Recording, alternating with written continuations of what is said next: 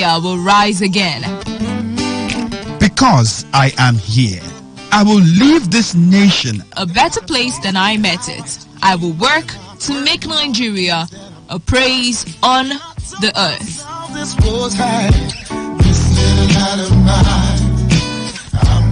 I will work to make Nigeria a praise on the earth. So help me God. Let me tell you how I got this far. This message is brought to you by Today95.1 FM, Voice of the People. Some people will carry human head in their boots and they will not charge them because they are collecting bribe. When they go collect salary, then go say government need to pay them. All these taxi drivers safe. They don't even get papers. Even driver's license safe, they no get. You back there. Hold on there. Their cars are in bad shape, very, very bad shape. They have no ethics of driving. That is why they will continue to bribe so that they can have their way. I will shoot you down. I will shoot you. Headlight, you no get. Side mirror, you no get. Motorway to carry animal. Now you take put for road to carry human being. You don't even wind the motor when rain they fall. You no get conscience at all.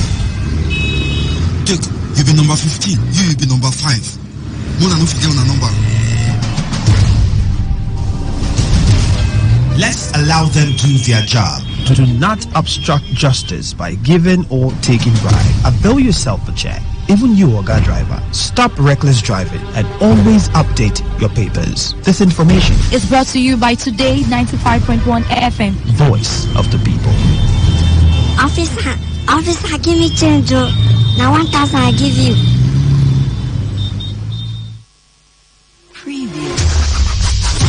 You're about to listen to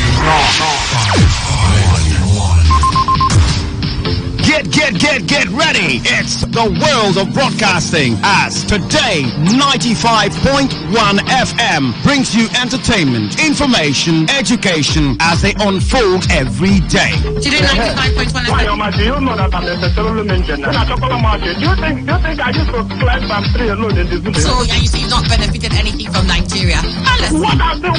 What was your favorite Nigerian movie growing up? 1, 2, 3. Yeah. It took time. Conspiracy. Today 95.1 FM. Don't touch that dial. Make sure you are tuned to your numero uno. Tell me, where's your money now? Why, Ladies and gentlemen, may I have your attention, please? this president's failed. It's about the future of this country. We're going to take it back. You asked us to vote you into that position so you can bring about that Solutions. So when you vote me, then you sleep. Let me see if I can take the next call. Hello, Today 95.1 FM. What makes a policeman to be able to feed is the gun he's holding. They use their gun to extort money from people. Good morning, what's your name and where are you calling from? No longer news that we are truly the voice of the people. Am I not a slave in Nigeria? I repeat, if you are, you're a slave. Let's not get that now. So in Nigeria, that's is philosophical.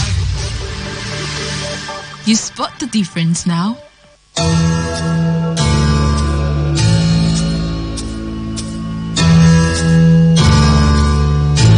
Every day, we hear reports about counterfeit products, stories of fake drugs, foods, expired goods and other consumables being manufactured, imported and sold to unsuspecting members of the public. Findings reveal that Africa records at least 100,000 deaths from fake drugs-related ailments yearly. These fake and substandard products, particularly drugs, have been considered a global threat to human lives. And despite efforts by authorized agencies in Nigeria to combat the menace, the Nigerian market remains flooded with different unwholesome products. This is a plea to all those who manufacture and sell these goods to desist. Stop this menace of counterfeit products. Let's place value on human lives. And should you have purchased a counterfeit product or unsatisfied with the product, please contact SON or Consumer Protection Agency. This message is powered by Today 95.1 FM, the voice of the people.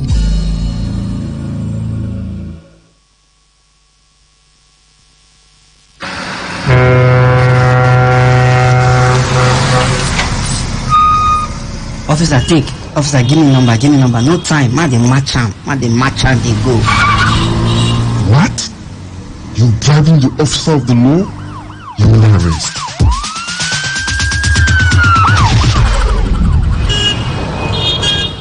Let me see your papers. You can go. They're in order. Drive safe, okay? I don't understand though. No be the same country again. Officer reject bribe. They arrested me yesterday. That yesterday, I go do my papers. See as I pass now. I pass without fear. You too, make you do wetin dey right. For we country to better, it is for we hand. If you like, do like say you know hear am. To give or to take bribe, na offense. Well, I don't hear am, Abi. You hear am too, Abi. You hear am well. They themselves, they hear am. Now the voice of the people. Now him bring this message give me. Today 95.1 FM. Now we be the voice of the people.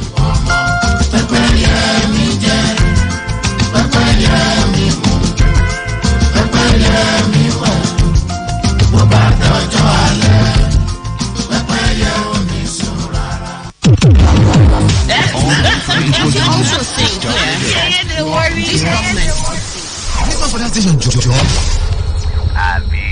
Don't worry you. We're passionate about it. We love talking. We are. Your number one talk radio station, 95.1 FM.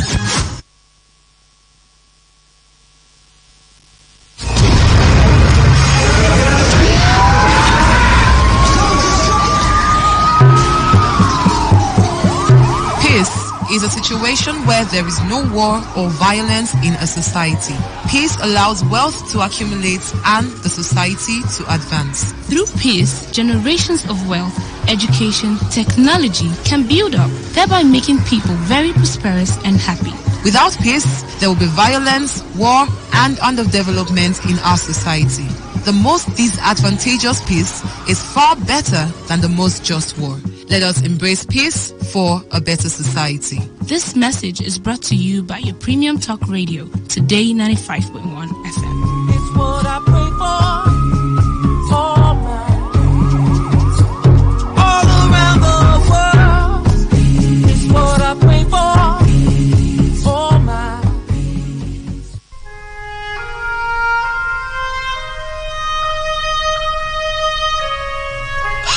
I'm crying aloud. Why do you leave me at this point in time? Oh my God. In my life now. I couldn't do a thing like that to me. What on earth did I do to this? Suicide is a practice that is fast gaining dominance in Nigeria. Suicide is the intentional act of taking one's life. Within the first quarter of 2017 alone, many Nigerians have subscribed to suicide as a means to escaping depression, severe anxiety, acute stress, terminal diseases, lack of money or hope for survival, mental disorder, or even a heartbreak. The World Health Organization revealed that no fewer than 1 million people die annually from suicide, which represents a global mortality rate of 16 people per 100,000, or 1 death in every 40 seconds. It is also a fact that approximately 10 to 20 million people attempt suicide every year. But is anything worth dying for? Oh my God. Suicide is a major public health concern, but it is preventable. Talk to someone when you feel depressed. You can also prevent others from a suicide attempt by contacting the Nigerian Suicide Prevention Initiative on 080-621-06493 or 080-921-06493. Choose to live today because life is beautiful. This message is powered by your premium talk radio, Today 95.1 FM, the voice of the people. The voice of the people.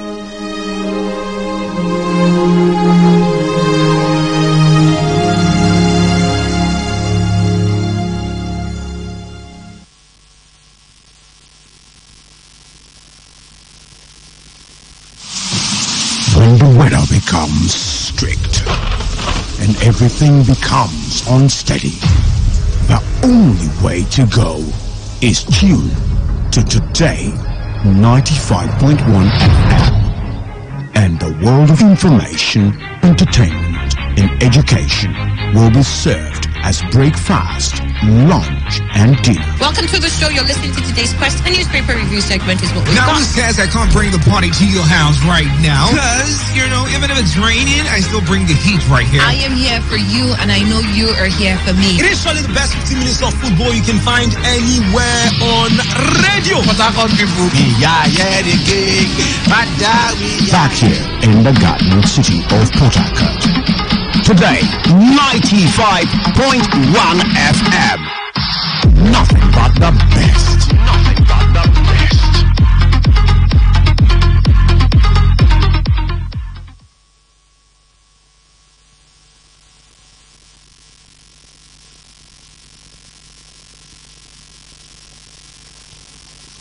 Port Harcourt, are you ready? Today, 95.1 FM, the voice of the people.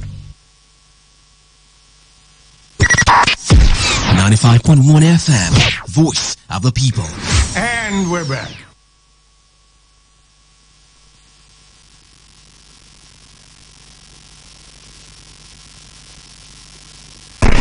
This is Today 95.1 FM.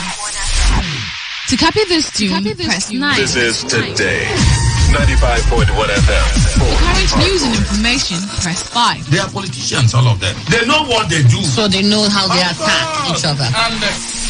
To stay connected all day, press 1. The person who raised the alarm is the one who made the public know about. Good afternoon and welcome to the World News on your premium talk radio station. We are your premium talk radio station. Today 95.1 FM, the station with a unique dial.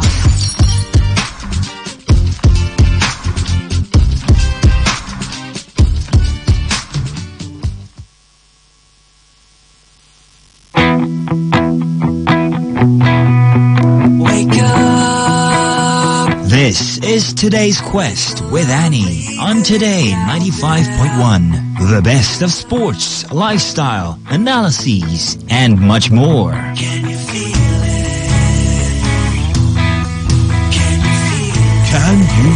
it? This is Today's Quest with Annie on Today 95.1 FM.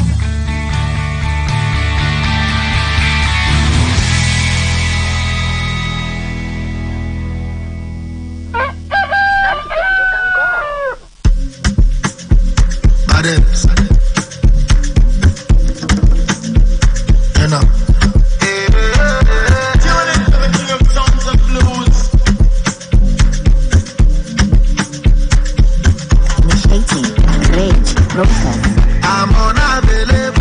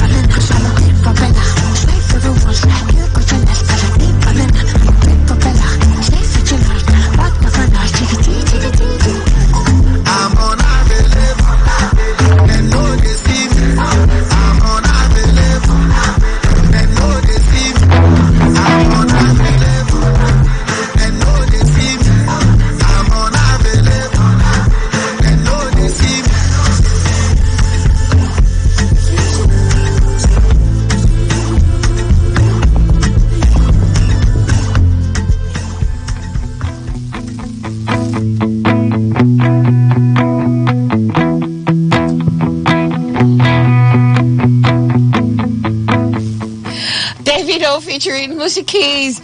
You've got unavailable. I am unavailable. Simple. Like, that's it. I am not around. You know how you get to a point in your life and you decide, look, for this BS, I am not available. For this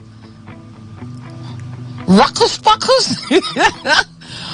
this ruckus, I am not available. For this drama, I am not available. For this bad energy, I am not available. You've got to, at some point, look at what you avail yourself to. Where will they see you? What will they see you participate in? What will they see you consume? And consume either by literature, either by whatever, maybe music, maybe movies, maybe food, maybe liquor. You know, what are you available for? You know, I think that at some point, if you can honestly ask yourself that question, you will know the kind of person that you are. You're unavailable, quite understood. What are you available for? I'm available for money. Oh, what could go? You're available. Pretty much everybody would like to be available for money, but what kind of money are you available for? Are you available for the kind of money that comes in brown envelopes under the table? Are you available for the kind of money that comes with padded things? Are you available for the kind of money where things are buried? Are you available for the kind of money where blood is spilled? Is your availability for money in a scenario where the money is black and dirty? So you need to do the, you know how you go, you say you have to go and see a therapist. Sometimes you do the therapy for yourself. Ask yourself, you can't lie to yourself now. Please don't do that. You know, that's the worst lie ever. The one that even to yourself you're lying. There's a problem. Massive problem in that scenario. You need to be able to ask yourself, like, so what am I available for? I'm available for promotion. Yes, you are. Now, what kind of promotion are you available for? Promotion that comes from sheer hard work? If that's the kind of promotion you're up for, then you've got to know the kind of person that you are. That means I need to start putting in the hard work, because that's what I'm available for. I'm available for... you know, there's so many things that you can say you're available for. Then you need to narrow it down. Those things, those choices that you say you're available for, in what format, in what forms are you available for them? Because those things that you want, they could come either through a clean platform or they could come through one that is corrupted. And if you're sincere with yourself, you'll see who you truly are. I know it's very quick for us to say, I'm not available for this, I'm not available. It's easy, it's really, really easy. But when you sit in your quiet area, when it's just you, yourself, and a piece of paper and a pen, and you want to ask yourself honest truth, with the kind of person I am and the way I think, will I truly be available for this and this if it was offered? Will I be available for that and that if it was offered? Will I be available for this if it's what I had to do for it? So while we're vibing to Davido's song, Unavailable, I think that we should take a moment to ask ourselves, what are we truly available for? Your team around you, the people in your circle, what do they see you as available for? Like, oh, if I get to Annie, I know I can get myself this. Oh, Annie is available for that.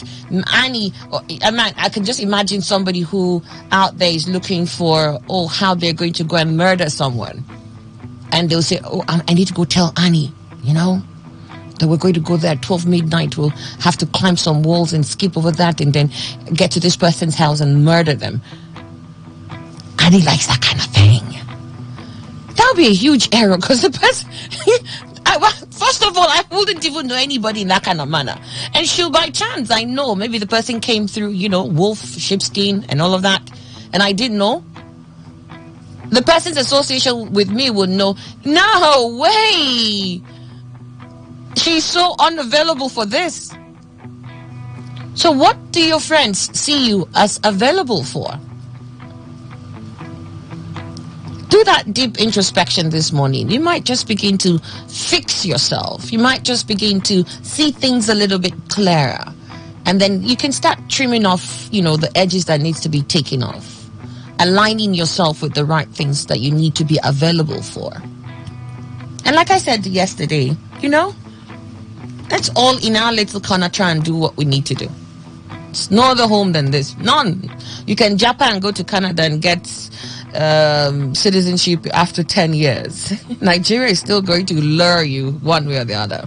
It has happened to many before you. It will happen to many after you. 23 minutes gone past 8. You're listening to Today 95.1 FM, and that's where I wrap up on my TED Talk this morning. Thank you for attending. So for the papers, it's up on our Facebook page. We already have that there. It's up on Twitter too. Our Twitter handle is @TodayFM951. @TodayFM951 on Facebook. We're at Today 95.1 FM. Check us out there and you find the stories that we've got there. Let's get your thoughts. Starting off with a Punch newspaper, we've got fuel subsidy. Federal government begins 40% pay rise for workers, April ending. Fuel subsidy. Federal government begins 40% pay rise for workers, April ending. PDP governors demand Adamawa Rex trial. Binani sues INEC. PDP governors demand Adamawa Rex trial. Binani demands or sues INEC rather. You've got that in the Punch. Melaye's emergence as governor candidate dangerous, says ex-deputy governor. Melaye's emergence as governor candidate, Guber candidate, dangerous, says ex-deputy governor. Striking aviation workers reject government plea, threatening total shutdown. Striking aviation workers reject government plea, threatening total shutdown. Foreign investment inflow is not by chance. Oh, it's certainly not by chance. It's in the Punch newspaper. Foreign investment inflow is not by chance.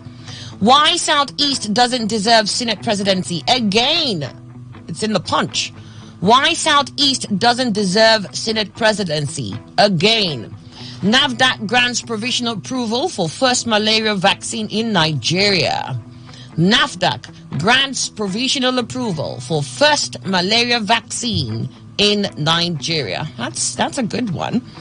It is, because when you see the number of deaths Nigeria records, no thanks to malaria, you'll know that having a malaria vaccine is a good, if not a great step in the right direction. It is possible to conquer ethno-religious or ethnic religious prejudices in Nigeria. The person speaking there is Osibanjo. It is possible to conquer ethnic religious prejudices in Nigeria. Osibanjo speaking. Post-election protest, lawyers harassment in River State. Post-election protest, lawyers harassment in River State. INEC suspends Adamawa Rec as Binani seeks judicial review of her announcement. This day newspaper has that side of the story. INEC suspends Adamawa Rec as Binani seeks judicial review of her announcement. Buhari recounts achievements in oil gas sector, lists PIA as biggest accomplishment. Wow. Buhari recounts achievements in oil and gas sector, lists PIA as biggest accomplishment.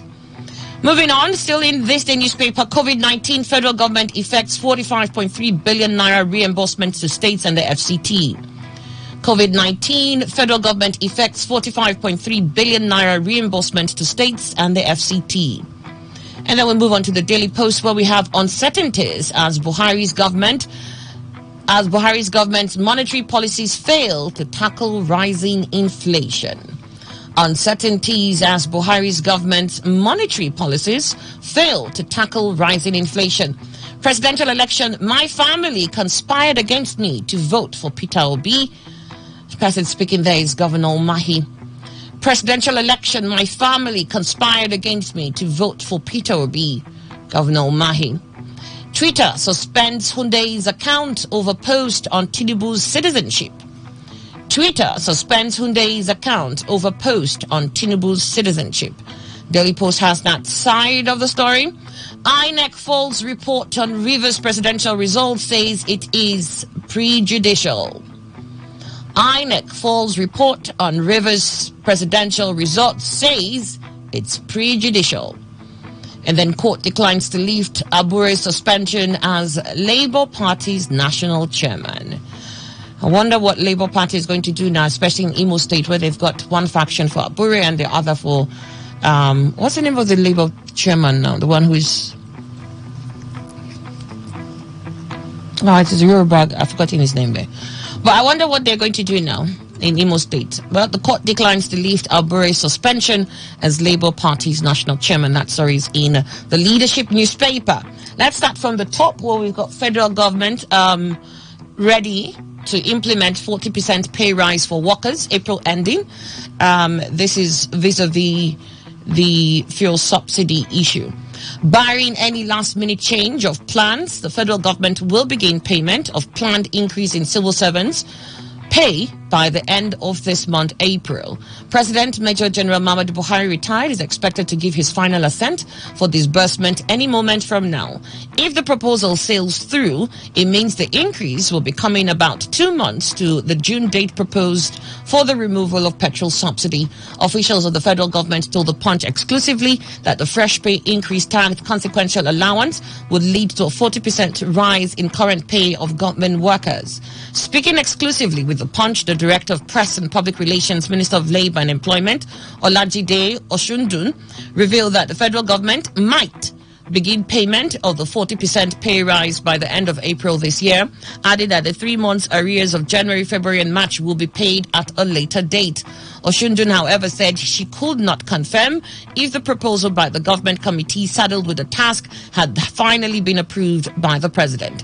He said consequential allowance salaries will be increased by 40% for civil servants from level 1 to level 17. What we receive now is called Consolidated Public Service Salary Structure.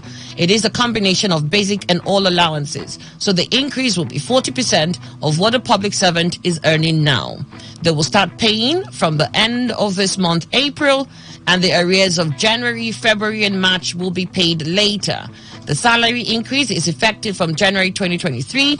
That is the proposal submitted by the committee set up to look into salary adjustment for civil servants, but I'm not sure if the president has signed it yet. Last month, Minister of Labour and Employment, Chris Ngige, disclosed that the federal government had approved a pay rise for civil servants in the country, and he added that the pay rise had been included in the 2023 budget, noting that it would take effect from January 1st, 2023. Emmanuel Ndukwe, good morning. Good morning, Annie. Good morning, Nigeria. Pay rise, it's a great thing, right? It is. And of course, it makes the heart very much glad. But you're not a civil servant, Emmanuel. Annie, so you shouldn't be happy. You see, the issue of removal of subsidy, and then you are coming up with pay rise. I don't know how. But we did ask, where is the money that you're taking away when you stop the subsidy? Where is it going to? So this is perhaps where it's going into. It's going into increasing the salaries of civil servants, yes, or part of it is going into it. And listen, because civil servants alone are not the citizen of this country. That's why I said part of it, Emmanuel. Of course. No, I understand. No, you are making your comment. I'm not. What I'm only saying is that what the elements that will make me happy or any other Nigerians in this particular pay rise, for me, there is nothing. And again, remember, there are a lot of problems dogging this particular removal of subsidy. I think it was just whether Friday or Thursday, NUPEN came up and took their firm position and said they are not budging. If anything is pushing them, that federal government should indeed fix the refineries before they remove the subsidy. That if there is no fixing of the refineries, no removal of subsidy. And federal government is doing as if it didn't hear and going up. I can't remember the position of Pengasin and the other people, the other labor people. TUC? I think it's not TUC, NLC or so. Okay. So every side there are problems coming up for the removal, because truly, Annie, Nigeria is going to be hot after the removal of the subsidy, because the fuel price will go very much up. And the federal government thinks that 40%, how much is it? I thought they should have worked it out. Because if you are saying 40%, anybody hearing it will say, 40% is big, but how much is it? So I think they could go ahead because whatever happens when the opposition still mount, when it swells up, we are going to see whether Nigeria will be good for. And I'm sure after the exit of this government, another government will come in. And whether that one, it will be nice for it to start from beginning to have, because June is more like its beginning. So whether they will enjoy this kind of problem or not, let us see it. For now, I'm not seeing that 40% as something that will make somebody happy. All right, Emmanuel. We'll get your thoughts on that. And we also have this morning joining us Bishop Ambassador Dr. Ibuluji. Don't know if I can read the rest here. Is it Bob Manuel, right? Presiding Bishop, Joint Heirs in His Kingdom International, Port Harcourt. It's great to have you with us. Good morning. Living Gifton Jamala Esquire. He is a private legal practitioner and lecturer at Eastern Polytechnic, Port Harcourt. It's great to have you two here with us. Good morning. Good morning, Annie. All right. So let me get to the Bishop. Let me get your thoughts on this here. 40% pay rise. That may start at the end of the month. I mean, they're still not very sure. They said they don't know if the president has given assent to the proposal yet. Okay. Well, I would say it's a positive development. It's good for the workers and the increment that will follow. But when you benchmark it against international standard of wages, we are not still taking live wage. And most of the time, it's not the policy increment that matters. It is actually the wherewithal to pay. We've had a lot of situations where these increments have been made, but there was no financial backing. I want to believe that it's not political, because the government is giving this as a gift, a parting gift, because they're on their way out. I felt that things like critical things like this should have been left for the incoming government, so that they can really know if from beginning they can carry it. But if that's going to be, is a positive development by our standard. But linking it to the fuel subsidy and all that, it is much more a French gift. Like my brother Emmanuel have said, if you look at the percentage increase, the inflationary increase, you know, per time. I'm not talking of those who are in the productive sector, even the workers, they keep complaining, even in all the sectors.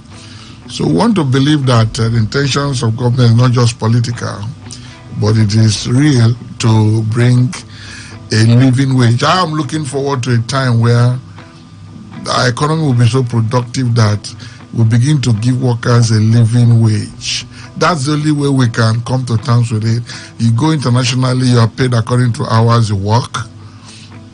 It's not just by somebody telling you this is what you earn by so great. As you work, you earn. No matter the job you are doing, we should look forward to getting that kind of system where because everybody is not in the same public service. Like you're here now, a lot of people are in different services, but you get satisfaction when the wage system is not the way we do it. It's not just benchmark on public service, it's benchmark on productivity. And in that case, I think Nigerians will smile. All right. Thank you. Living Gifton Jamala? And it is positive. It should be a welcome development to those who are within the targeted, targeted persons for the federal government. But then the intentions of fuel subsidy are not just to serve those in the public or civil service sector, especially that of the federal government, because now it will now bring a very big problem to state government who will not be able to increase whether it is 10% or 40%, as the case may be. So the federal government is just looking at its civil service and not minding whether some of the states are buoyant enough to increase, even if it is a 1% increase. That is on the one side. On the other hand, like I said, the fuel subsidy ordinarily was intended to serve everybody, the general masses, especially those who are not even earning anything, like those the government will call the poorest of the poor. But if you remove the fuel subsidy and you are increasing by 40% the salaries of a few Nigerians who are not up to 5%, yes, those in the federal ministry or federal government payroll, they're not even up to 5% of Nigerians. And you want to increase it by 40%. What is the effect on the other 95%? Assuming they are even 10%, what will be the effect on the other 90%? I've always canvassed that, yes, subsidy has been, is a scam and is eating off our destiny. So, to a good extent, yes, we should think of removing it, but we can't just remove it by increasing 40% of federal government worker salaries.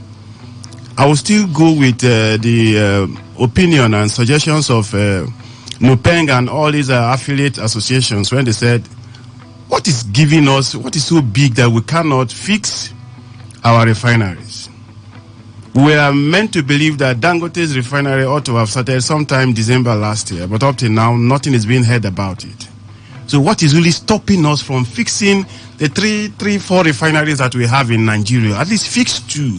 If you fix 2, at least the supply will a little bit, the dependency on the foreign supply will somehow reduce. Then you think of removing the subsidy. So to me, while some will be happy, the happiness will not be widespread. Right? Yes. Because you think it's just civil servants alone? Yes. All right. Full subsidy, federal government begins 40% pay rise for workers. That's in the Punch newspaper. They said April ending is the tentative date. Then you have PDP governors demand Adamawa Rex trial, and Binani sues INEC. The Independent National Electoral Commission on Monday ordered the resident electoral commissioner for Adamawa State, Hudu Yunusa Ari, to stay away from the commission state office. INEC's action was premised on Yunusa Ari's declaration of the All Progressives Congress governorship candidate Aisha Dahiru, popularly known as Binani, as the governor-elect in Saturday's supplementary election. The commission also barred the REC from coming to the office in a letter signed by the secretary to the commission, Rose Oriran Anthony. The REC's action continued to attract criticism on Monday as the People's Democratic Party governors called for his prosecution. But Binani at a federal high court in Abuja on Monday filed a suit seeking an order to prevent INEC and its agents from taking any further steps towards the declaration of the winner of the election pending the determination of her court case. Yunusa Ari had announced Binani as the winner of the supplementary elections while the collation of the results was underway, causing confusion in the state and drawing consternation across the country. Before the declaration, Binani was trailing behind Governor Ahmadu Fintiri of the PDP, who had established a margin lead of 31,249 votes. Fintiri had scored 421,524 votes ahead of Binani, who had 390,275 votes. However, Fintiri could not be declared the winner of the March 18 governorship election by the state returning officer, Professor Mohammed Mele, of the Department of English and Linguistics, University of Maiduguri, Borno State, because the margin of the lead did not exceed the number of cancelled votes in 69 polling units. Yunusa Ari's action was condemned by opposition parties and ex-INEC national commissioners as strange, and with some Nigerians saying the incident reflected the anomaly that characterized the general elections. But the INEC nullified the pronouncement and also summoned the REC, who usurped the duties of the returning officer and other officials, to Abuja. However, the embattled the REC and his colleagues could not appear before a committee of the commission in Abuja on Monday due to the ongoing strike by aviation workers which grounded airport operations nationwide. The Punch gathered that all the INEC national commissioners who would constitute the committee members were also affected by the aviation strike, as they could not get return flights to Abuja. But there we are. Binani has gone to court, and then we've got PDP governors who are asking that the REC official in Adamawa State be prosecuted. Court is not feared. It's a place that cases are settled. So Binani can go ahead and go. Perhaps if it were possible, she can go to other ones in addition. But I tell you, that particular demand of the PDP governors should be effectively made. That particular REC, I don't know what was wrong with him. You see, sometimes we try to make this money not to be too attractive. If he was given bribe or what, that made him, that collation was still ongoing, I thought, why should he make declaration? Does he not know? He is want to rise from whatever cadre and reach a wreck. He should be able to understand the inner rules of the establishment he's working for. Now, let them indeed discipline him duly, so that maybe maybe in a dream he may come back to INEC, but before either he's leaving or he's going to be sacked, let them discipline him. Because this kind of president, if he's set, that means nobody is safe again, especially those of them politicians. But of course, there's nothing they cannot do. How can you be having election, the circuit of that election is not completed, and you are making a declaration? Then what about the other ones they are still collating? What happens to them? And Benani going to court, I don't know, maybe on the ground that INEC suspended the declaration and all that. Yes, that's what she says, restraining INEC from doing that. Yes, I'm not sure INEC has power to suspend that, but remember, INEC suspended that based on the fact that the laws were breached. The process was breached. So the court is the best place. Let them go and then iron it out. But Benani, I personally, when I heard that, without the yesterday thing, you opened your eyes when you played that. I said, what kind of controversy is talking this one? When I heard it, I said, a female in this country, that we are moving forward.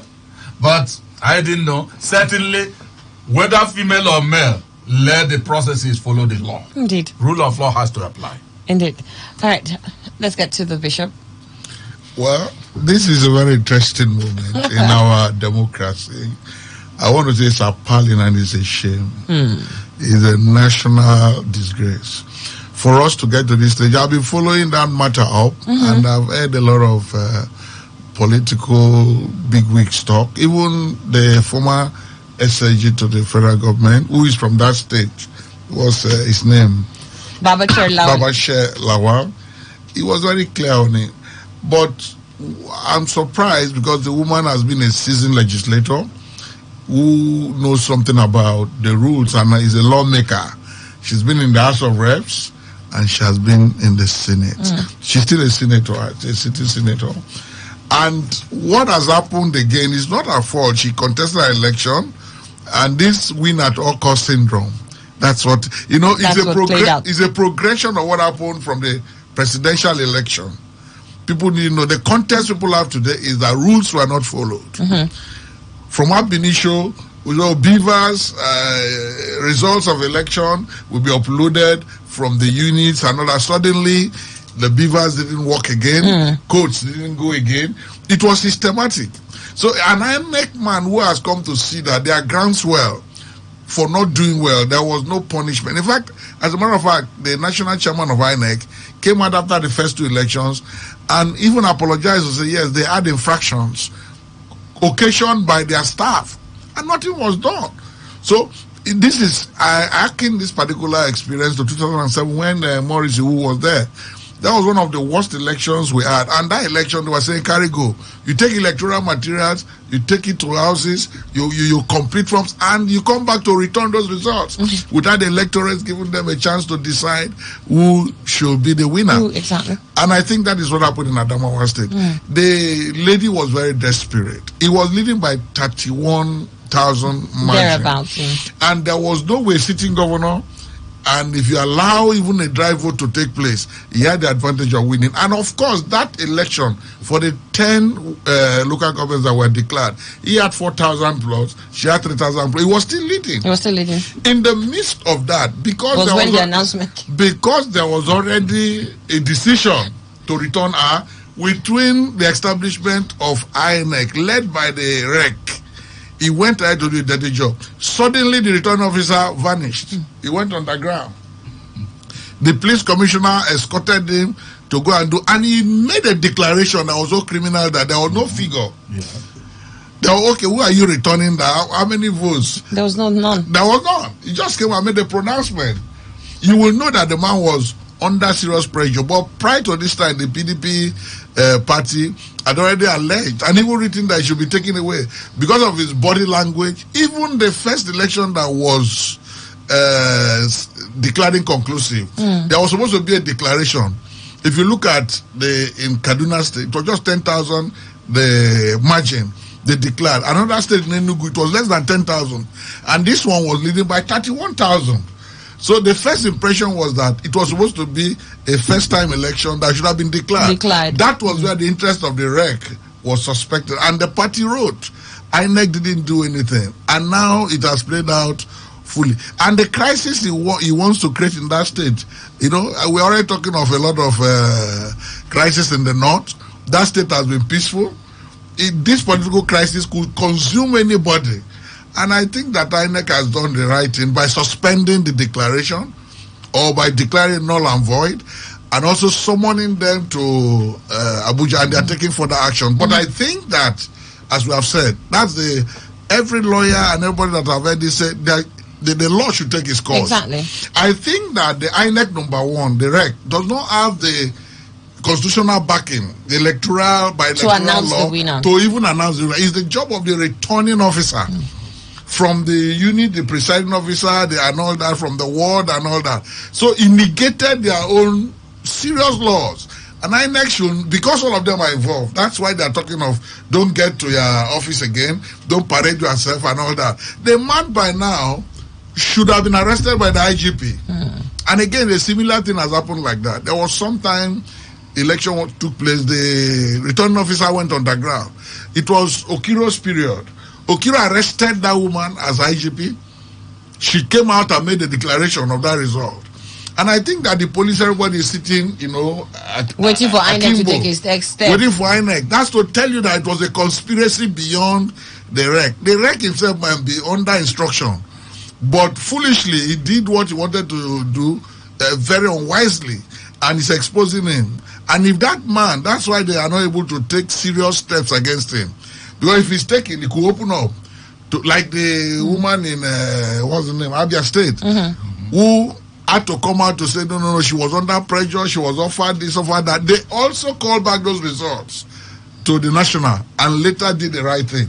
In this contest, please, the right thing should be done. All right. And the proper process to save our democracy. Okay. Or it's a shame. All right, we got your thoughts there.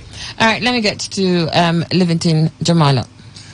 And it does appear that my Lord Bishop has said everything. All right. I think the attitude, actions of the REC for Adamawa State, to say the least, I don't know whether we were still in the 21st century or we are even 16th century. It shouldn't be expected of a high public officer. That should be condemned by every Nigerian, whether you mean well for the country or not, because there are some certain actions you take, you are inviting anarchy. And that is exactly what the REC in Adamawa has done. I watched the video. In fact, this morning, one of the TV stations were busy replaying. And as at this Sunday night, when it happened, I was to write an article, the effrontery of a REC. They're looking at the legal implications of his action. Mahmoud is the only person recognized by law under the Electoral Act. He's like the president of INEC who delegates his powers to the state REC. Now, the functions to declare a winner is resident with Mahmoud. Mahmoud now delegates that power to the ones who call states, constituency and local government, these officers are declare results. Not returning officers, state returning officers. Thank you very much, sir. Now, it is not the duty of the REC to announce results. Now, there is also a procedure. When you look at how funny his actions were, if there is also a procedure for the announcement of results. It is in the Electoral Act. First, you must identify the persons who participated in the election. Two, you must mention that the vote that they scored, yes, that election. Then third, you must say this person having secured the majority vote, from what everybody can see, is hereby declared the winner and elected. You just come out, gather. But if you look at the conspiracy, Annie, look at it very well. There were senior police officers sitting there. Even when the agents of the various political parties were trying to interject, the police officers were just looking at them. It was okay. It was okay with them. So I believe there is a high level of conspiracy from maybe higher quarters. But the messenger just delivered the message very poorly. And I think even those who sent him will also be ashamed of his actions. Because you think? Yes, I believe so. I don't think they have the capacity to be ashamed. Binani has gone to court. The question is, can the court, does the court even has jurisdiction in the circumstance? She went to the normal conventional court. There are plethora of cases where, once election has been conducted, whether inconclusive or not, there is a special court established for that function. So the conventional court are bereft, or they have been removed, derobed of jurisdiction, and you have gone to a conventional court. My only problem is that it has a constitutional timeline. Between now and 29th of this month, it will be 30 days to the end of this tenure. And by the constitution, you cannot conduct election 30 days. Okay. To the expiration of. So if this trouble lingers till 29, there will be a constitutional crisis in Adamawa State. All right. Go your thoughts on that. We also have this morning Emi Fiahaga, political analyst, adolescent and adult literacy volunteer. Great to have you. Good morning. Good morning, honey. Nigerians, good morning at everybody in the house. Good morning. And Nigerians are modest loyal. Let's get your thoughts here. Yes, I think the shenanigans. I'm always like, Adamawa is Nigeria. The shenanigans, happening in Adamawa State is one of the news that is bedeviling the Nigeria state. A character where we just want to undermine the right thing, and we do it the way we think that is best for us, or probably we have one or two interests that we want to satisfy. And sometimes it just impels us to take certain actions that will make mockery of the Nigeria state. However, I think every other person have spoken. I join them, and I also want to say that in trying to remedy the situation, I think two wrongs, we make right. We know we are a constitutional state, and whatever we do, yes, the Electoral Act 2022, and that was the returning officer, which is the coalition officer, is section 25 of the Electoral Act, to so announce result. The PO and the polling units, the work coalition officer at the world level, the local government coalition officer, then the state coalition officer. That is what the Electoral Act says.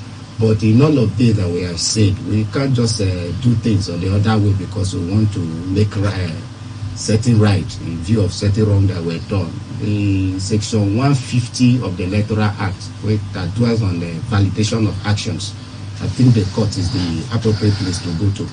It's not even INEC trying to nullify, then you declare, I think, that amount of another illegality. Take the thing to the court and let the court so declare what the Electoral Act says, rather than say we are suspended, so you will now announce. Where do you get that power from? You are also joining the shenanigans in Adamawa. So that means the whole election and the electoral body that conducted the election in Adamawa State are involved in illegality. That is what the INEC should go ahead and do what they are intended to do now. So we must do this according to the law. That is where we achieve the better society and a saner society. So you're saying INEC should not declare a suspension to that result? If you go by that provision of the Electoral Act that I just spoke on, section 150 of the Electoral Act, it talks about validation of actions. You see, the REC took the action on behalf of INEC, right? Wrong or right? And the Electoral Act says it is the court that will either validate the actions or invalidate the actions. So it's not by INEC constitute themselves as another court to do a wrong thing. So it means two wrongs are trying to make right if INEC should go ahead. So for me, the right thing should be done, even as we all are calling that the declaration, whether right or wrong, they didn't follow the law. Then we must follow what the law says. Okay. PDP governors demand Adamawa Rex trial. Binani sues INEC. We'll see how that pans out. Then you have here Melai's emergence as Guba candidate dangerous. This is coming from an ex-deputy governor. Melaye's emergence as Guba candidate dangerous, ex-deputy governor says. A former deputy governor of Kogi State, Yomi Awoni, says the People's Democratic Party governorship primary in Kogi State on Sunday lacks credibility. A former senator representing Kogi West, Dino Melaye, emerged winner of the primary with 313 votes. Awoni came second with 77 votes. But in a statement on Monday in Lokoja, Awoni described Melaye's votes as products of tainted delegates list. Without an iota of doubt, I make bold to say Senator Melaye's victory is Spyric 1. This victory portends great danger to the unity of our party and the prospect of winning the November 11 governorship election. The primary that threw up Senator Melaye was flawed. 158 delegates who emerged from the State Ad Hoc Congress of March 29, 2023 were replaced by the woeful Senator Abdul Ningi Congress Committee, working in concert with Senator Dino Melaye's enablers within the party hierarchy at the highest level. Awoni contended that to gift any aspirant a total of 158 votes in the contest for 739 votes involving 8 aspirants is not a fair contest. It is fraudulent, duplicitous, sinful. Is it sinful now, sir? Let me ask the bishop quickly. Is it sinful and unwholesome? Because it confers it confers an undue advantage on the favored aspirant, Senator Dino Melaye, as he won this fraudulent primary. Emmanuel, it just seems that most primaries that we see across the Nigerian state, there's always this issue of, the delegates are tainted. We never ever hear the delegates are okay, it's all right. Usually we hear that coming from the winner.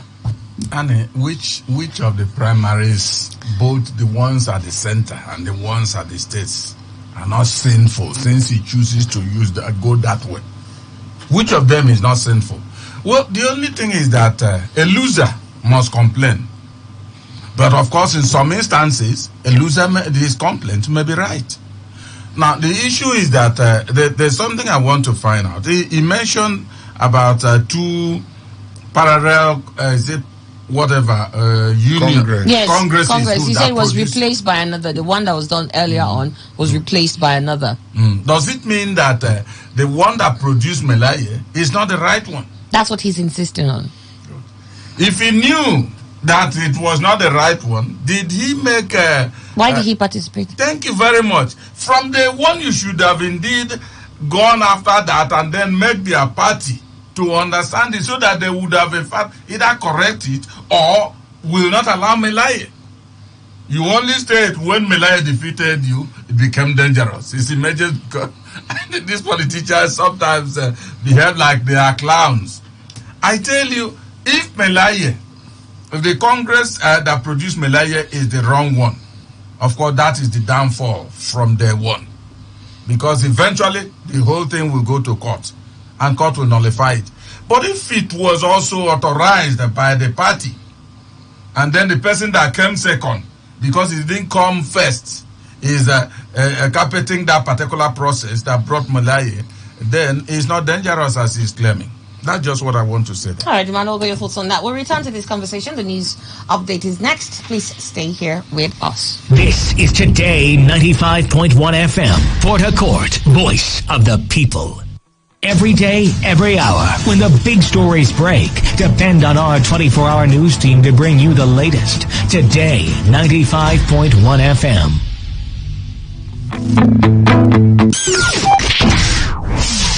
Today 95.1 FM, Port Harcourt. News update.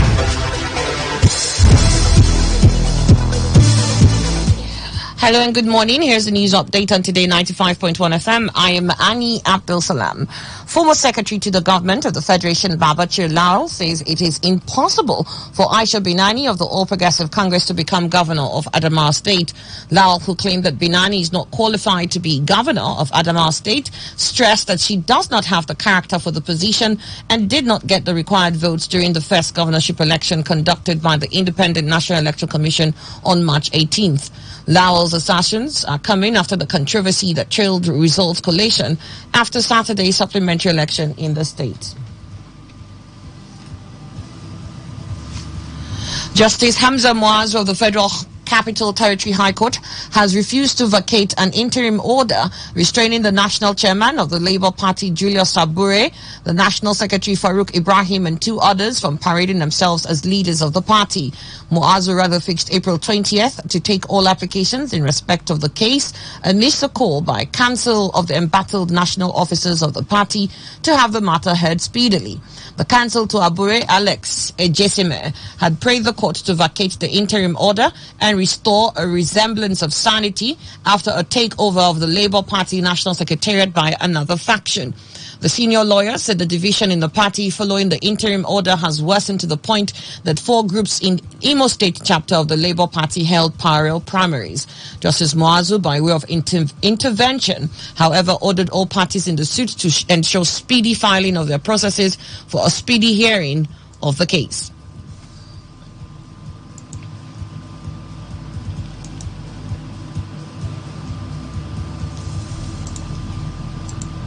And now to the foreign scene. Report says a United States helicopter has raided a senior Islamic State group leader in Syria, suspected of plotting attacks in Europe and the Middle East. The U.S. Central Command said its forces conducted a unilateral helicopter raid in northern Syria, targeting a senior ISIS Syria leader and operational planner. The Central Command, in a statement, said the raid resulted in the death of the targeted individual, while 2 other armed individuals were also killed. The Syrian Observatory for Human Rights said the strike targeted the building where an IS member was representing Al-Sawadiyah, a village about 25 kilometers west of the town of Jarabulus on Syria's northern border with Turkey. And that was the news update on Today 95.1 FM. I am Annie Abdusalam. Thank you for listening. To have a good morning. Are you ready? Today 95.1 FM, the voice of the people. Talk radio. I listen to a lot of talk radio. 95.1 FM. When the weather becomes strict and everything becomes unsteady, the only way to go is tune to Today 95.1 FM.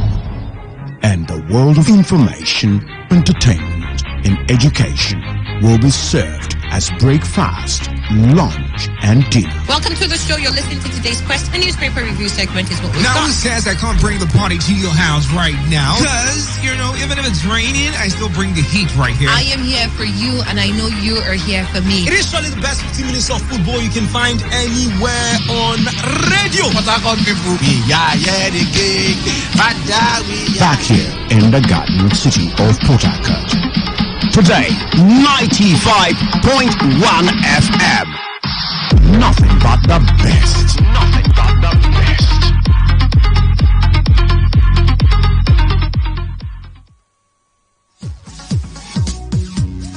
A wise man once said, the difference between your present self and your future self is the information you have at your disposal. Hello, welcome to this live transforming online business education program on radio, where we have the latest information on the benefits of e-business. It's called Raleigh Academy on Radio. Well, Raleigh Academy on Radio has an ultimate goal to equip anyone in search of a genuine opportunity to create a new stream of income or add to the current stream or streams of income. Now, Raleigh Academy is a reputable organization that offers educational services in online businesses and financial education.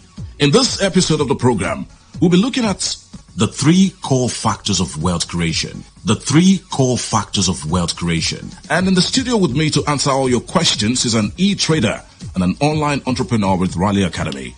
He was trained at the London Business School, the London School of Business and Finance, and he also attended the London Academy of Trading.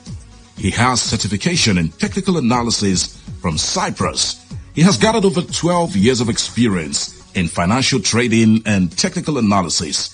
Well, this man has consistently organized several hours of webinars, seminars, workshops, and coachings on trading and financial market analysis than a lot of people in this nation right now. He's no other than a man that I respect when it comes to doing business online, Michael Akinwale. Michael, thanks for joining us today. Thank you so much. It's a beautiful time to be in the studio, I can tell you that. Interesting. Let's get to the business of the day. the 3 core factors of wealth creation.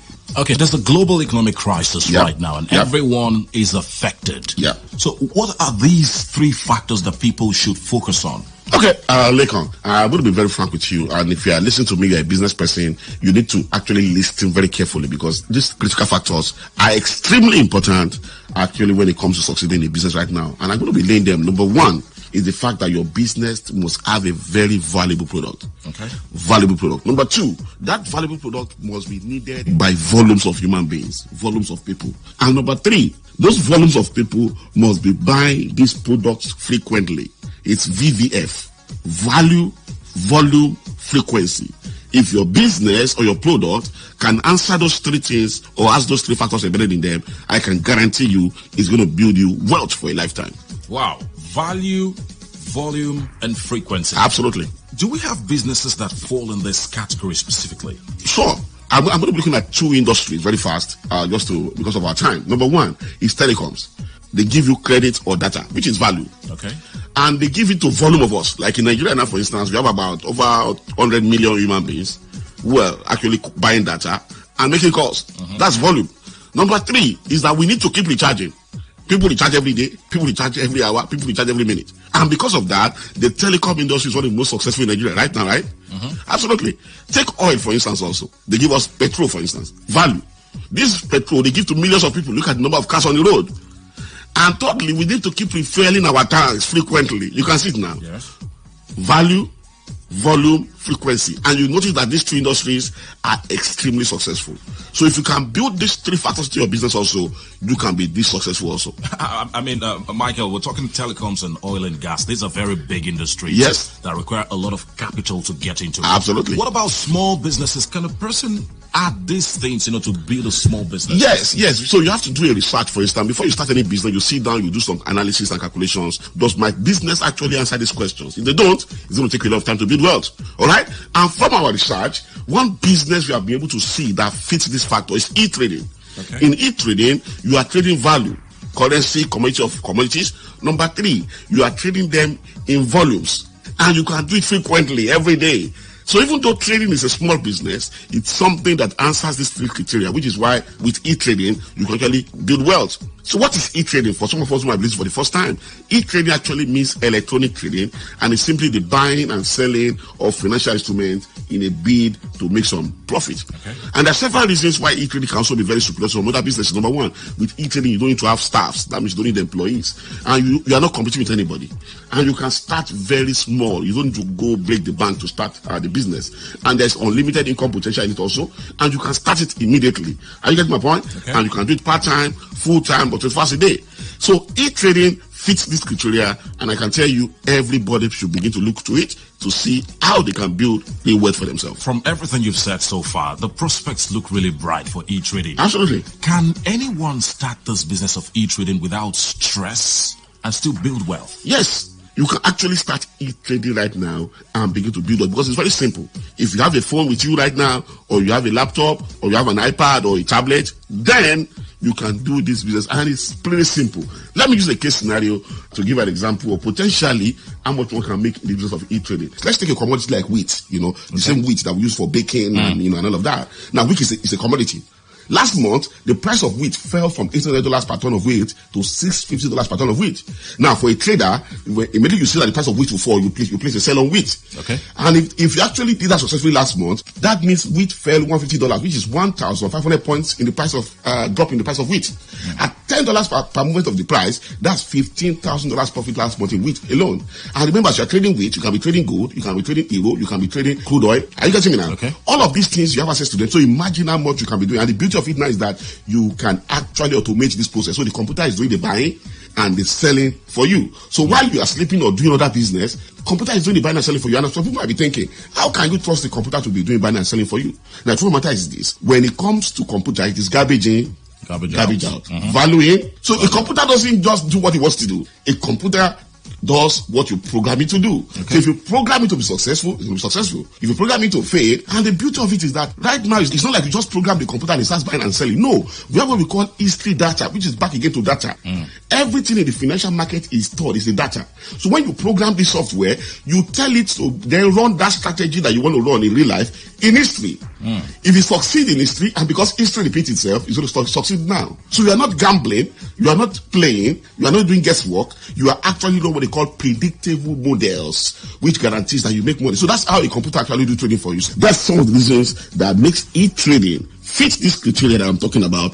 Anybody can do it, and you can start it immediately. Now, this is getting more interesting. How can one start this lucrative business of e-trading? Well, it's quite simple. You see, if you want to learn to drive a car, for instance, the first thing you do is to go to driving school. If you want to do a business, you start by going for a training on how that business works. And that's why Rally Academy is here. Rally Academy is here to educate people about several online businesses. All right? Okay. We have a specialized conference that we're organizing right now titled the E-Business Automation Conference. The E-Business Automation Conference. And at this conference, we're going to be training you, we're going to be informing you, and we're also going to educate you on the opportunities in all these businesses, all right? And at this training, we're going to be helping you to open your trading account and also your e-commerce account. We're going to be looking at how to buy, how to sell, commodities trading, indices trading, stocks trading, when is the best time to buy, best time to sell, all right? What are the things you will buy and selling? You're going to be looking at them at this training. And then, when is the best time to buy or sell? All right? And then, what are the tools and strategies that top traders in the world use in trading? We are in the age of technology, or we are in the age where software is dominating everything. And you understand that the better the software you have, the better your results will be. All right? So at this training also, we're going to be giving you softwares, all right, which you can only get at Rally Academy that can help you to start this business and succeed at them. And then we even have softwares that allows you to even sit back, do nothing, and the software trades for you. We even have softwares that you can actually begin to do what we call social trading, where you have trades from other professional traders happening in your account automatically. All these systems are available now to make money making a little bit easier as we go into the future. So these are the things we're going to be looking at this training. I can tell you, you can't afford to miss it. Well, obviously, Rally Academy is out to empower Nigerians. Yeah. So how much does it cost to attend this e-business automation training? Actually, you won't believe it, Lekon. This training is coming free for Nigerians. Rally Academy, with our global vision of educating people about online business, we are bringing this training absolutely free to Nigerians. It costs you nothing, and I can tell you, you cannot afford not to be there. And you see, no matter who you are, you can come for this training. You don't want to be a computer literate or a computer guru. Even all you can use is your phone. You can be at this training, and you can be an employee or a business executive, a businessman, an investor, retiree. Even if you're a housewife or a job seeker or even a student, you can be at this event. It's free of charge, and I can tell you and can help you to guarantee that this year come out very successful. All right, absolutely free training for Nigerians brought to you by Rally Academy. Absolutely. So can you give us the dates, the venue and the time of this conference and how participants can register to attend? The conference will take place for 2 days right here in the city of Port Harcourt. And the date this conference is going to be taking place is this week Thursday 28th and Friday the 21st of April 2023. This week Thursday 28th and Friday the 21st of April 2023. The time will be from 10 a.m. to 1 p.m. From 10 a.m. to 1 p.m. So 3 hours of very, very life-changing time. The venue of the event on those 2 days will be at Landmark Hotel, number 4, Wolu Street, off Olubasanjo Way, D-Line, right here in the city of Port Harcourt. Let me tell that again. Landmark Hotel, number 4, Wolu Street, off Olubasanjo Road, D-Line, right here in Port Harcourt. Very popular place, I can tell you. You cannot miss it. It's very important that you register to be at this event so we know you are coming and we can prepare for you. And to register is simple. Send an SMS to your phone number, then your seat will be reserved to be at this event. So take your phone right now. Let me show you how to register. If you want to register to attend on the first day, which is Thursday, the 20th of April, 2023, send an SMS with the word PH1. PH is short for Port Harcourt, and the number to this phone number 091 6466 0000. Let me take that phone number again. 091 6466 0000. And you want to register for the second day, which is Friday, the 21st of April 2023. Send an SMS to the word PH2. PH is short for Port Harcourt, and the number 2 to the same phone number 091 6466 0000. Let me take that phone number again 091 6466 0000. Thank you. What else would participants benefit at this training aside these other things? Well, it's already power packed, but there are still other things that are going to benefit. And the activities, the first is that all participants at this training, you're going to be going on with an educational DVD. In this DVD, there are videos on trainings on these online businesses. You can keep learning when you get home. All right? So we're going to be giving this DVD to the first 100 people to register to attend this event. So begin to register now to come and pick up your DVD. Secondly is that we are going to be giving out our 123% bonus. This is year 2023. We are giving out about 123% bonus. This bonus is cost to at least 123,000 naira. That's going to be credited to people's trading account. This one is actually for e-trading. It's going to be credited to people's trading account for them to start the business of e-trading at this conference. Thirdly, is that we're going to be giving out free domain and free hosting for those that want to do their automated e-businesses. Are you getting me now? We're going to be giving out free domain and free hosting. So be at this event, pick up your DVD, pick up your bonus, pick up your free domain and hosting, and I can tell you, we can still make this year, 2023, very great. So can you give us the dates, the venue and the time of this conference, and how participants can register to attend? The conference will take place for 2 days right here in the city of Port Harcourt. And the date this conference is going to be taking place is this week Thursday 28th and Friday the 21st of April 2023. This week Thursday 28th and Friday the 21st of April 2023. The time will be from 10 a.m. to 1 p.m. From 10 a.m. to 1 p.m. So 3 hours of very, very life-changing time. The venue of the event on those 2 days will be at Landmark Hotel, number 4, Wolu Street, off Olebasanjo Way, D-Line, right here in the city of Port Harcourt. Let me tell that again. Landmark Hotel, number 4, Wolu Street, off Olebasanjo Road, D-Line, right here in Port Harcourt. Very popular place, I can tell you. You cannot miss it. It's very important that you register to be at this event so we know you are coming and we can prepare for you. And to register is simple. Send an SMS to your phone number, then your seat will be reserved to be at this event. So take your phone right now. Let me show you how to register. If you want to register to attend on the first day, which is Thursday, the 20th of April, 2023, send an SMS with the word PH1. PH is short for Port Harcourt, and the number to this phone number 091 6466 0000. Let me take that phone number again 091 6466 0000. And you want to register for the second day, which is Friday, the 21st of April 2023. Send an SMS to the word PH2.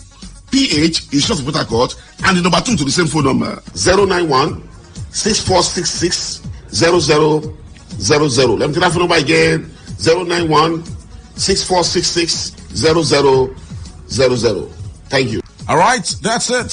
Thank you very much, Michael Akinwale, for being a part of the program today. Thank you so much. It's a beautiful time. Remember, the path to success is to take massive, determined decisions. What decisions are you taking to help you achieve success? This might be that opportunity. Why not take it? Bye for now.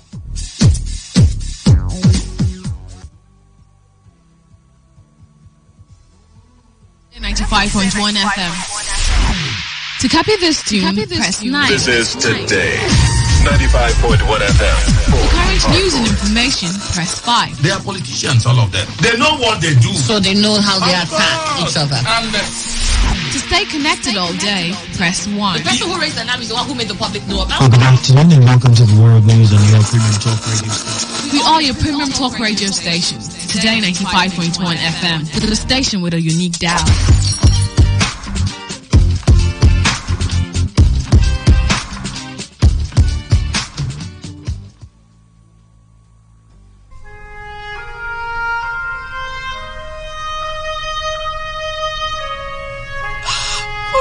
Lord, why should you leave me at this point in time? Oh my God. In my life now. How could it do a thing like that to me? What on earth did I do to this? Suicide is a practice that is fast gaining dominance in Nigeria. Suicide is the intentional act of taking one's life. Within the first quarter of 2017 alone, many Nigerians have subscribed to suicide as a means to escaping depression, severe anxiety, acute stress, terminal diseases, lack of money or hope for survival, mental disorder, or even a heartbreak. The World Health Organization reveals that no fewer than 1 million people die annually from suicide, which represents a global mortality rate of 16 people per 100,000, or 1 death in every 40 seconds. It is also a fact that approximately 10 to 20 million people attempt suicide every year. But is anything worth dying for? Suicide is a major public health concern, but it is preventable. Talk to someone when you feel depressed. You can also prevent others from a suicide attempt by contacting the Nigerian Suicide Prevention Initiative on 080-621-06493 or 080-921-06493. Choose to live today because life is beautiful. This message is powered by your premium talk radio, Today 95.1 FM, the voice of the people.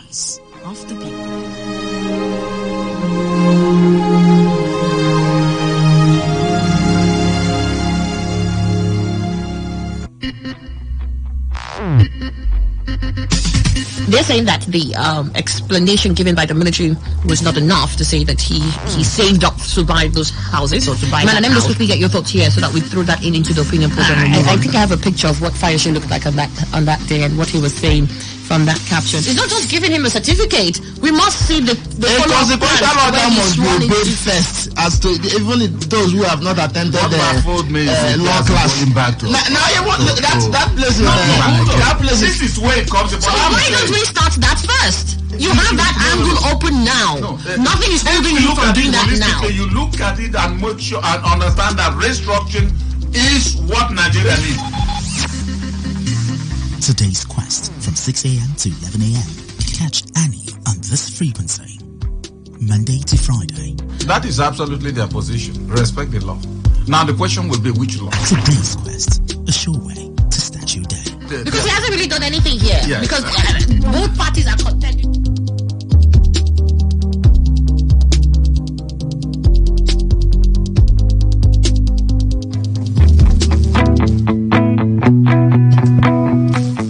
Welcome back. You're still listening to Today 95.1 FM. 24 minutes has gone past 9. Before we get back to the conversation we were having earlier, I'll quickly read some of your, should I say, responses to the papers. From Twitter, our Twitter handle is @TodayFM951. From Twitter, the Billionaire One, you have this comment. You said, it's a shame that a country like Nigeria will be talking of subsidy. No subsidy till this point. What happened to our refineries? Are the refineries under a spell or a curse not to work? The 40% increase, will it affect private sector? I guess not. All right, the Billionaire, that's your comment. We took that from Twitter now to Facebook. Our Facebook page is Today 95.1 FM. Christian Williams, he said, INEC suspends Adamawa Rec as Binani seeks judicial review of her announcement. He said all this wahala in Adamawa election will have been avoided if results were transmitted electronically from the polling unit. Well, all those who benefit from the corrupt electoral system today will surely cry one day for a better Nigeria. Abby King, Ugochukwu, INEC suspends Binani's declaration. Please, Binani should be declared winner, because this is how Yakubu declared Tinubu winner. It's either her declaration stands or the whole process cancelled. The aggrieved ones should go to court and seek. And since INEC has turned Nigeria into a joke. Hector Christopher Dokubo, subsidy, federal government begins 40% pay rise for workers from April ending. It's like trying to heal the symptoms of a disease without preventing the root cause of the symptoms of the disease. In this case, the cause of the hardship is the unproductive refineries. If only the government will sincerely revamp our refineries to work, the issue of removing subsidy will yield no negative effect on the people. Come to think of it, they have increased federal government workers because of subsidy removal. What about state government, local government, and private workers? The government's action should be holistic. Oftentimes, government solution to societal problem is as worse as the problem.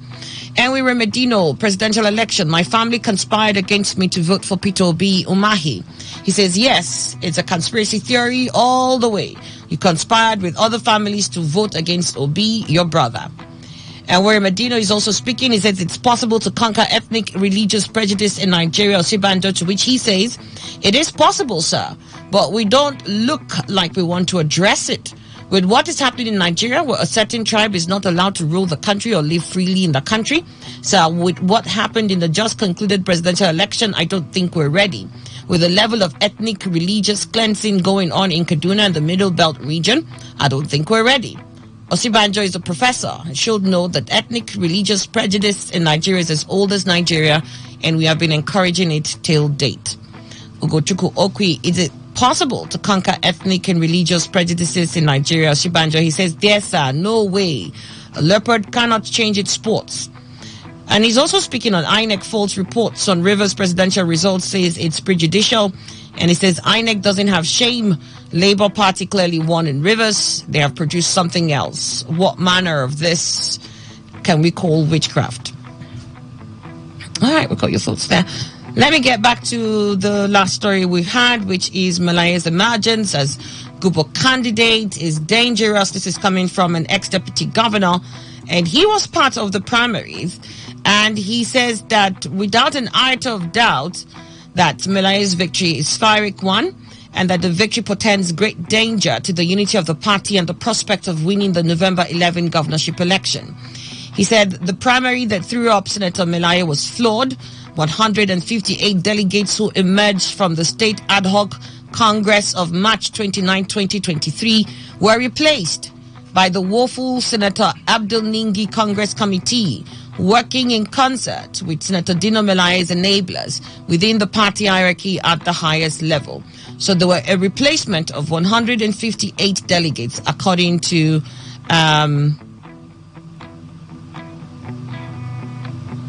Yomi Awoni.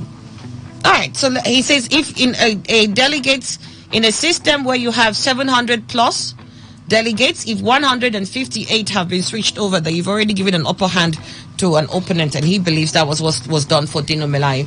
Okay, let me get to you, Bishop. Let's have your thoughts on this. Well, this has been, how will I say, the coloration of our primaries? Apart from coloration of our primaries, it has become a system in the internal democracy of the political parties.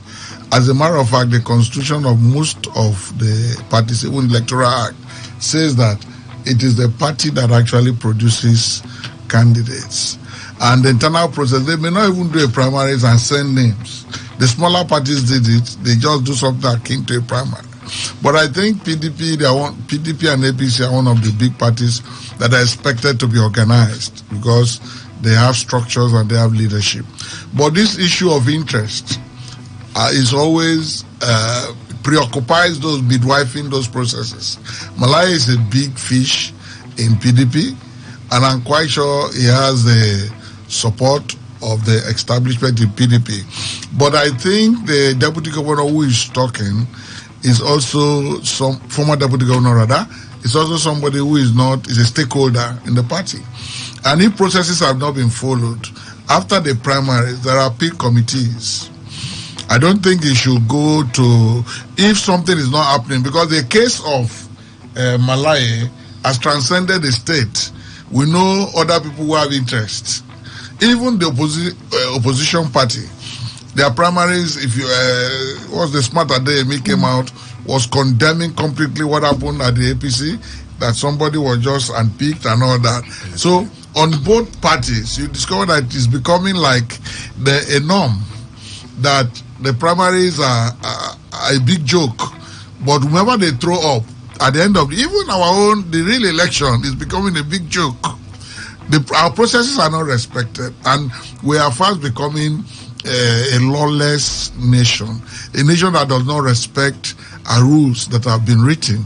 So the best it can do, or the people who are aggrieved, they can not even go into court. The first thing they should exhaust their internal party processes, because you cannot do a primaries with that and end it at that first trial. There will be appeal committee. After the appeal committee, there will be internal reconciliation. A lot of processes take place. If they have exhausted that and they don't have satisfaction, they can head to the normal courts. But I think that there is no more shadow. Malaya, looking at his weight, ordinarily was expected to win that primaries.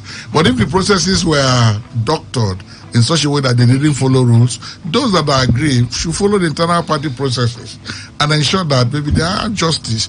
And for the sake of the party, they can also give and take at the particular level so they don't lose out. That's going to be my advice. Nice. But it's not as serious. All right. Okay. Livington Jamala? Annie, I do not think any of the political parties, let's use the bigger parties now. We can safely mention PDP, APC, and now we have Labour Party. Even the congresses of Labour Party is becoming a little bit troublesome. We're having factions everywhere now in Labour Party. We have some now. Imo is a case of study now. So I do not think we can, a political party amongst these three will come out to conduct congresses and or primaries.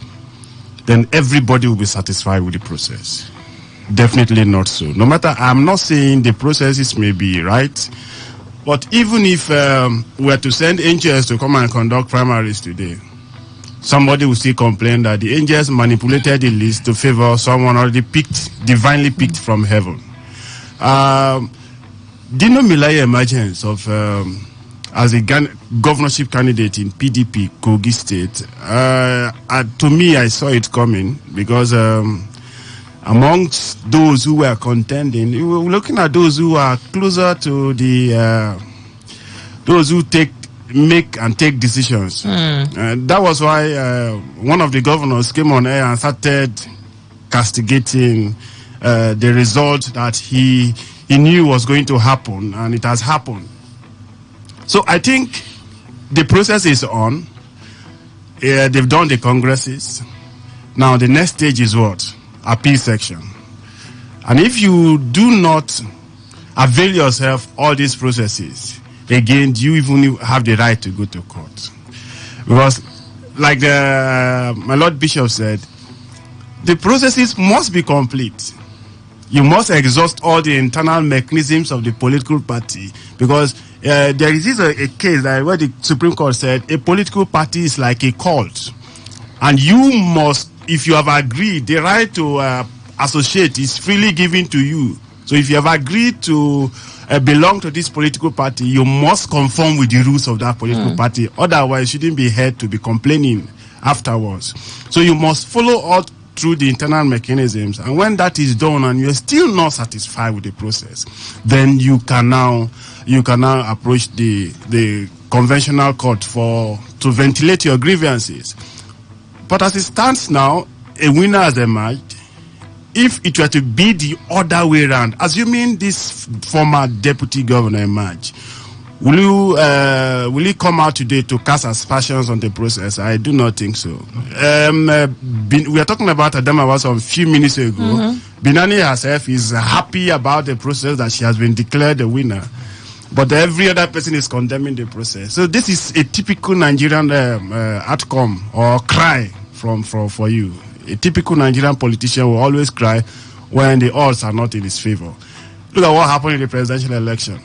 For PDP, most of us watched it. We believe the process was fair, apart from maybe one or two things that we never saw it live. But some persons are still aggrieved up to today that the process was skewed to favor a particular person. So a politician can never be satisfied unless unless he belongs to the winning side. That is why we ask every other person go to court. All right. Okay. we got your thoughts on that, Living. Mr. Jamala, Emi Fiahaga. Good Nigerians. We're discussing primaries elections again. This time in Kogi. I've always said that for us to make this work in this country, there are certain things we must do. We have been able to achieve political change, but we are not looking at social change. You saw a political party, because I believe most of those persons just live for power today. We are not part of those persons who formed those political parties. But you saw an existing political party, or even if you are a founding member, there are rules and regulations that govern that party. And you decided to be member. It therefore means all these your rights, all these your powers, home and abroad, the way huge you are or small or moderate you are, whatever capacity or level you operate, you are subjecting those your powers, your rights or whatever to the larger interest of the political party, meaning the interest of the party prevails at all times. The interest of the political party will only prevail above that your political quest. And if you think you have right, that your right is subsumed under the constitutions or the rules that govern that political party. But in Nigeria, we believe that whether I'm a member, I'm a founding father or founding member, or I join, I decamp, I don't decamp, immediately I am there. What must be achieved first is that my interest. If that my interest is not achieved above every other interest, then everything done in that political party, whatever, is null and void. I will fight the system, undo the system, and make sure that we will crumble the system. Just because of that, our personal satisfaction. And things are not run like that. And this cut across all political parties. In fact, even on the streets, in various socio-political associations and non-political associations that Nigerians are involved in, you only see that character playing out. That's why Jamila said the typical Nigeria. So we have our own character, separated from the one of the world. We are special people with a unique form of character that is undoing us, are killing us, retardating whatever thing that we are doing, and we are proud of it. We feel that yes, I am too much. Where are you too much? This too much is not taking us anywhere. So for me, let us strive to achieve that social change. That is alteration in human character, behavior. So we'll begin to think and act like every other person. Normal people will act and our institutions will work. Because even right now, this is just party primaries. In the general elections, you will see people who will tell you, INEC is from so-so party. INEC operate from so-so house. On that day, before election, after election, even they will turn to monetary spirits. Who knows the movement of INEC? And even INEC themselves, we see the conduct of that election. Some of them as means to make quick money.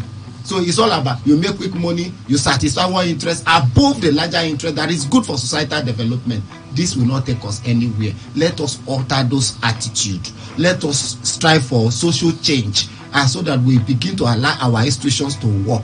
You find yourself in any group, you will know that yes, there are rules and regulations guiding that group. If you come to the larger society, there are rules and regulations that are guiding the larger society. So you subject those your interests to that one. You learn to obey rules. You will learn to live by rules and laws. But in this case, we continue like this. I always say, let us continue to have, in fact, bring Angel whatever to come and be INEC chairman, or the resex or whatever sex. We will still continue to have this character playing out. That is why we're having them in INEC, in police, in army, in the market, in the churches, in the mosques, everywhere on the street, in the school, anywhere we find ourselves. As long as there is 1-2 Nigerians there, you will hear the typical Nigeria playing out. All right.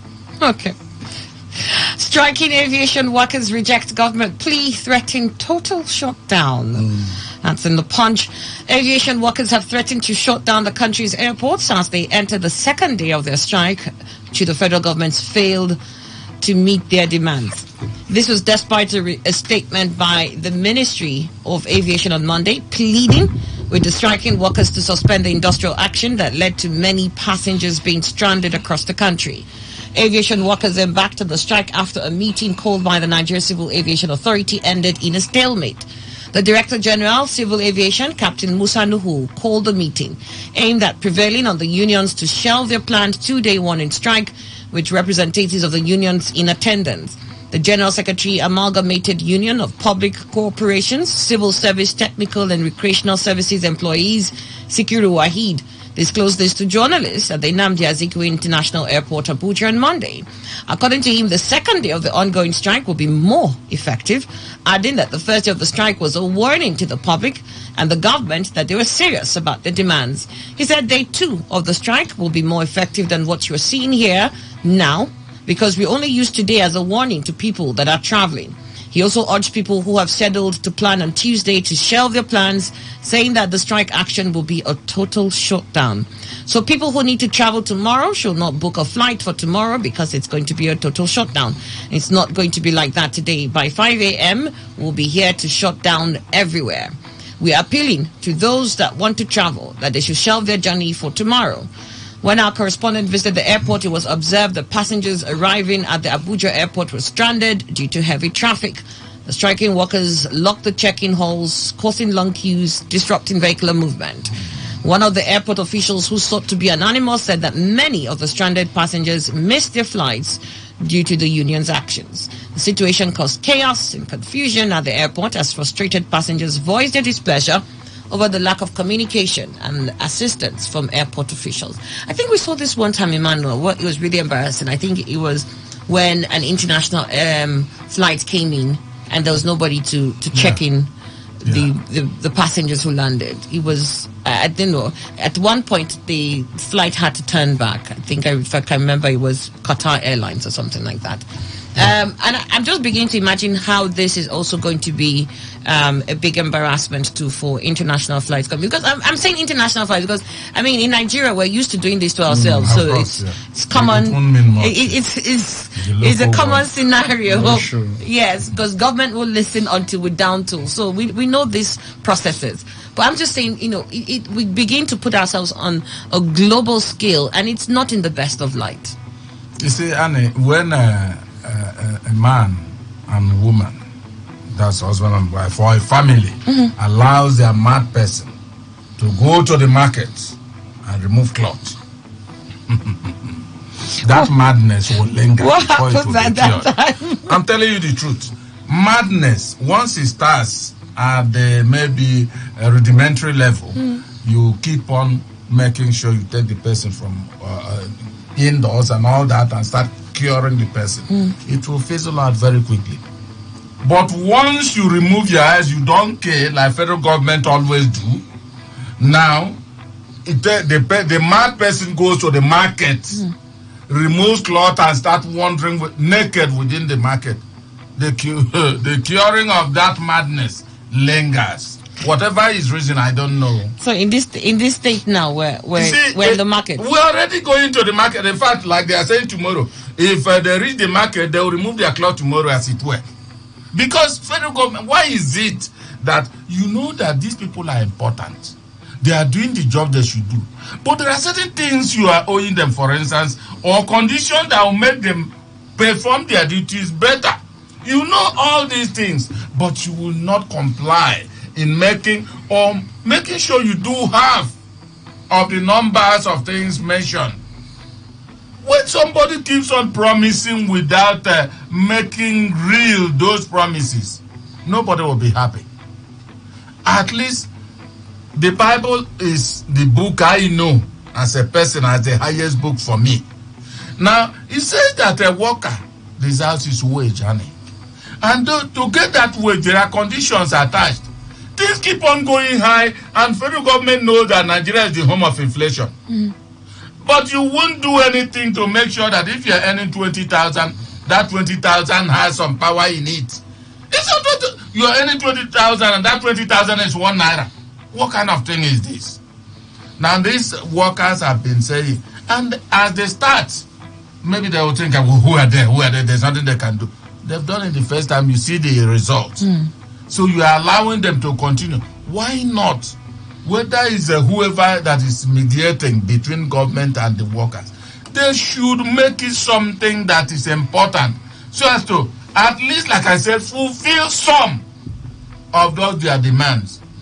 If they won't, let them continue. I have said Nigeria is like a luxury bus that takes off, and if the driver drives well, they sail through a lot of places, barring all natural occurrences. Now, if it doesn't, they crash. That is what I'm seeing now. Between these workers, aviation workers and federal government, if they do not manage it well, the embarrassment it will cause them. Remember, a new government will soon come. I'm just between Tinubu and his. And it's too much. What they are coming to inherit. Yes. All right, Bishop, let's get to you. Well, these are normal industrial issues and controversies we find every other day. I think the workers' welfare and management generally has been very poor. Okay, that's why we're saying all these proposed increase review of 40% this. We should be sincere about it. These workers are talking about negotiations that have been signed but not implemented for a long time. It's a question of trust. And they have been pushed to the wall. They have to do a 2 days warning strike to see the reaction of the management. And the management, what they are telling them is most of them are not supposed to go on strike because some of them are operating from Lagos. They're supposed to be in Abuja. All the unions have been domiciled to operate from Abuja. That they're even doing it. You can imagine even right now they are still finding faults to intimidate the workers instead of going to the round table. So, if you look, we are oppressive in our approach towards the way we take our workers. Perhaps because we think that the workers do not deserve the job they have been given. And in this country, what we do is that when somebody works for you, you look at them as somebody you are helping. Because many people do not have the jobs. And those that have the jobs, if you look now, very soon they can proscribe the union, they can bring in every oppressive ways, and some of them will down because they don't have another place to go. They will have their way somehow. It has happened under Ngige. Several doctors, we have seen it. At the end of the day, they will come and look for a middle of the road approach. But I think that we should take this country more seriously. Some of us have worked our work life. We started work very young. We in the public service. We have gone into private sector a lot. We discovered that this is replete in all the various industrial sections of our nation. The leadership of most of the companies and all that do not take workers' welfare seriously. Even when they are written, they deprive them. Even international companies, some of the workers do not even know what their condition of service are. You go into a place, you are not given a condition of service, you are just given an employment, and the salary is fixed. You from there hear that this is what you are supposed to earn. This is your entitlement. And people in management are taking those entitlements without giving to you. Okay.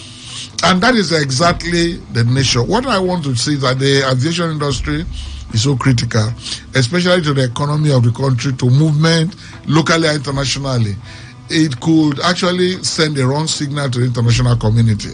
If not for anything, because of the strategic nature of that industry, really. The federal government should actually look into the demands of the workers. And we know how federal government is quick to act when things actually pinch them. And when we think of travel, we know that is their modus operandi. That's what they prefer to use. Incidentally, under this minister, Seraki, who is the current aviation minister, I think he has been, to be fair to him, he has been dogged. Whatever he wants to do, and he says his mind to do it, he gets it done. If he comes into this matter, I think it will be resolved. But because it involves workers' welfare, perhaps the last sum of money to cost the federal government and all that is staying away. If he comes and he talks to the union, apart from the labor ministry, he has the capacity because he has the years of the president. So we will say we are calling on the leadership, both the political leadership and the management of that institution, to come in and make sure there is a stability and we get past it. It's important. Yes, Annie, if there is any sector in Nigeria that the sneeze of going to strike and the government attends to very fast is, I think, the aviation sector. Why? It affects them most.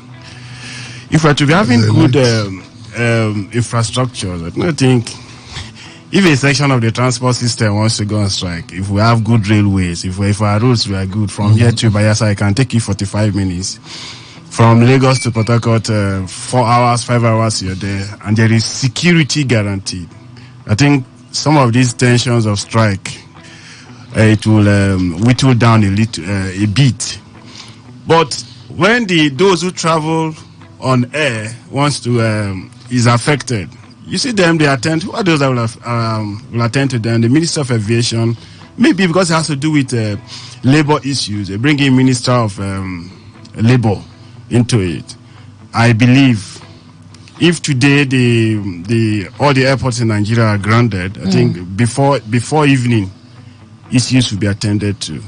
And maybe they will return back to it. There was a time, is it early this year or late last year, when something like this was about to happen, at the eve of when they were to commend that strike, it was resolved and they went back to work.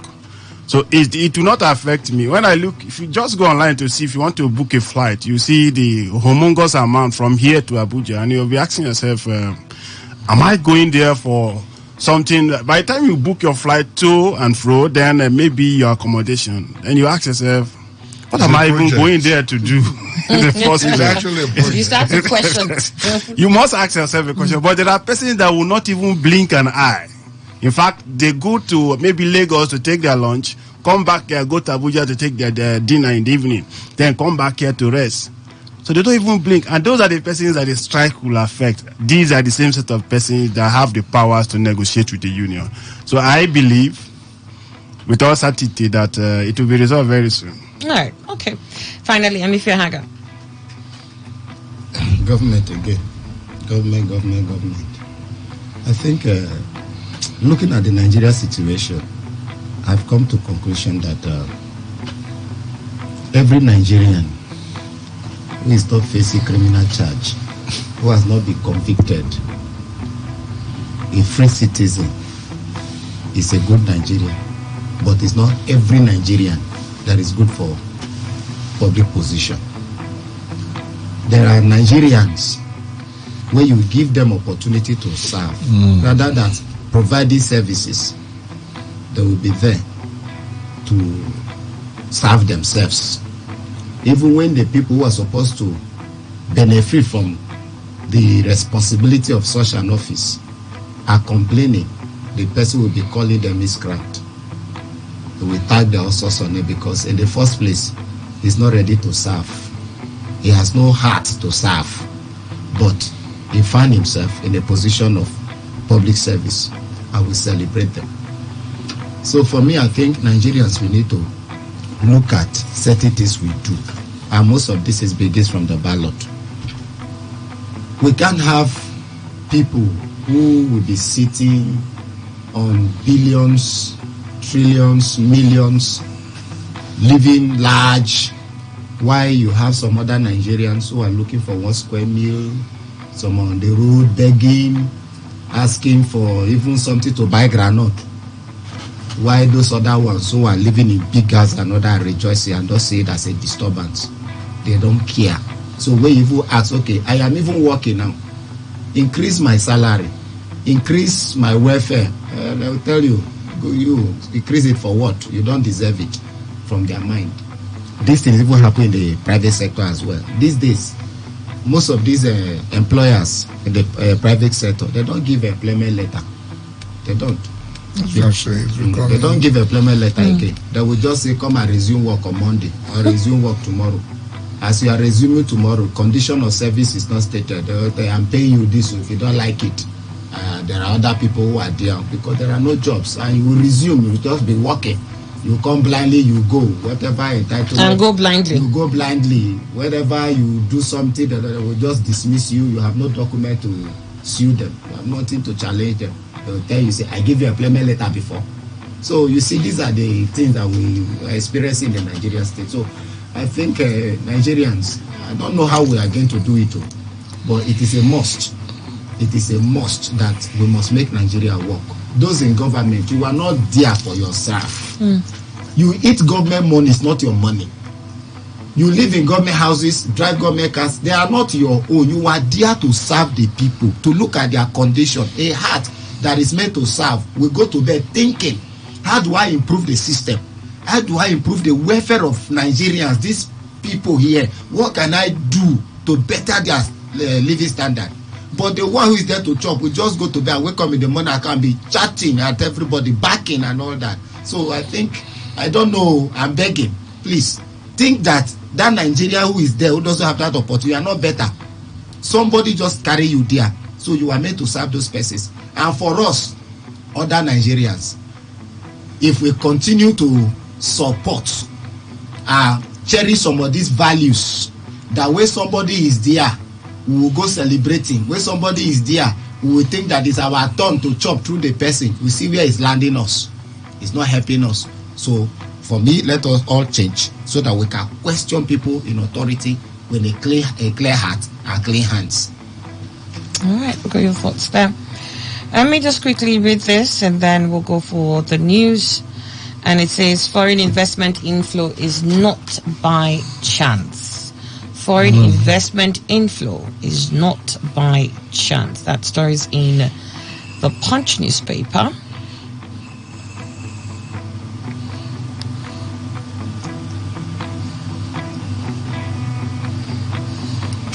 All right, just give me a moment. Let me see if I can get that story up. I think I have a little issue here with...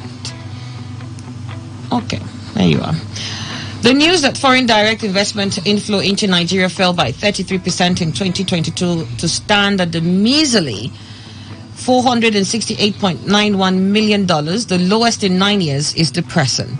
But it is not surprising, as the president, Major General Muhammadu Buhari, retired, has mismanaged the economy. As his tenure winds down, he needs to rein in waste and intensify policies to improve the ease of doing business. The National Bureau of Statistics report showed that despite having a most youthful population and abundant natural resources, Nigeria finds it increasingly hard to attract investments. No doubt, the administration of the incoming President Bola Tinubu has its work cut out to lift the economy of the self-acclaimed giant of Africa from its near comatose state. FDI inflows into Nigeria have been declining over the years, falling further from roughly $1 billion in 2020 to $699 million in 2021. According to the United States Department of State, UNCTAD had reported that Ghana overtook Nigeria in 2018 as West Africa's largest FDI recipient with $3.3 billion inflows, while Nigeria's $2.2 billion WASA 36% declined over the previous year. There are without doubt adverse external factors impacting the domestic economy and FDI. These include fluctuating oil prices since mid-2014, global economic contraction, the Russia-Ukraine war, and the post-COVID-19 shock. Nevertheless, Buhari and his predecessors have badly piloted the economy, made wrong choices, and failed woefully to tame corruption. Currently, an acute shortage starves manufacturers of foreign exchange to pay for raw materials and machinery imports, thereby hampering production. The business operating environment remains harsh and discourages investment. The current confusion and paralysis engendered by the Central Bank of Nigeria's quirky Naira redesign program typifies the regime's disorderly conduct of fiscal and monetary policies. The Naira has depreciated by over 233% against the US dollar in the official market and by 400% at the parallel market since Buhari assumed power mid-2015. Foreign investment cites the current blocking of foreign airlines from repatriating over $802 million to their home countries as one of the many ways Nigeria discourages investors. FDI is very important to lift an emerging economy, as domestic productive activities are not deep enough to generate adequate investments. To stimulate industrialization, capital importation is a major trigger, but attracting sustainably requires intelligent policies. Now, I think one of the things I saw here was the fact that they said Ghana seems to have taken that trend from us, leading with about $3.3 billion US dollars FDI. As of 2021, we stood at 600 and something million Naira only.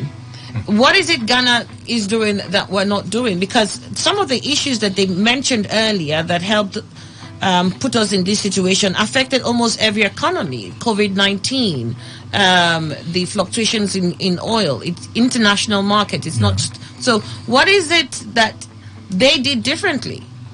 Yeah, I mean, there must be something they do differently, whether it's something government has to do on its own or what. Because that disparity wouldn't have emerged out of the blues, if not that there is something, of course, supporting it. But one thing is that I really don't know why all successive governments have never met the climate of this country for foreign direct investment to be all that booming. No, I have not seen. Even the making it easy for business. Ease of doing business. Ease of doing business. I think this particular administration even tried, in its first term, they tried to make it easier for businesses to be registered and all that, and companies to function and such thing. But it continued, maybe it was entering the abyss and all that, until we are now where perhaps only one eyes, if they have two at all, if they had ever had two, are just blinking. I really don't understand why government is. I think it's something that government should take, and it's only a government that has this attaches importance to the economy that can revive it, because that is where the economy of any nation can stand. If we are getting investment from outside, if they don't find it easy, but I think the reason, the clear difference might be because of the insecurity that is dogging this country entirely. If, for instance, a place like Ghana will come and then outstrip us in the way with the amount they're having, theirs I think is in billion and ours in millions. And this million is not even guaranteed because certain elements that are supposed to shut them up are not even kept in position. I think federal government of Nigeria has a big work. Unfortunately, Buhari is leaving. Tinubu is coming in, and that is why I said the way he handled Lagos economy, let him also try to now make it federalize it somewhat, and know that he is no longer the governor of Lagos State. That, of course, must be very clear to him. And he is expanding his dragnet to involve Nigeria. That, of course, will help us if he can make such effort and then succeed. Okay. When we return, we'll continue with that conversation with the rest of my guests. The news update is next. This is Today 95.1 FM, Port Harcourt, voice of the people. Every day, every hour, when the big stories break, depend on our 24-hour news team to bring you the latest. Today 95.1 FM. Today 95.1 FM, Port Harcourt. News update.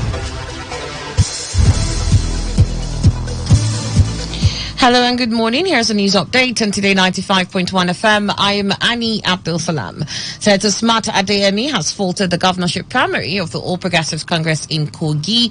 Adeyemi described the exercise as a rape of democracy. According to him, the voters did not cast their vote in the election, claiming that the party officials did not show up for the election. Adeyemi alleged the results were cooked and returned to the APC election committee for the state.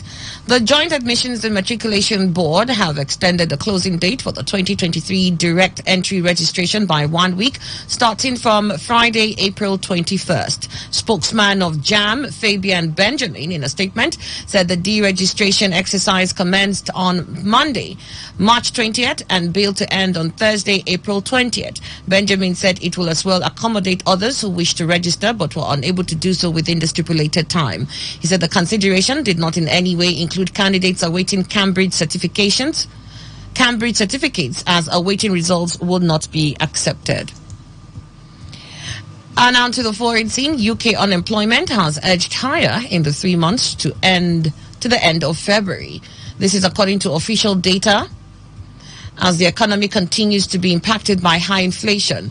The Office of National Statistics said in a statement that the rate increased to 3.8% from 3.7% in the 3 months to the end of January. The ONS said the increase was driven by people unemployed for up to 6 months. Darren Morgan, Director of Economic Statistics, said the number of days lost to strikes picked up again in February.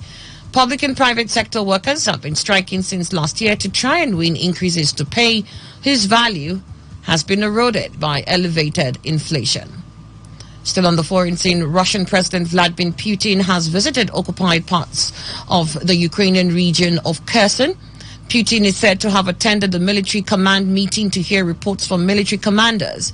He's also thought to have visited the Luhansk region. Such trips by the Russian leader are rare, although he made a surprise visit to the city of Mariupol in March. And that was a news update on Today 95.1 FM. I am Annie Abdul Salam. Thank you for listening. Good morning. Court. Are you ready? Today, 95.1 FM, the voice of the people. This is Today 95.1 FM, Port Harcourt, voice of the people. This is On the Go with Peak Yogurt.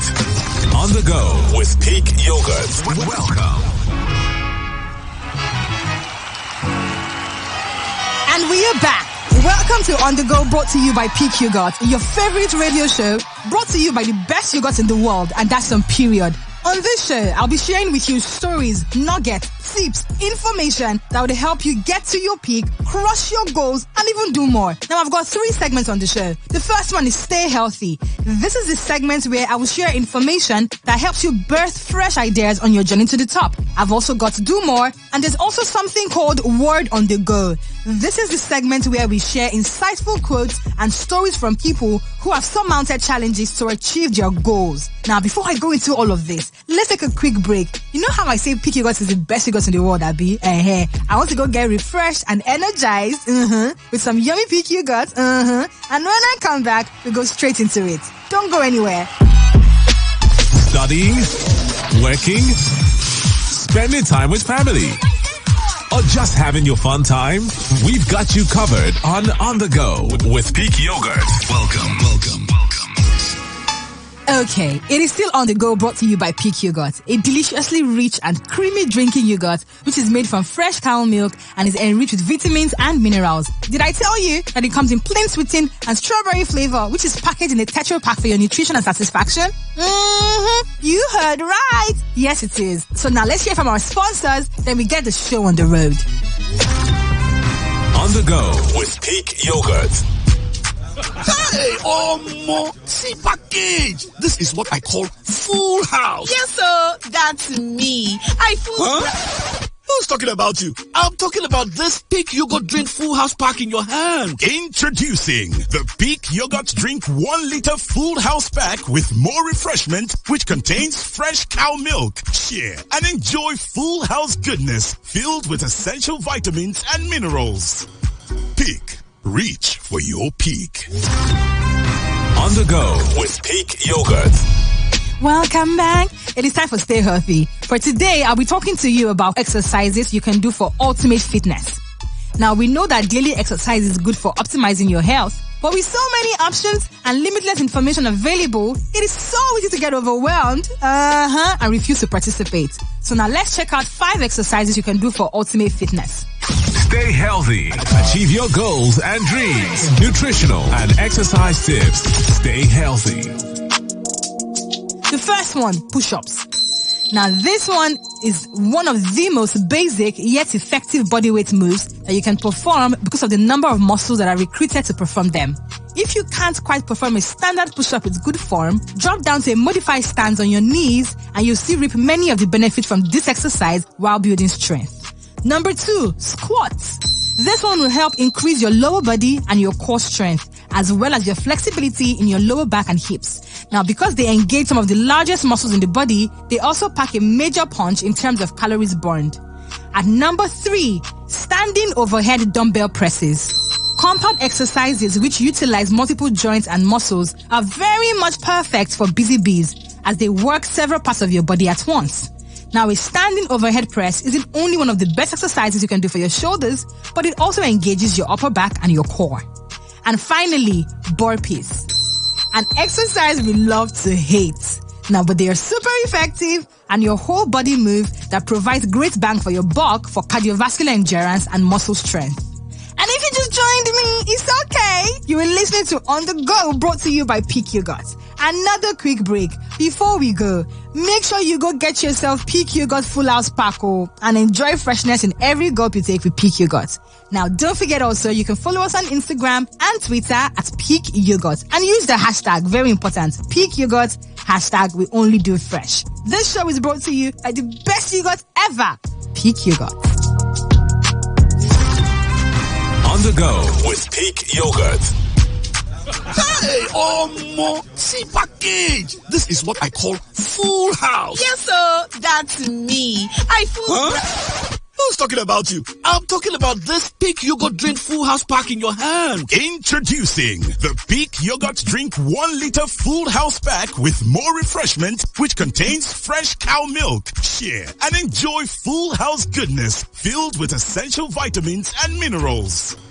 Peak. Reach for your peak. On the go with Peak Yogurt. Okay, let's go straight to the do more segment of the show. For these segments, I will share tips on how you can do more and be super productive on your journey to the top. And for today, I'll be talking to you about how positive affirmations can help your confidence at work. Let's go. This is Do More. Stay extra productive. Excel in what you do on the go.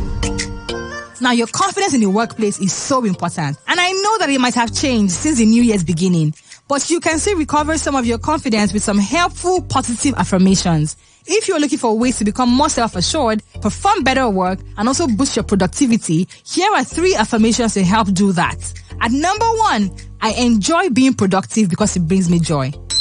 These statements can help bring your attention to the positivity that comes from being productive. Repeating this affirmation may help you reduce the number of negative thoughts you have about your work, and from here, you may be able to recognize the emotional benefits you can enjoy from completing your task.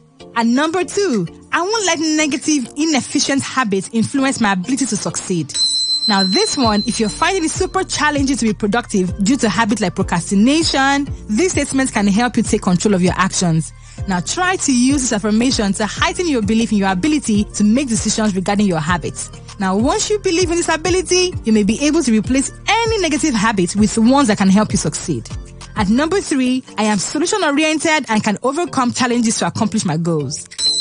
Most professionals encounter obstacles to progress at some point in their careers. It's normal, but it is also very important that you view these challenges as an opportunity to think creatively and grow, instead of allowing them to impede your progress. You can use this affirmation to stay strong, to stay level-headed, and solution-oriented when you face these situations. Now, it can be very, very challenging to build the level of self-esteem and confidence necessary to be productive in a professional role. Fortunately, these are strategies that you can take advantage of to overcome negative thoughts and make positive shifts in your mindset. I hope with a few points in mind, I've been able to convince you that positive affirmation can boost your confidence and productivity at work this year. Studying, working, spending time with family, or just having your fun time? We've got you covered on the go with Peak Yogurt. Welcome. Let's have some fun, shall we? On the fun stuff today, I'll be telling you about 3 best creative podcasts to liven up your day. While listening, make sure you grab a Peak Yogurt 1 liter Full House Pack and share the freshness with your friends and your family members. Now, whether you've been working on a project for so long, or you're starting to lose focus, or maybe you're waiting for that client to sign off, or a particular asset to arrive in your inbox, either way, it is time for your brain to take a wander and do something else for a minute. But don't, whatever you do, get sucked into the time and energy-draining vortex that is social media. Don't try it. Don't do it. There's only one problem. There are thousands of podcasts, and it can seem very impossible to pick one. So I've done the job for you, okay? I've selected 3 excellent podcasts for you to sample. The first one, the Creative Boom Podcast. This one features fun and frank conversations with some of the world's leading creatives, including the likes of John Bergerman, Malcolm Garrett, and Rankin. Now, the presenter, Kathy Cohen's approachable personal style and keen journalistic focus raises this podcast above the norm, and she often elicits some surprising and revealing revelations from her guests. Number 2, Make and Break. This interview series on industry leaders and young creatives comes from D&AD and WPP. Each episode discusses a different topic related to creativity, such as storytelling, authenticity, or even dealing with tight deadlines. At number 3, On Design. On Design is a brilliant podcast hosted by Justina Green that brings you insightful conversations with art and design's most inspiring figures, from designers to musicians to dancers and everybody in between. Now, if you want to know what inspires them, how they work, or even how they see the world, this is the one to listen to. And that's it all I have for you today on the fun side. Now, while you're trying to achieve your goals, remember to start your weekend fresh and with a pack of yogurt. And follow us, please, I beg, on Instagram and Twitter at Peak Yogurt. It is a fun community and you'll love it. On the go with Peak Yogurt. Hey, Omo, see package. This is what I call full house. Yes, sir. That's me. Who's talking about you? I'm talking about this Peak Yogurt Drink Full House Pack in your hand. Introducing the Peak Yogurt Drink 1 liter Full House Pack with more refreshment, which contains fresh cow milk. Share and enjoy full house goodness filled with essential vitamins and minerals. Peak. Reach for your peak. On the go with Peak Yogurt. Finally, we're wrapping it up on the show today with Word on the Go. So for today on Word on the Go, I'll be sharing inspiring quotes to motivate you and also inspire you. Sometimes all you need is a pat on the back or just a little nice word or some consistency and you're good to go. Word on the go. Stay propelled. Pursue your dreams. Word on the go. So for Word on the Go today, I'll be sharing a quote from Serena Williams. She's super popular, she needs no introduction, an American professional tennis player, and is widely considered as one of the most accomplished tennis players of all time. In my world, she's my fave and she's the best, and that's on period. She has won 23 Grand Slam singles titles and has been ranked the number 1 singles player by the Women's Tennis Association for 319 weeks. She has also won 4 Olympic gold medals in tennis. She's the older sister of tennis player Venus Williams. And she said, I really think a champion is defined not by their wins, but by how they recover when they fall. Serena started her professional career in 1995, a year after Venus. And from the beginning, the world started to notice the strength of the youngest of the Williams sisters. In 2015, we saw an even greater version of Williams, who completed her second career Grand Slam by capturing the first 3 Grand Slam singles title of the year while holding the 2014 US Open title. You see, she's a stunner and a superstar. Don't forget, your dreams are valid and your goals are achievable. Keep going and don't stop. And that's it for On The Go for you today, brought to you by Peak Yogurt. It's been incredibly exciting. Thank you for hanging with me. Don't you forget that your favorite yogurt is available in plain sweetened and strawberry flavor, and it is packaged in a Tetra Pak for your nutrition and satisfaction. And guess what? You can get Peak Yogurt in stores nationwide, literally. So what is stopping you? Go get it, John. Enjoy with your friends and family. My name is Melody, and I'll catch you on the next one. Mwah! On the go with Peak Yogurt. On the go with Peak Yogurt. We'll be back.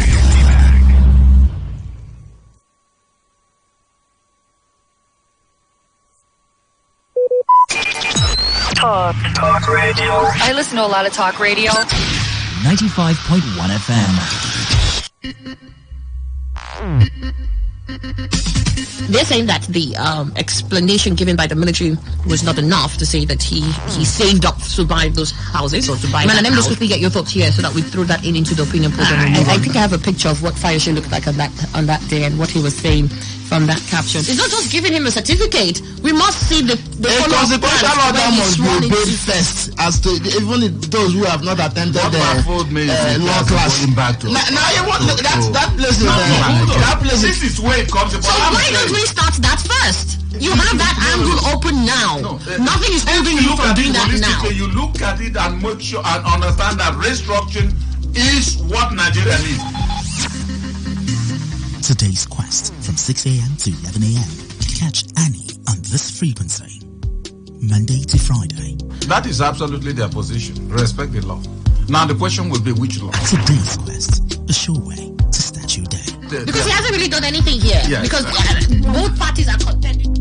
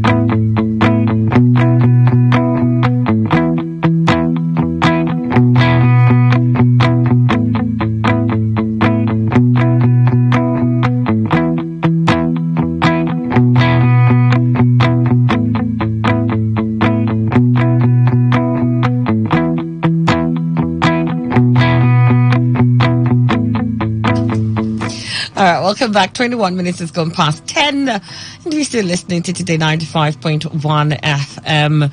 Let me just take 2 or 3 messages here in the papers. Okwando Opina Melaya's emergences. Gubo candidate dangerous, says ex-deputy governor. He says these statements are very sad and unbecoming of a democratic scene. The sad situation is that the people behind these statements are even worse than Dino. Governor Wiki and others trying to malign the character of Dino should stop wasting time. INEC falls reports on Rivers presidential results, says it's prejudicial. I wonder why INEC had intentionally made herself enemy of the people by faulting what is clear to even the blind. The report about Rivers presidential election is 100% correct, and INEC should be ashamed of herself. Christian Williams, fuel subsidy, federal government begins 40% pay rise for workers, April ending very laughable. Is it only federal civil servants that will be affected if subsidy is removed? And what happens to state and local government workers? What about those who work in private organizations? And most importantly, what about the common Nigerian who is unemployed? Make government, they think well, because and he's also speaking on INEC suspending Adama Rek as Binani seeks judicial review of her announcement. And he says all this wahala in Adama State will have been avoided if results were transmitted electronically from polling units. Okay, so I read a couple like I promised. Let me get back to the last story that we had. And this had to do with foreign investment inflow is not by chance. And this was written by the Punch editorial board. And here they mentioned the fact that the National Bureau of Statistics report showed that despite having a mostly youthful population and abundant natural resources, Nigeria finds it increasingly hard to attract investment. No doubt, the administration of the incoming president, Bola Tinubu, has its work cut out to lift the economy of the self-acclaimed giant of Africa from its near comatose state. FDI inflows into Nigeria have been declining over the years, falling further from roughly $1 billion in 2020 to $699 million in 2021. According to the United States Department of State, it had reported that Ghana overtook Nigeria in 2018 as West Africa's largest FDI recipient, with $3.3 billion inflows, while Nigeria at that time, 2018 then, was at $2.2 billion. This shows a 36% decline over the previous years. Without doubt, adverse external factors impacting the domestic economy and the FDI. These include fluctuating oil prices since mid-2014, global economic contraction, the Russia-Ukraine war, and the post-COVID-19 shock are some of the issues that they've pointed out. But like I said earlier, these are also circumstances that Ghana will be facing. How is theirs increasing, as it were, and ours is reducing? FDI. But let's not forget the caption there says, foreign investment inflow is not by chance. It has to be something you're very strategic about. So let me get to you now, Bishop. Well, this particular aspect has to do with the operating business environment. People, when we talk of investment, we're talking of resources and capital being brought for business, and the aim is to make profit. But we have a situation in Nigeria that is pitiable. The reason is one, we so to say in cover, we have like a political stability since 1999. We've enjoyed a democracy, but a democracy that somehow has been enveloped with bad governance. Our economy is not doing well in terms of management.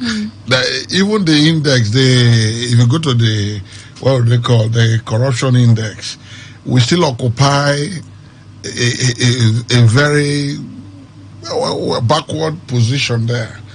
Or I would say frontal, because we're about one of the known countries that are corrupt. They call this place poverty headquarters. You see, the environment, the external investors look. There are things we call indices. The indices does not favor us. And consistently, Awolowo said one thing. He said, those who know are not in charge. We have not also, as the sector, that particular investment sector, like you saw what Okonjo-Iweala did under Obasanjo and Jonathan. Because she knew what she was doing, we had debt relief, debt forgiveness. For the first time, our old debt was cancelled. And we didn't build on that momentum. We went back and started borrowing again. Even up to recently, we're talking of taking about $800 billion from IMF, yes, and all that, just to do what? To service subsidy removal and all that. In a serious country, you don't do that kind of thing, because they will boomerang on the economy, and you have to pay back for how many years? You've quarantined that economy. We are talking of production. We are talking of security. We just heard recently that even in this Port Harcourt, around this axis or so, there is a kidnap of a prominent person and all that. The insecurity itself does not promote investment. And of course, our insecurity has been, how will I put it? It has been endemic. Exactly. In the northeast, northwest. In fact, every part of the north now is engulfed, but it's more serious around the northeast. And not central. Not central. You have Kaduna, not central. Now we're talking of the herdsmen and maybe the farmers and all that. But it has come to stay. And you don't see government, addressing these issues frontally, so that investors can go to any part of the country. Like in the northeast, we have mining business, and it's illegal mining that is taking place. It does not add to the economy. People just go there. In our south here, you have a high level of bunkering, you have all that.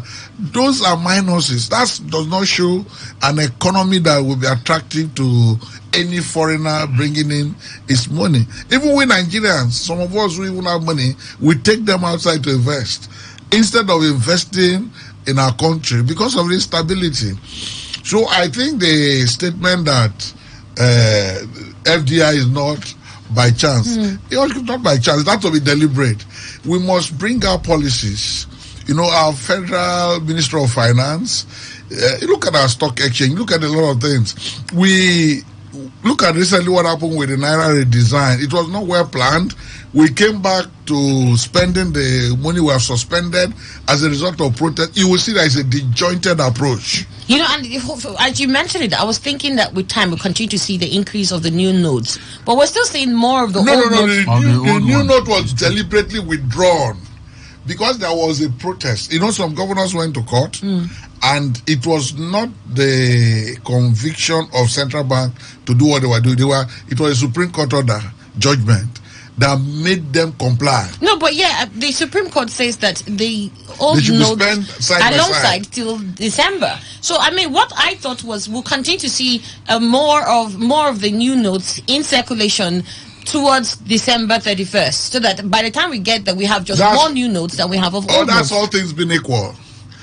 That's what I'm saying. I said up till now, I'm still seeing more of the old notes than the new notes. And because somebody is protesting somewhere. Okay. That's exactly what we're saying. It's an order that was foisted on the people that never wanted to do it. It took a lot of pressure on CBN to cave in to even begin to receive the old notes. So you imagine a system like that even our judicial pronouncements are not easily honored by those in authority.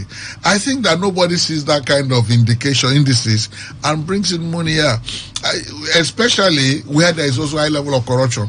You don't expect me, Nigerians now, especially with this electoral problem. Okay, let me come to that. In Ghana, let me see why Ghana is doing better. Please. Ghana got their democracy and their governance rights. When they had it wrong, things were rough with the economy. But when that Rawlings experience came and it repositioned that country, and the world started seeing them as serious-minded nation. Recently, the Vice President of America came to Africa on a tour. She didn't come to Nigeria. No, she went to Ghana, Tanzania. There's no how before now a president Nigeria will come to West Africa. Will not get to Nigeria. We are beginning to be seen as an unserious nation in the true sense of assessment, global assessment. And it's worrisome. Look at our kind of elections. Look at what highly placed strategic electoral officers are doing against the norm. We have ambassadors here who are reporting to their countries. bit by bit, they are writing to say this is the state of this nation. They are given advisories to say we don't think this country is stable enough for our people to come and invest. And so they follow those instructions. So Nigeria must know that we are losing out. Look at the foreign companies before. We had Michelin here. We had all that. Where did they go to? Most of them took their headquarters to Ghana. It is for the same stuff. Michelin was in River State here. Yeah. They moved to Lagos. From there, they moved out of Nigeria. And moved to Ghana. They were edging out, from gradually. Even in Lagos, slowly stepping out. The Lagos we are talking, like I said on Friday, the last election, those who are invested their money in Lagos, we are bringing politics into it to say they should leave, they should do all that. And if they leave, just like some people left Warri sometime, Lagos economy will die. So we are not friendly. So what I would think is that what has caused the downturn of FDI is the operating business environment here. That's basically, we have to review that deliberately, and people will begin to have the confidence to come back and invest. All right. Basically. And if you're Hagai, let's get to you. Yes, I think before I answer the question, I also have one or two questions I want to ask the writer. Because the writer concluded by saying 2018, Ghana overtook Nigeria, right? 2018. What about 2019? What about 2019? 2020, 2021, 2022? Who is leading now between Nigeria and Ghana? With FDI? Yes. Ghana. 2022? Yes. Okay. So I know why I have to ask that. No, it's okay. You see, Ghana, if you check currently, the last time I checked, let me use my own position. And the last time I checked, I think in terms of inflation rate, Ghana is still above Nigeria. It's ahead. They have more inflation, but they are having this FDI better than Nigeria. Why? Why is it so? If you bring the question back to Nigeria, you will see there are factors that encourages this FDI, like infrastructure. Yes, we've tried in infrastructure. Stability in government, yes. Democracy to democracy, we are having, we are having it continuously. And what other thing are we doing right again? I think in terms of encouragement in ease of doing business, yes, the government to an extent have also tried. But aside that, what else have we done that we have not done right? A government that is looking for means for people to come and invest their hard-earned money. The investors are coming with the primary purpose to make profit. And the government itself have two exchange rates. Where these people, when they come, if you can access the other one, you go to black market where your money will be taken from you to an extent, and you expect these people to come and invest where your exchange rate is not harmonized. Two, people who are coming to invest want their business protected, but back home here, you are having corruption determining course of actions in terms of business and social relations. This is how we do it here. If you don't give me this here, the document will not pass. And these foreign investors are watching. They are looking. So it means if I take my money to that country, I will have to grease hands before my document can move from one table to the other. What about that if I don't have such button to press? It means my business will crumble. And we don't see this as a bad behavior that hinders foreign investment in Nigeria state. Then in terms of security, we are having unknown government, unknown men in whatever title they go with. In eastern part, south side, we're having our own kidnapping. The east, the north, we are having different kinds of insecurity by code names and the rest of it. If these persons who are coming to invest are not sure of their security to an extent, will they come and invest in such an environment? Then another thing that promotes FDI is access to raw materials. In Nigeria, we have several raw materials. We have natural resources that was supposed to win people to invest in Nigeria, attract people home and abroad to invest. But these raw materials are domiciled in communities. And if you check the attitude, the characters in communities, how hostile some of the communities are, will you come and put your money there? Immediately, a site is secured. You will hear Women Pastors Association community will come. You will hear Youth Leader of Growing Age Association will come. Youth Leaders of Not Growing Age will come. The Clapping Women will come. Nursing Mother Association of Community will come. So at the end of the day, where you have these people coming to collect money from you, will you invest in such a community? So that means people will be discouraged because these materials are domiciled in community. You must access the community. You see chiefs, you see leaders who will want to come to a company just because you are coming to invest. I want to marry a new wife.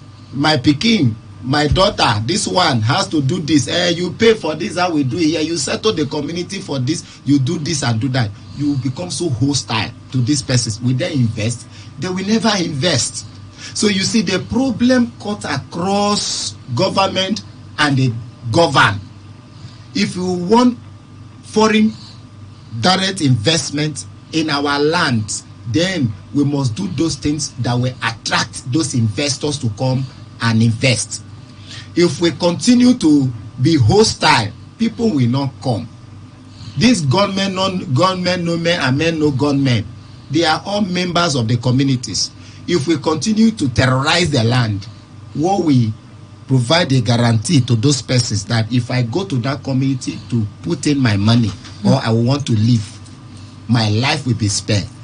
My investment will be protected. They won't come.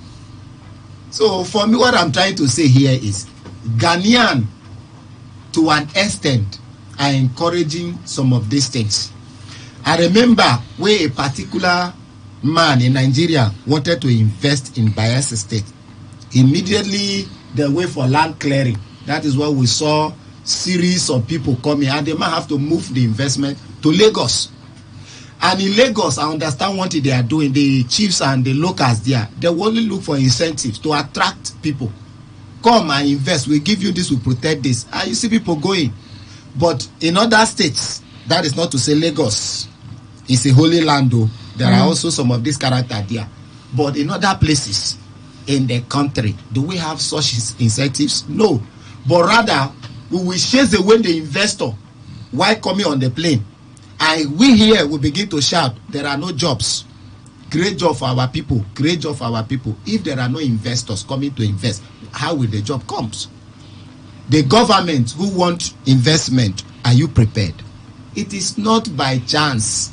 It is not by fasting and prayer.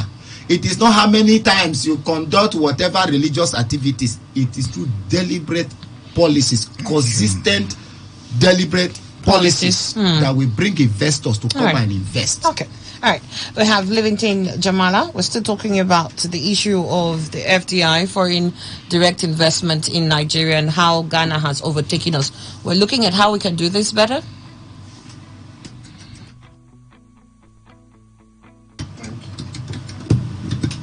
All right, Jamala said I should skip him. So we'll move on. Then we also have here in the papers one last story here. It's possible to conquer ethnic religious prejudices in Nigeria. Osibanjo. Vice President Yemi Osibanjo says it is possible for Nigeria to conquer ethnic and religious prejudices as they are crucial issues in building a unified nation. He made this submission on Monday at the Maiden Policy Making and Good Governance Lecture Series of the National Institute of Policy and Strategic Studies, Kuru, near Jos. The title of the lecture was Creating a Homeland for All, Nation Building in a Diverse Democracy. The Vice President, who was the guest lecturer, said no Nigerian should be discriminated against on the basis of his or her tribe or religion. Osibanjo condemned the weaponization of ethnic or religious biases for political purpose, noting that democratic competition was defined by societal, social-cultural cleavages.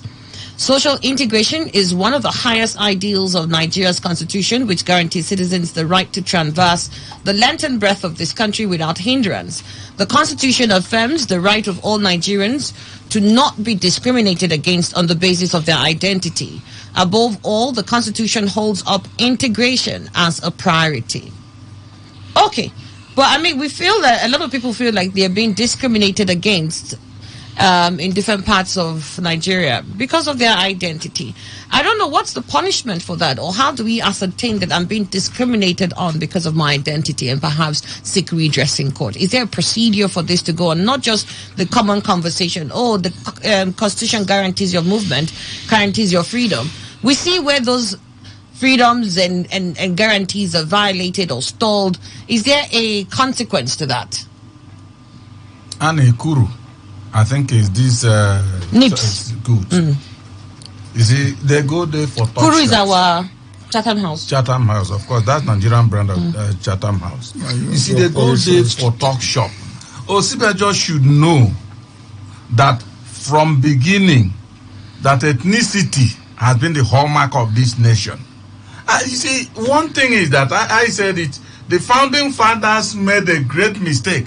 At the start of this particular maybe search or quest for nationhood, what they should have organized when they have been able to group themselves together to talk about how we should be truly united. There's no unity in this country. Oswejo, as he has gone to NIPS, he certainly must deliver his paper. He must present it now. And in that paper, on principle, he will hear all these things and then read them out to the audience. Who returns back, as soon as they are returning, they wear the garb of ethnicity and disunity. If Osibajo in his home may be planning on how possible to make it materialize, but he is not the president. It will be difficult. When you are the vice president, just like a local government chairman and the deputy governor. Local government chairman is a higher in practice compared with the deputy governor. The deputy governor looks like a spare tire to the governor. Once the governor is not going to be around, he assigns. And if he doesn't, he stays on his seat. Except where it's very glaring that the governor is not there. And so, certainly it won't be a commissioner that will come and preside over a meeting if there is any reason for a meeting to hold. So for me, Osibajo has gone there and is assigned this paper. He must present it. But truly, in practice, there's no unity, and ethnicity is dogging up this country. Even in this just concluded election, you can see that people like Sonyika, that is in the vanguard of carrying something that is social injustice, is coming out to make certain comments that you will now be thinking, why is Sonyika not standing above every other thing the way he has all along been doing? He is pandering to ethnic cleavage again. The same thing you see FFK, the same thing you see from people from Southeast and all that. Everybody is just looking for his own. And once your man doesn't have it, you see, the country will not agree. For me, Osibajo has said that, but it does not exist. But in principle, it exists indeed. In practice, it doesn't exist, Annie. All right. That is the man who wants to question. I'm still looking for, is there a consequence to this? How do we pursue it? And if there were consequences, you know the problem I said. If, for instance, there are ways things should be done, and I go afoul of it, I should be punished. If I'm punished, others that were looking at me, perhaps I'm the oldest, will say, this our guy was taken through the ringer of punishment. Let us deviate from this and follow the right way. I have not seen all the display of disunity on ethnic grounds. I have not seen any punishment. But I mean, are you not supposed to go to court on that? If you feel that you have been discriminated against, are you not supposed to go to court for that and say, look, this and this happened? Is that not how you start? And see whether you can get redress. Who else is going to give you some form of judgment if you're not going to seek that in court? You see, Anne, court of law is a wide door that is open. Anybody can go in. It will accommodate you. But for instance, if one feels that one is marginalized, he goes to court and file a suit against that marginalization. They in court, they will tell you how. For instance, you say on appointment of this, they tell you about the prerogative of the president to appoint. Okay. And that settles it. And in fact, you will turn back and come. Okay, we're going to hear thoughts there. Let's hear what the bishop has to say. Well, I want to say that the Bible is except two be agreed, they cannot work together. Our problem has come from a kind of supporting what I will call incompetence as a nation. We have not looked at building nationhood from the position of merit. And it had made a lot of people, if you look at our constitution itself, it supported the division. We have what we call, what do they call it in terms of given national positions? They call it federal character. There are things that the constitution has even helped to promote this divide. And somebody would tell, then we came into the regional points, south, geopolitical zones and all that. And the division started expanding. And now, because again, our mindset is not to build an egalitarian society.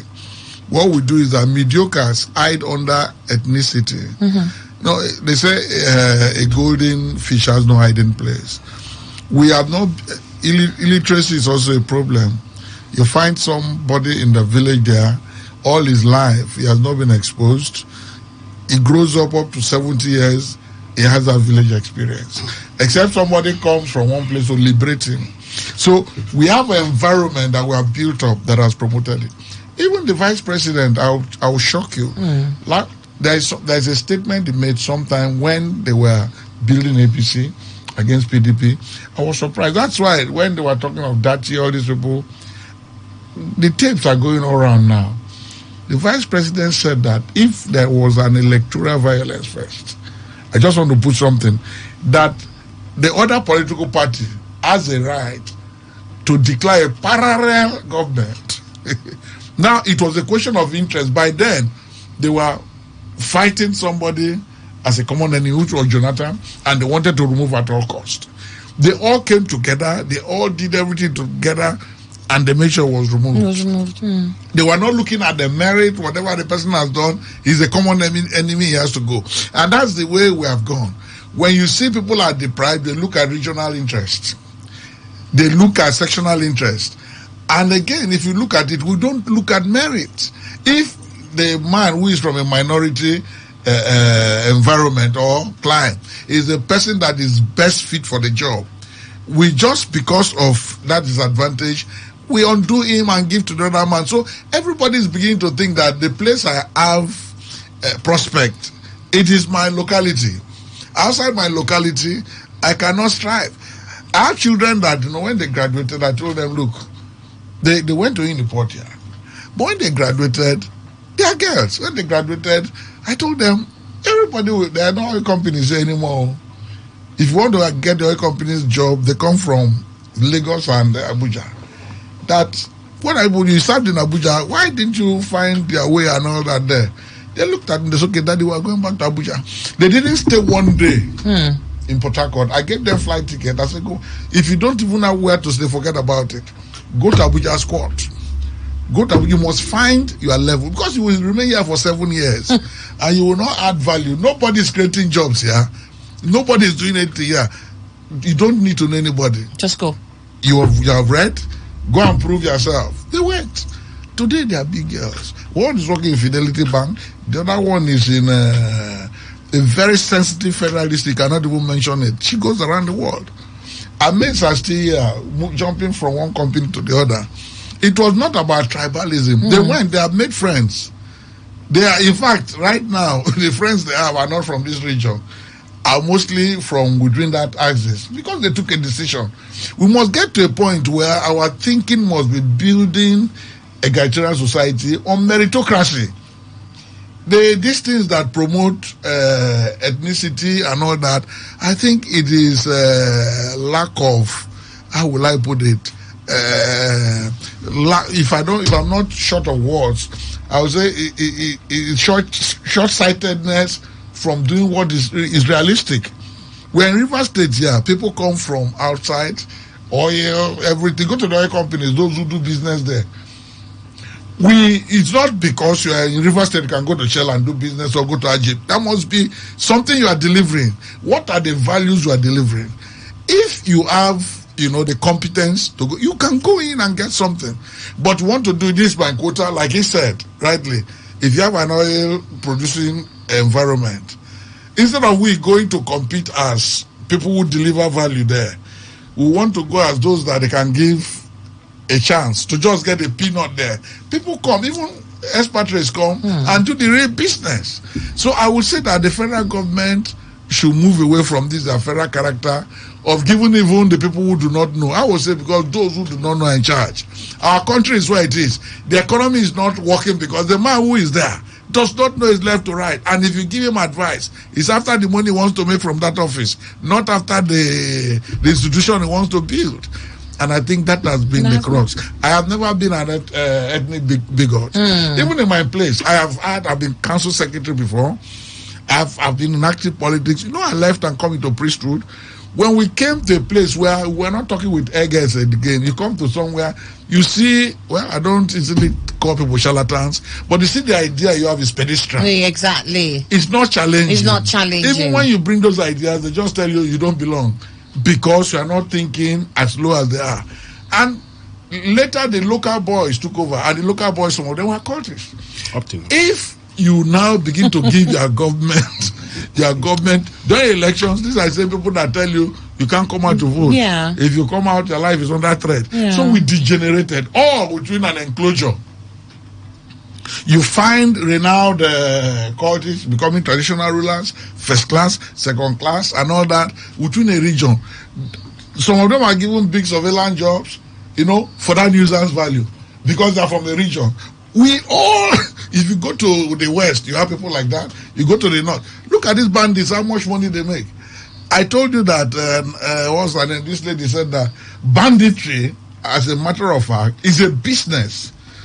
A big-time business. Go to Zamfara, the bandits who are giving cover for those illegal people to mine gold and other things are doing it in concert with big government officials. So let's not let's not hide under the cloak of ethnicity and say it is not helping us. What is causing the division is poverty. These people, when they want to do anything progressive and business, nothing stops them. They come together from all the region and they do it together. But it is when it comes to, accommodating the common man, making part for him to progress, they begin to think this way. You are not from my place. You are not from my place. But I think that it is something that we can overcome. Right. Basically, if we follow the right principles. And if we don't do that, our nation will continue to be backward. Because instead of merit, we will look at all these other factors that are negating our progress. I completely agree with you on that. Let me get on down to Livington Jamala. Ali, the truth is that we cannot rule away the fact that Nigeria, as it stands now, is being determined on the basis of where you come from, ethnicity and religious background. You were asking whether is it something that one can go to court. Now, Section 42 of the Constitution kicks against being discriminated by sex, religion, whatever.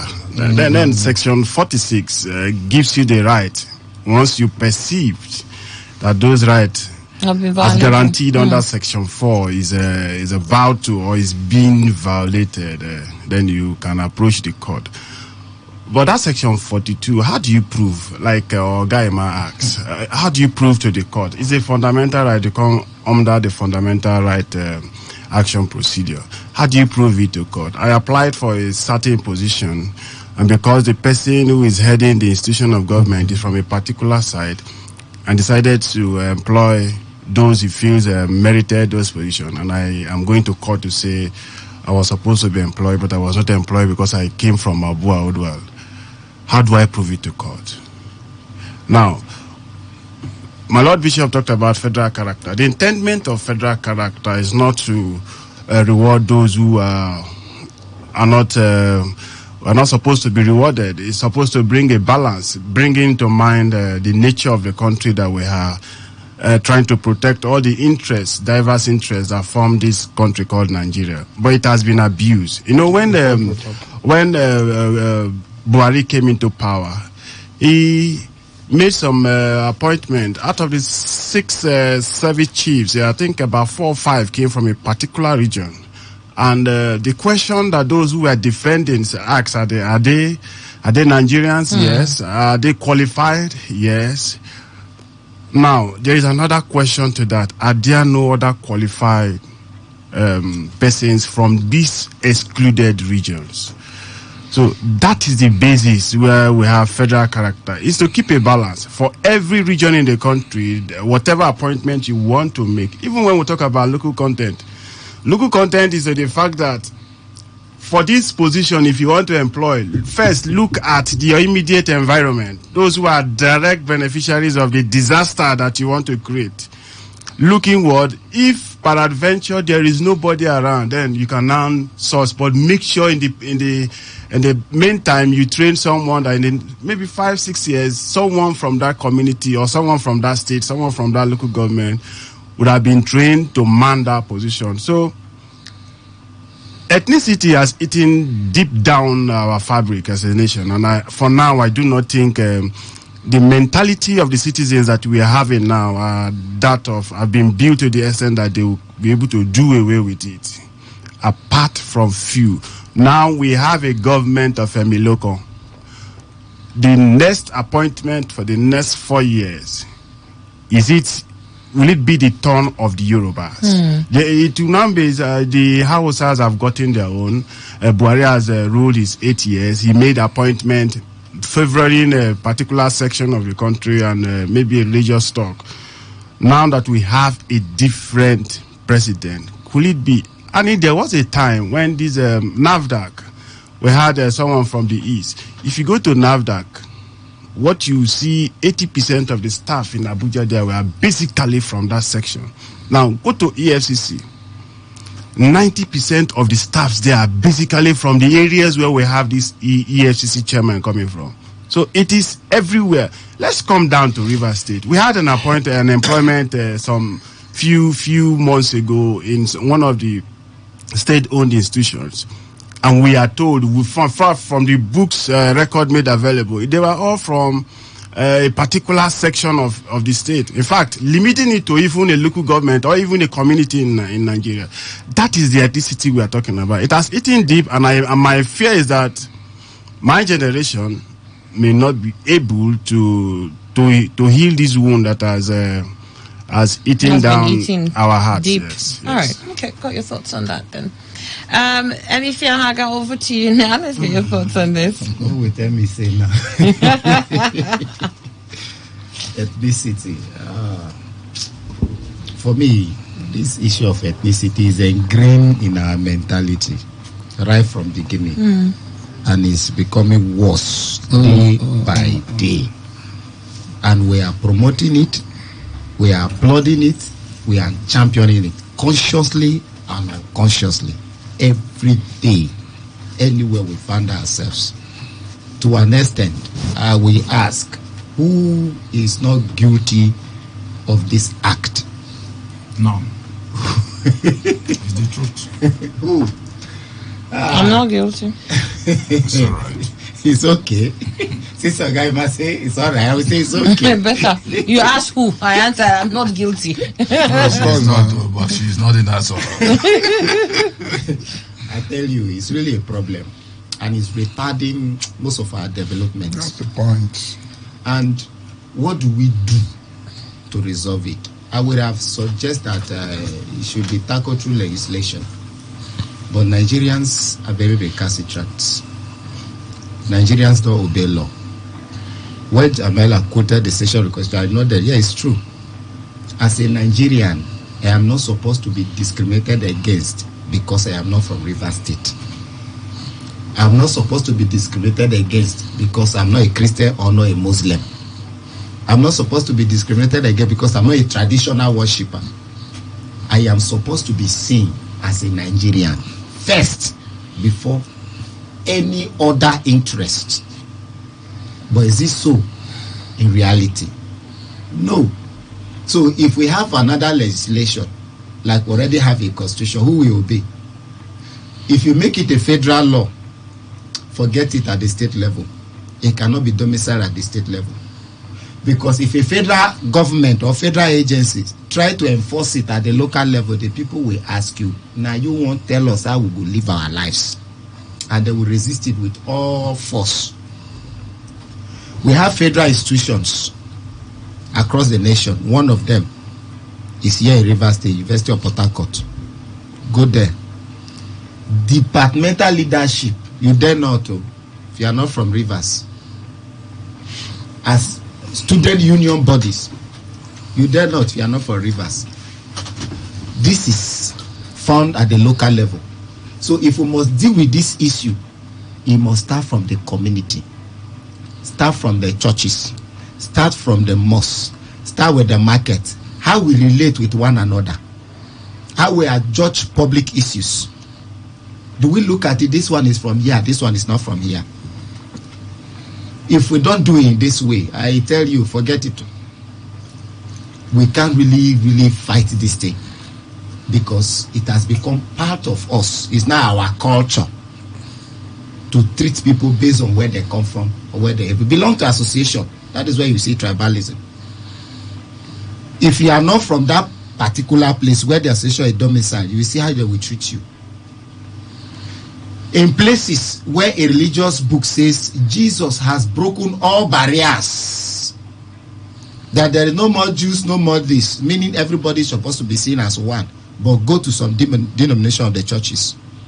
If you are not from the same place with the founder, you will be at the down. When it comes to positions of, like the politician will say, juicy positions, you will not see. If you are even maybe sent to certain area, you are able to groom the church to an extent is now begin to generate more tithe offering in bigger manner. If you are not from the same place, you will be transported again to somewhere, and person from that place will come and take over. So a place where morality is supposed to count, if you still have it, is it in the secular society where every Nigeria is, you are not from here, you are from there. So for me, it will be a collective effort by all Nigerians that yes, we are tired. We want it to be this manner. We're looking at federal character. At the state level, the federal character also talks about state level. The way you're having at the federal level, they also recommend it for the states. That people should be selected for appointment based on this to cover all local government diversity in those areas. But is it so at the state level? No. It's not like that. In the community meetings, it's the same thing. So, when you mention Kuru, what first came to my mind was Nuri Badu. When Nuri Badu tried to tackle some persons based on corruption allegations and all that, he was quickly sent to Kuru. Go there and learn more. School there. Maybe because you don't understand the game here. Why will you want to question certain persons? It is so in the Nigerian political system. If you talked about all-round inclusion in the politics of Rivers State, for instance, everybody look at, some people will ask, so we now take our position. And later I go to, what about your states? What about this? Forgetting that you are here already playing your politics, are contributing to the development of Rivers. So this is your first home. But they will never see it like that. You go to other areas of this country, the same thing, they will never see it like that. In fact, they see you as a threat. If you are joining, the more you try to make effort to progress in that thing, the more you become an enemy. They will conspire to make sure you are pushed out because of the system. That, yes, yeah, because they believe you are coming to share in their benefits. And these are people who want to be like America, like a UK, like this. We are always like. But are we doing those things that the UKs those people in Americas are doing. No. So we can't be like them until we deal with this from the areas where morality counts more. If you are a preacher, you are a minister, you are in whatever capacity talking to people, make people to understand that this thing is even not of God. It hinders our societal development. So we must do away with it. If not, I will thinking of maybe conducting a surgery on our brains to remove that part where ethnicity can be so ingrained. Continue. Annie, I don't know whether you are we are concluding, but something entered my mind. Yeah. I don't believe that there is any ailment that does not have a cure. A cure. Well, all this constitution we are looking at is mindset and it's a mentality problem. And I've also said it's also position when we place merit above all. That's not, even when you talk of federal character, we are talking about governance. Everything runs down to governance at the communal level. Everything. Look at the Americans. I want to give this for Nigerians to know. Do you know America conquered ethnicity? It was still constitutional. When you talk of state of origin, that is the beginning of the identity of where you come from. A state of origin in America is not where your father comes from. Any state you are given birth to, that's your state of origin. So you can have 6 people in a family that were given birth to at different places. In the same family, you don't have the same state of origin. You were born in Mississippi is your state of origin. You were born in Boston is your state of origin. That's what it takes. So it united the American state. You see yourself as an American. And you fight for America, your country first. A simple strategy. Yeah, even within the same community, you are not from the same family. You are not from the right family. Your mother did not come from the right stock. They did this fundamentally to overcome this ethnicity because they have red Indians, they have different people who came to form America. And they wanted to have one strong America. And what they did was to solve it by this, where you're given birth to and what makes you an American. Simple. So we must, it's not even religion, it's not anything. It's fundamentally a mentality issue. I see you, you're my brother. Where does the brotherhood come from? It's not because we speak the same language. But the fact that we are from one nation, this is my brother. And when I mean it's my brother, it's like more than a blood brother. So it's difficult in your family if you are seeing 3 of you. When you are filling a form, a normal form, you are writing different state of origin. Where does their fatherhood comes again? You answer the same name, the same father, but you are not. So people have looked at, how their society will advance corporately. And that's how they do their laws. Our laws itself is sentimental. We do laws based on our ethnic biases. We do laws based on our ethnic protection, not on having a national view of where we want our nation to be. And that must be corrected. Somebody wants something, he goes to lobby an assembly, or he picks up a pressure group just to get that little thing. After that, where does it leave you with? Where do you advance from there? So I want to say strategically, let's begin to look how we resolve it, because it's affecting our children already. Most of them, what do? As soon as they finish their university here, now most of them, if you have money, you don't even keep them here, you send them abroad. Why do you go to somebody's country and you are feeling as if you own that country? You own the country. It's because of how the person have structured the country. That look at the British Prime Minister. He's an Indian. Go to Britain today. These are Arabs. Most of the people who head regions and provinces are Arabs. The world has been liberalized. Obama himself was a Kenyan American. He went to America and became a president. So we must know that this is how countries advance. If we live in this mundane locality and ethnicity, it's part of why foreign investment will not come. Because when your children come and they kidnap people, you say they are our children, they are looking for money. You protect them, they bring that money, you give them chieftaincy, and they are destroying that community at the name of that country. So I think it's very serious. It's very serious. All right. But is there any hope, Annie? Yes, even in India. For Emmanuel Ndukweno. There's no hope. No hope. I think there's hope. We can't solve it. I think we can. I think there's hope. There is hope. I think there's hope. Like I'll Bishop keep said, on if we reminding. begin to And I'll keep telling you this. Character, because if we say we should make it a legislation, forget it. The Nigerian man will resist it with every effect. In this country? Yes, we'll resist it. Let me quickly. If we can shame people who are doing some of these things, that can is big. That can. There's this story I want to touch. In fact, there are two stories more, and I have little time, so I'm just going to see if we can rush through it quickly. Twitter suspends Hyundai's account over post on Tinubu citizenship. David Hyundai, a popular Nigerian investigative journalist, has been restricted on Twitter for posting the personal information of President-elect Bola Ahmed Tinubu on Saturday. Hyundai's account was locked days after alleging that Tinubu had dual citizenship in Nigeria and Guinea. I know you used to do the Think Tinubu movement. Yeah. Did you guys know that he had the Guinean citizenship? This thing came up when there was an. Did you guys know? I'll get to you. Is it something that you want to? Yes or no? Yes or no. This person will tell us now. Maybe even Tinubu that might not know. Okay. Hyundai's account was locked days after alleging that Tinubu had dual citizenship in Nigeria and Guinea. Hyundai, a non-supporter of Peter Obi, claimed that the country's president-elect may have committed perjury. Confirming the suspension of his Twitter account, Hyundai wrote on his blog that his account has been reported for posting private information and is temporarily locked. You may not publish or post other people's private information without their express authorization and permission. We also prohibit threatening to expose private information or incentivizing others to do so.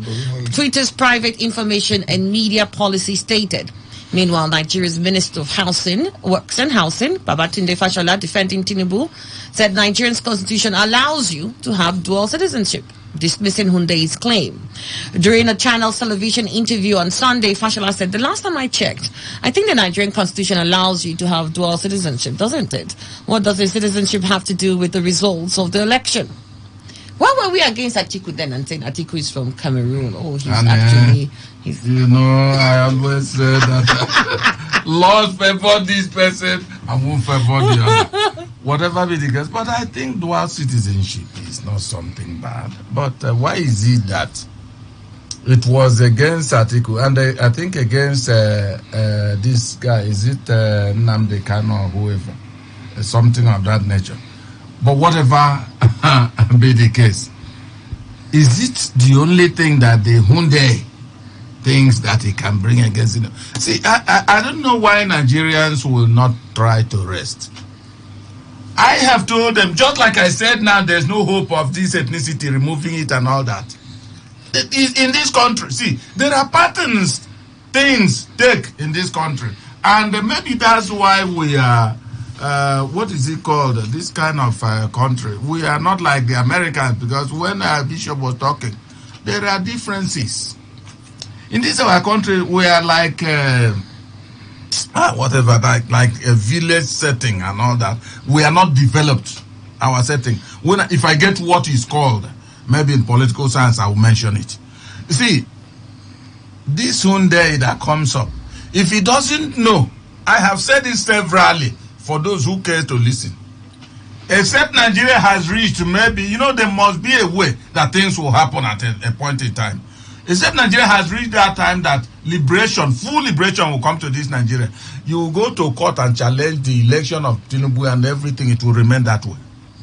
They will install him and it will continue. After court cases and all that, it will continue.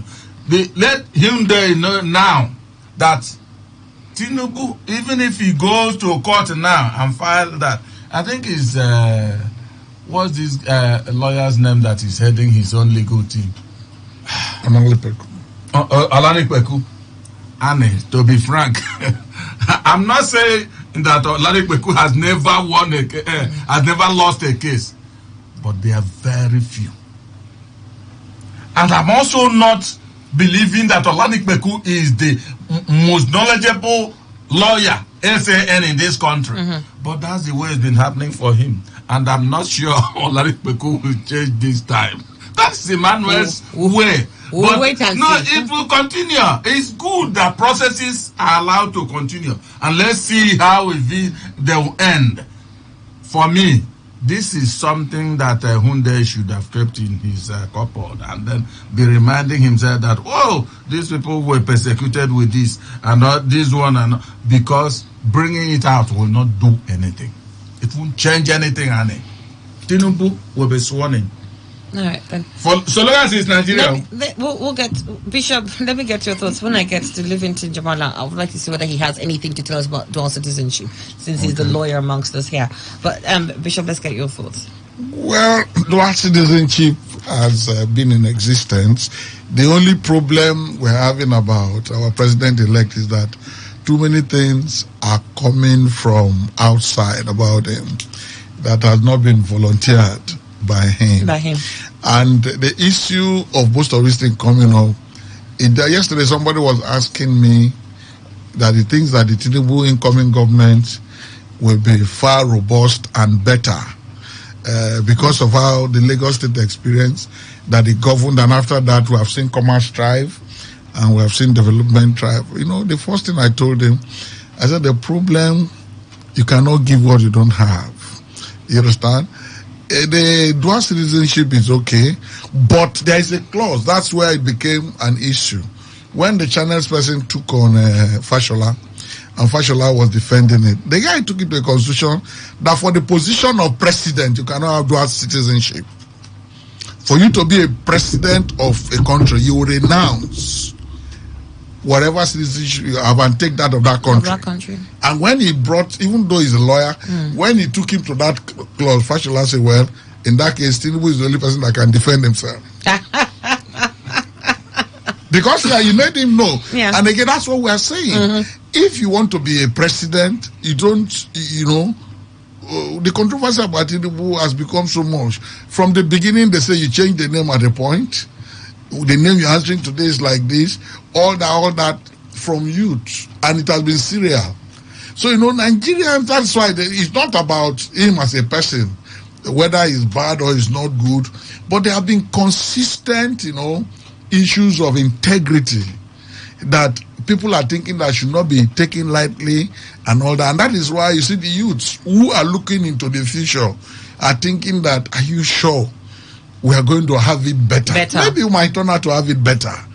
So for me, people that are disclosing all these things, if they are not disclosing it for selfish reasons, they call the president himself, who is elected, should make a statement. If you look at Tinubu, he shot himself on the foot when he went to Chatham House. Do you know the statement he made? And that's why I'm not surprised about this, our elections going this way. He said that in Nigeria, whichever way you want to use in winning elections. He was talking to our international press. You want to win elections, you go about and get that election won. Others can go to court or to play the one to go. He said, and they told him, how are you going to rule?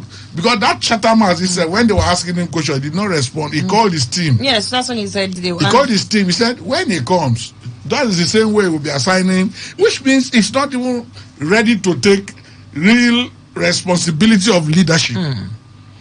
And for a country that we are talking that somebody is coming to build up, we need a president that will be involved. Will not just be a shadow president, a president that will be involved. So for me, most of these things are neither here nor there. Even Toye was taken to court for dual citizenship. He won the case in terms of governance and all that. It's a privilege if you had the opportunity to take dual citizenship. But in most cases, you can defend it. Most of the people that are bringing it, I think they just want to smite somebody like Tinubu's integrity by saying, this is the man, and this is why. But is it different for that of a governor and that of a president? Because you're saying for you to be a president, you have to renounce. Why are you saying as governor you don't need to renounce? No. Yes, as governor, you may not. Okay. Because the issue of presidency, I have a little always in the diplomatic circle.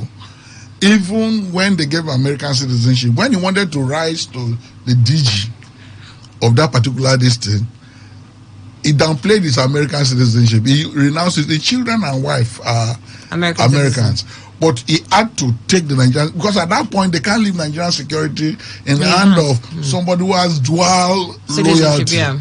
That is where this is becoming a matter. At least for the presidency, I can understand. For the presidency. Yes, for the presidency. All right. That's exactly the point. All right. Let me take Gifting Jemana. And see, as well, look at you as if you're the judge. I think you're expecting so much from me. Well, at least just give us your thoughts on that. Yeah, Section 28 of the Constitution said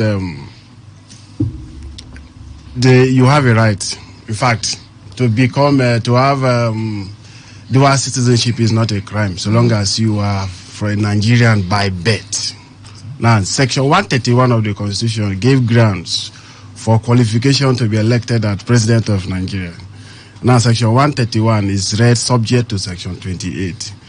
Well, my only snag or my only problem is that that of declaration. At the point of vying for this position, you will declare whether or not you have a citizenship of another country. You will declare. Now, in the publication made, the problem is not because he has a passport of Guinea, but because he lied on oath that he is not a citizen of any other country other than Nigeria. That is where the problem lies. And if you look at it, it is perjury, it's a criminal offense.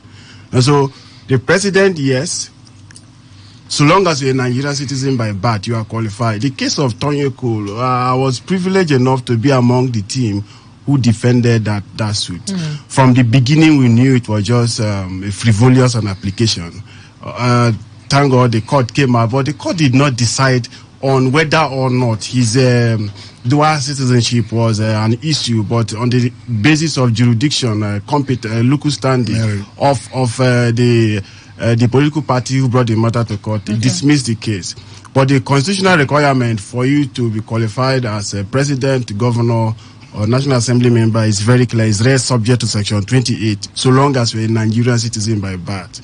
But Tinubu's problem, if we will have a judiciary that is judiciary in its sense, in its meaning, is why do you have to lie on oath? And if that criminal offense is to be sustained, then it will derobe him of his privilege. But for now, between now and May 29, can anything come out of that? Once May 29 is over, the immunity clause covers him till he finishes his tenure. So the investigation to me is a nice one, whether they are private. Once you presented yourself for a public office, or your private information turns to public information. So you have to be scrutinized. You should have divulged that information. Yes, for you to have lied to Nigerians that you are not a citizen of any other country, it means there is some deceptive attitude in you. What else could you be lying? What else could you be lying about then? I mean, one will begin to think, what else is a lie? Yes, even his age is still questionable. So there are so many question mark attached to it. Let's get on to you now. Let's get your thoughts here, Emmy. I was just sleeping anyway. Well, whether you're sleeping or not, you know the question. You can't run away from it. No, you can't. I read something. I read a post. I don't know how true it is. It's alleged, written by Sheikh Usani, who said that on that post that if we remove the obedience from our political space, Nigeria will have the peace that they are looking for. Why do I have to follow this path? You see, sometimes we people make certain allegations and all that. If you have certain information, so you are privileged, you just be laughing. This thing came after it was reported that Obi was arrested and detained in the UK. The thing took over the media space, and suddenly somebody have to, publish something that yes, he has a Guinean passport, and if you see what was published, even myself, I laugh. I laugh. I say, so even Guinea are so poor to this extent that look at their passport, look at is this really Guinea? I just laugh. And do you have another one in Guinea that you have? Do you have access to any of Guinean passport? Not a rich country. To that extent that what's the extent? Black and white and what? If you see, it was a picture that was taken. Please, I don't want to go to that. I don't want to go because you're the one that brought it up. For me, it's not matured at all. It's not matured at all. What's not matured? I hate holier than thou attitude. I don't like it. I find it very difficult to cope with it. The people who are making this allegation are looking for me to disqualify Bola Ahmed Tinubu. And this is the same people who have their principal getting what they call American citizenship. Let me ask you a question. You said the people who are doing this are looking for ways to find to disqualify. Are you not worried? Are you not worried as a Nigerian that there might be several reasons why any person who will emerge as the president of Nigeria stands disqualified and we're not talking about it?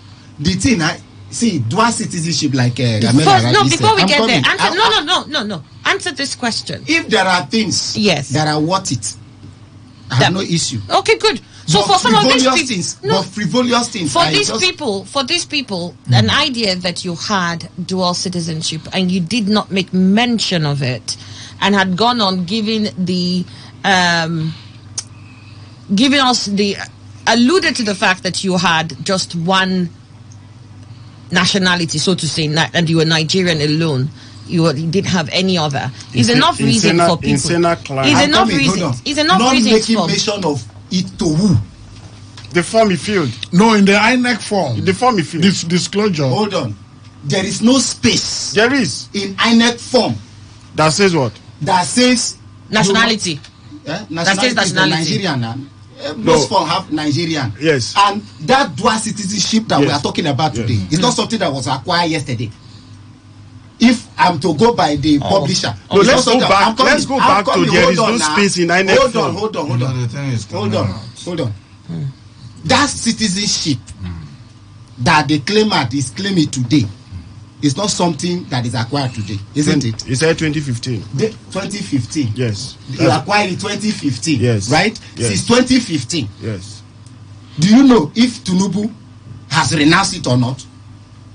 If we are going by the statement of the claimant now, do you know if Tinubu has renounced it or not? That would be his defense. Critical question. And that would be his part of So why are we saying he said talking to who? That's why I asked. Talking to who? There is an because he has not gone to talk to one obedient or one will be supporter. So therefore he has not spoken to Nigeria. Or he have not addressed the issue. No, that is not. So Femi, what you read the person who published it. So what will be the case here? We can only work with what we know. Yes. What we know is that there is a document purportedly showing Tinubu to be by somebody. I said purportedly. Hold on.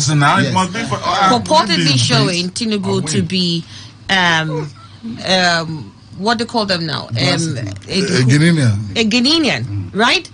We don't have anywhere where he has defended that or he has come up to say I had renounced. We don't have. You don't have. Exactly. So we can only work with what we know. We can't work against what we don't know. What we know is that there's something out there that shows that he's Benin-noise. Guinean, not Benin-noise. Assuming he has not renounced. Wait, hold on. Something idea that says Tinubu has dual citizenship, right? And somebody's already concluding that he committed perjury. He committed crime against the state. That is conclusion, right? But you've not heard from the man. You don't even have the total information whether he actually have it or he has renounced it. We haven't heard from the man since last election. If you have a dual citizenship, if you are contesting for the office of the president as one of the requirements, all you need to do, you go back, you renounce one of it. That is all. You might not make it a fun fair. Something you just write, something you just go. You say, I'm no longer this. That is all. Because when you acquire it, you didn't make it a fun. So I guess what you say is that it's just something that you just. So what you're saying is that there's a possibility he's renounced this already. No, but the disclosure. The disclosure is let's not talk as if we have run an election. I've failed election forms. That's what my council chairman then was even taking for perjury. Why? The perjury was that there was a time somebody the subpoena in a court, a magistrate court, just for doing something as a school teacher. But the person Sopuando then was a local government chairman. And by then, he was remanded, but he didn't go to prison. But I think some fines were paid. Okay. He took it as a civil district. When there was a political war between him and that particular person, the person went to INEC, took his form, he feel, because he did not feel that he has ever had a criminal district before. He said he hadn't. So they went to the court and brought the judgment as at then from the court and gave to this other court as an evidence. And the matter, he lost the matter. He was still a sitting chairman. He lost the matter and he appealed it. Because of the appeal, they still left him. He was in the position and concluded. So some of these things we take lightly. If out of ignorance, even the particular disclosure, the renouncement and all that are supposed to be additional information you disclose. To who?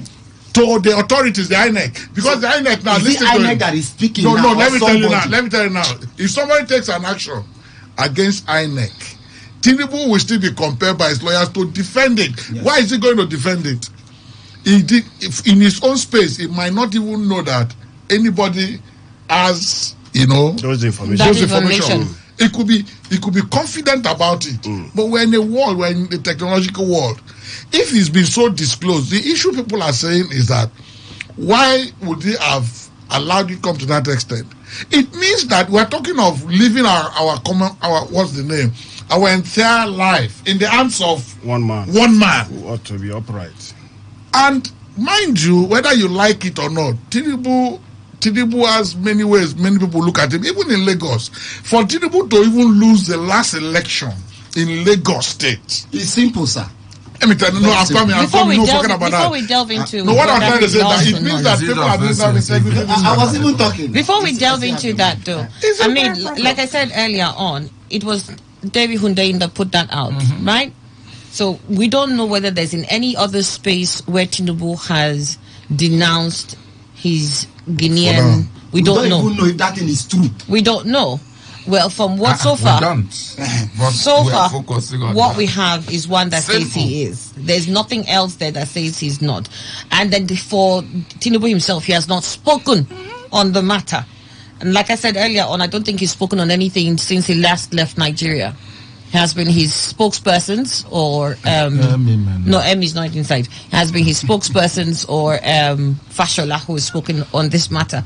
So we'll wait and see how this pans out. But I'm also thinking that for Twitter to take down his space, there must be some authenticity to it, right? Because no Twitter has a rule. Hold on, a double standard. If I pulled out somebody's state private that is fake, that is not real, they will not act on that. No, they do show that once you are reported to publish anything fake or whatever. No, not fake. There are plenty things that are fake that are not true. Something that is not true. There are plenty fake and untrue things. How many people are reporting now? That is the thing. How many people are reporting that this thing that is posted that has been posted? How many persons are reporting to them that this thing posted is not true and all that? If somebody is not reported, then you will take action. Well, the reason, hold on. If people are reported, then you can take an action. But then again, I would think that if the report was that you put as something fake that is untrue, they'll also bring you down on that. What we understand is that they said he violated their rules where you're not supposed to publish the details of any other person. But like we said, let's see how that pans out. It might not even cost anything eventually. Yes. I mean, 29th of May. 29th of May is around the corner. How much difference would this bring anyway to the conversation? Citizenship. Oh, really? Yes. What's this? America. The issue of dual citizenship is not what we are discussing here. Did Obi discuss his own? Hold on, did Obi disclose his own? No. I'm not privileged to see his form. That is why I say most of this frivolous, we should be talking about. How do you know he has dual citizenship? I saw it on some. In fact, when he was given the certificate and all, I saw the picture. Which certificate of what? America, citizenship and all. I saw it. Wait, where was it being given? In America now. When? In America. I said when? You saw it online? I saw it somewhere in one publication. Can you Google it out? To you. You can go ahead now. You have an Android phone. You say I should Google it for you. No, I don't do that. You see, there are so many reports about Tinubu. People are just deceiving themselves. Oh, it's not Nigeria. Oh, it's not. His name is changed. So persons don't have right to change your name again. But you are changing your name. Oh, he's this schoolmate. He doesn't know. And you see somebody who went to school. And people are still coming that he was my classmate. Oh, continue to soak yourself in your worries. Why those who want to progress are busy making plans for their progress? It's simple. Emmy, I think we are missing something here. What is that we are missing? What we are missing is that he committed perjury. Yes, that something is that is not sanctified, that is true, and information. Is it you and I that was certified that is true? I don't make mention of Peter Obi. You say I should go it. That you are doubting. It is, but you are concluding. Some we are discussing. We are discussing on the report here. The report here. That is an allegation. We are not the jury. We are not the jury. It doesn't lie in your hand and my hand to say whether you are not verify if that thing is even okay, true. Assuming it is true. Information to the public. Excuse this is how we are misinformed so many persons who are today carry out Tinubu is not Tinubu is this, Tinubu is assuming that. It is true, what is the law? Assuming it is true. Until it is then. But now when you are making a but as you are saying so now, but let us ask, if somebody who is an incoming president, yes, you are shrouded in this kind of controversy, yes. Mind you, I'll tell you something. Why people are getting so worried about our president in the making. Number one, look at the last listing. He's nowhere to be found right now. All these things. Somewhere. Somewhere. Where? A president, they show even when you are sick. Look at the. He's not a president. No. Listen to me. He has moved into the. Yes, he has. Security house. He has started enjoying the leverage of the president. There is a transition. There is a transition. Once elected committee. President-elect. But there is an incumbent government. Wait now, listen. The incumbent government is working in pari passu. Cannot take with him right so now. many There's nothing without Buhari is doing that. It is not. It is constitutional. No. That's what. That's when once you are elected president, you work in hand with the president in power. No, show me where it is. Show me where it is. Now you want me to show you? Yeah, it is. I told you it's discretionary. He didn't want to show you the Peter Obi on. I'll show you. I will show you that of Peter Obi here. It is not presidential candidate of the Labour Party in the 2023 general election. Peter Obi is facing a fresh disqualification suit at the Federal High Court in Abuja over his alleged possession of a dual citizenship of two countries. Obi was dragged before the court by another political party, the National Rescue Movement, which among others alleged that the presidential candidate is no longer fit, proper and qualified for the highest plum office in Nigeria on account of his dual citizenship. The plaintiff in the fresh suit against Obi is praying to the court for an order to disqualify him from the presidential race on the ground of breach of the 1999 Constitution. In the suit, Max Swanso, the Labour Party candidate, was accused of acquiring citizenship of Dallas in Texas, United States of America, in breach of Sections 1 and 137 of the Nigerian Constitution. The party, through its counsel, Mohammed Danjuma, asked for an order of perpetual injunction restraining the Independent National Electoral Commission from recognizing, dealing, or affording Peter Obi any right or privilege to stand for the presidential election. In a 14-paragraph affidavit in support of the suit, Obi was said to have voluntarily acquired Dallas citizenship and certificate of citizenship presented to him by the mayor of Dallas, Mr. Eric Johnson. The party produced a picture and video recording of the presentation of the citizenship certificate to establish its case against the defendant. When the matter came up on Monday, Justice Iang Edem Eko lambasted the plaintiff for the inability to serve the originating summons on the defendants. Justice Eko thereafter fixed February 10th for mention of the suit and threatened to strike out the case should the plaintiff fail to serve the court processes on Peter Obi before the adjourned date. Well, we know that he went on to contest elections on the 25th of February after that. I've not heard much on that. But then that he got citizenship from Dallas and that they were able to ascertain that because of pictures of him doing so. Now, I will want to believe that if there was a form to fill by INEC and they said, there's always a provision for there's a provision for that. That he will have said Nigeria. If there was any other one, he might have indicated, knowing fully well that he had accepted that citizenship publicly. Yes. I mean, the person who even until that was conferred ceremonially. It was ceremonial, and I was even going to get there. But I mean, there's no need to hide that because you have pictures. There are people who saw you do that. But I don't think there's anywhere where we know that there was a picture of Tinubu accepting a Guinean citizenship. All we know is that there is a passport. Now, with the one that is ceremonial, really, there is no passport issued to you. Yes. You have the process of you getting an American passport is completely different from when a county or a state offers you ceremonial citizenship. It's completely different. That's true.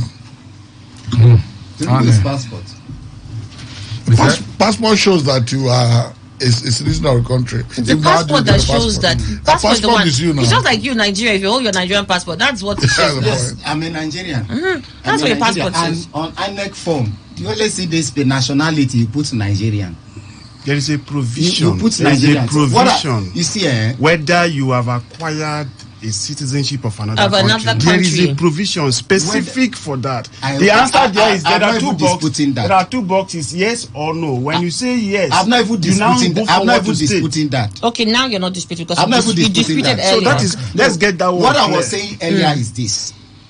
We don't have information. Okay. That whether he has renounced. I agree with you on that. Yes, we don't have that information. But that's true now. We don't have that information, and we don't even have information whether what Hundeyin put up is actually true, true or not. But Annie, should we be talking about what we don't even know whether it exists or not? What we are talking is that because Nigerians are concerned, when those kind of thing comes, the people that want to rule us should be able to address them. You see, by way of accountability.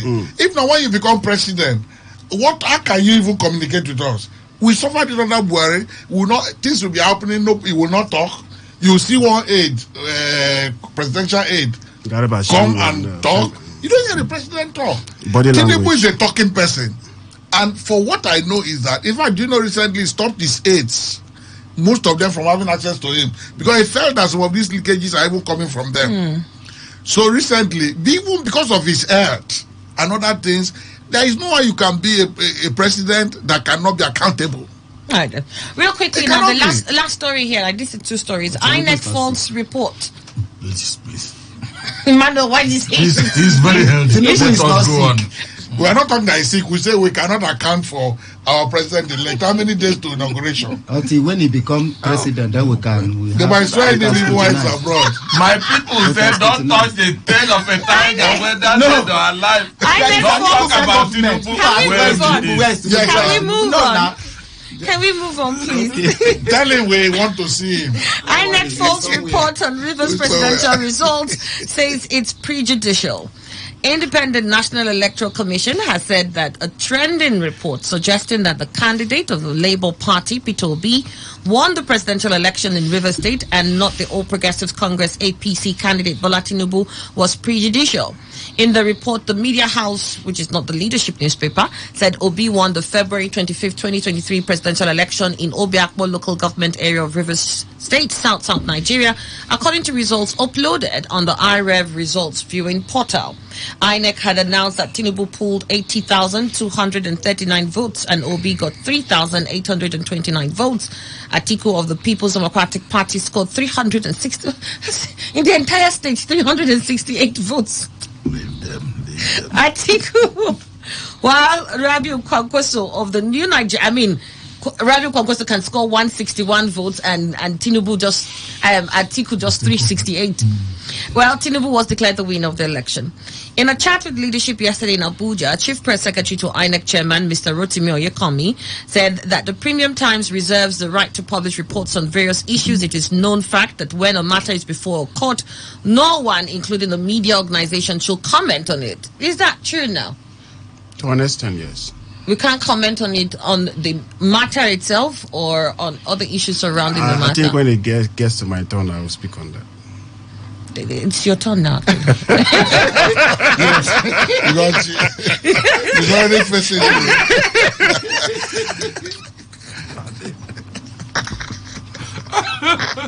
I'm sorry, I'll wait for your real turn, okay? Not this fake turn. He said what the media house did by publishing a report on the matter before the Presidential Election Petition Tribunal was unfortunately prejudicial. It shouldn't have been done. I don't know why they did it or what their intention is. The intention is, it is not for this reason. It is for this reason that I cannot comment on it. So, Emmanuel. Yeah. And he will not comment. So, are we saying that because it's in court, we shouldn't speak about it? We're not parties to the case.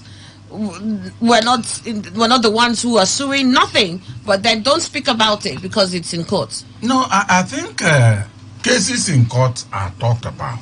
But you don't preempt what the court will decide. Exactly. That is it, absolutely. So, what is anybody telling me? If I just hear anything and somebody has so much money, he has dragged that to court, I will just keep quiet. I don't think so.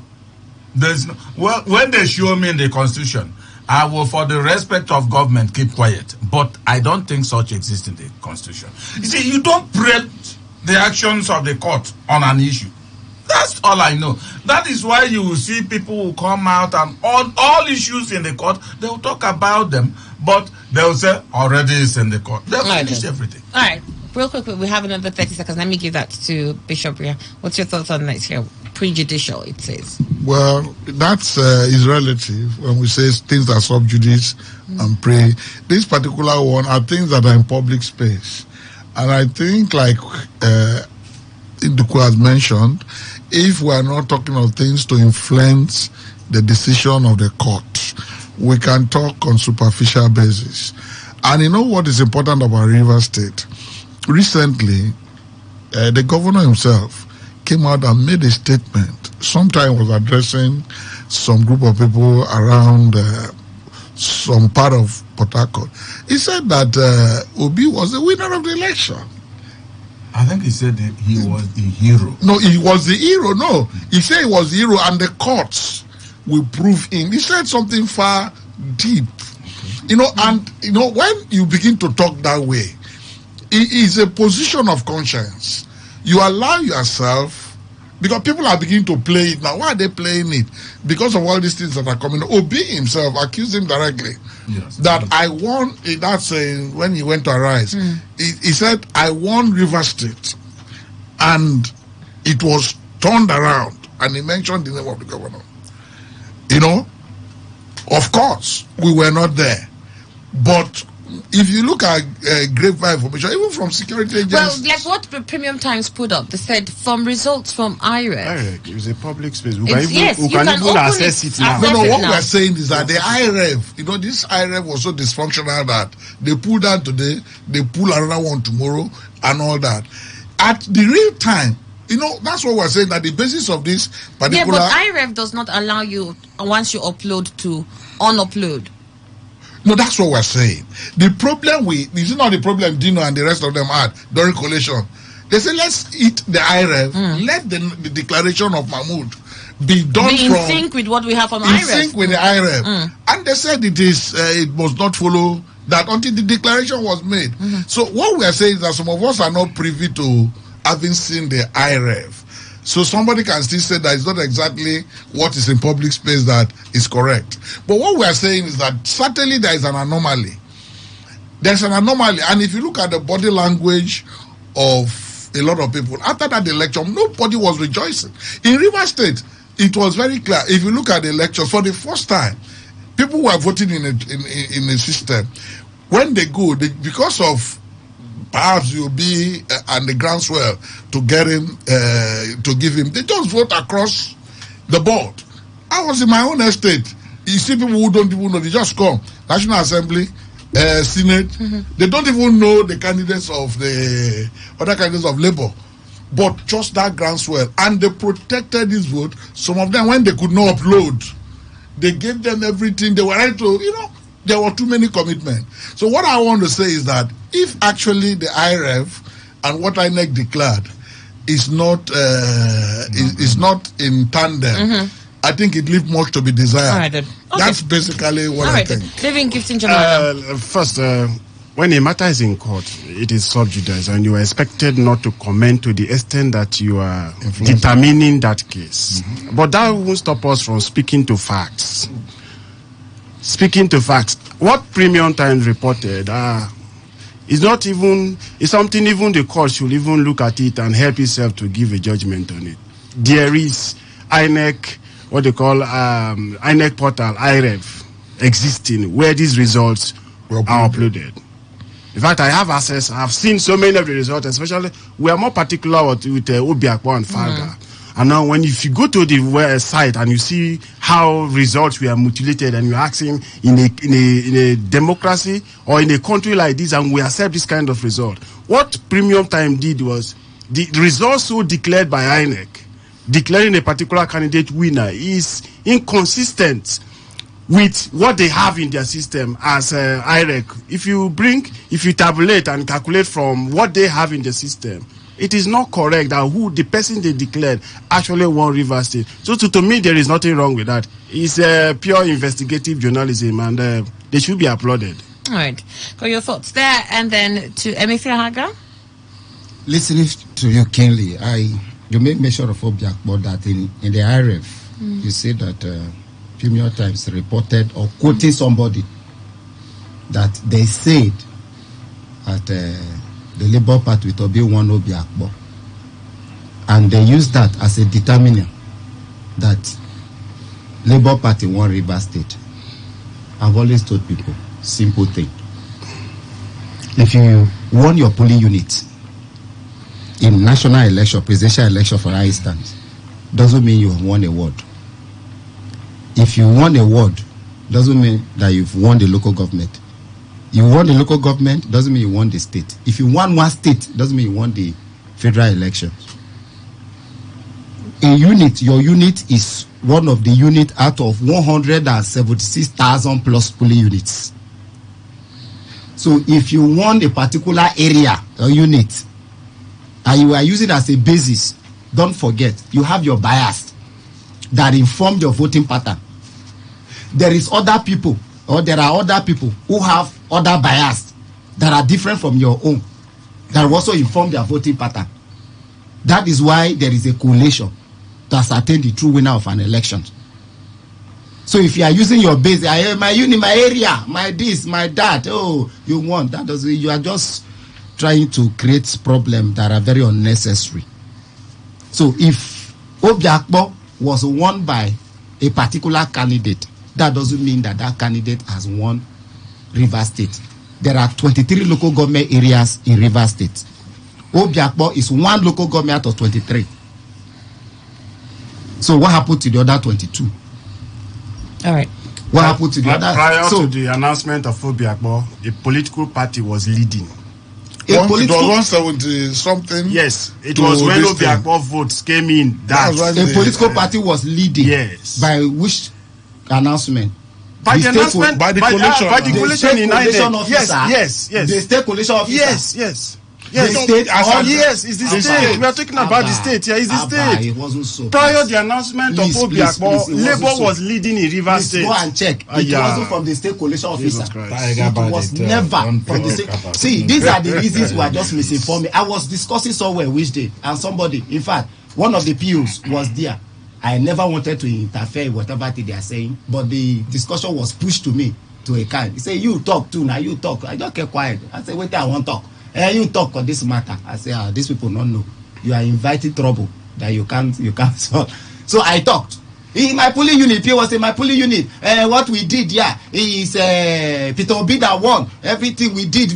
So I say, number one, girl, you are even indicting yourself, number one. Two, that your polling unit is Y unit. What about the unit in Kebbi? What about the unit in Sokoto? What about the unit in Lagos? What about the unit in Kwara?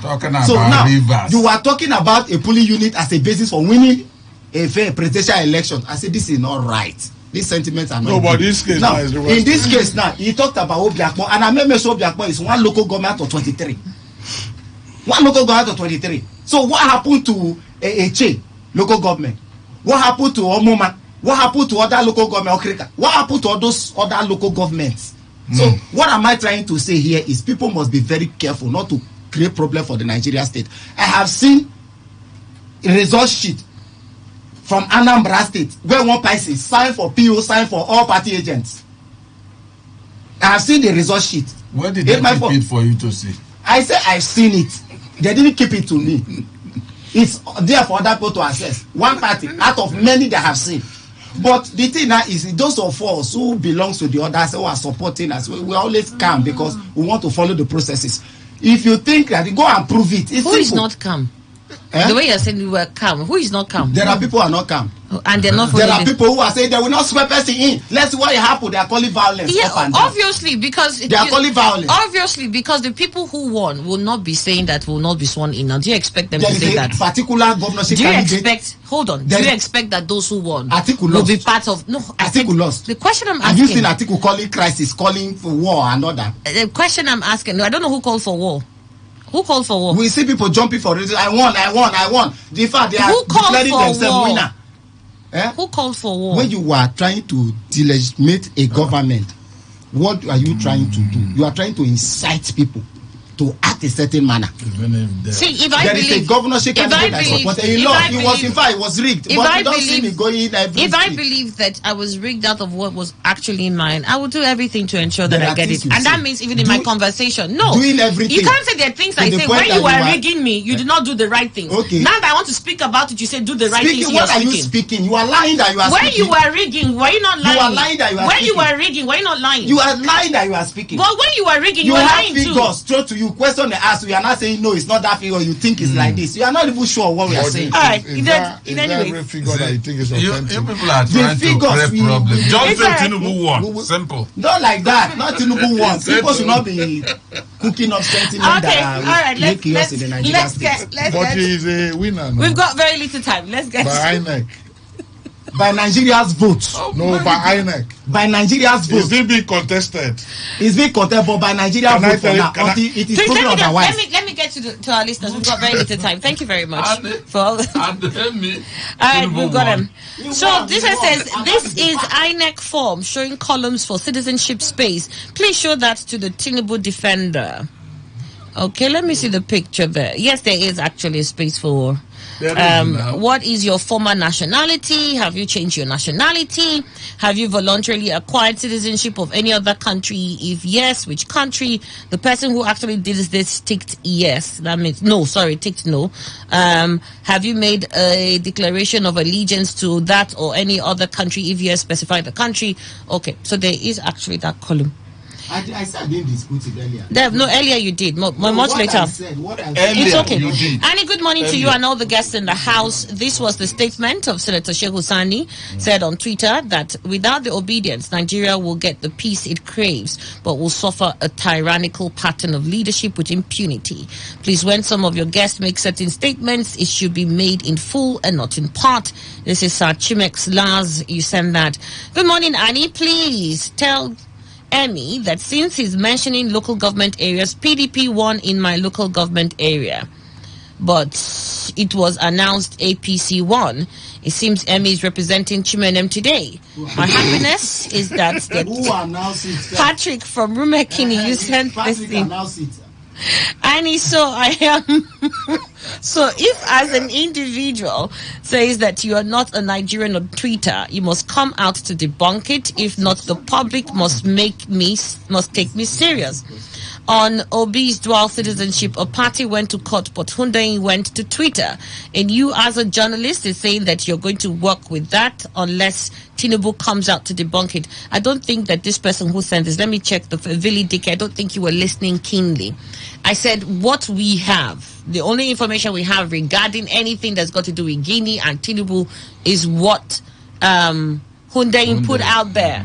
Even at all that is even to be true, there is no other place we have Tinubu saying yes it is true or no it is not true, or I have reneged my allegiance to that country. We don't have it anywhere else. There's no picture, there's nothing. And I said, so there's no basis to argue that back and forth. The only thing I'm going to find out here is if it is true, if they can take him to court.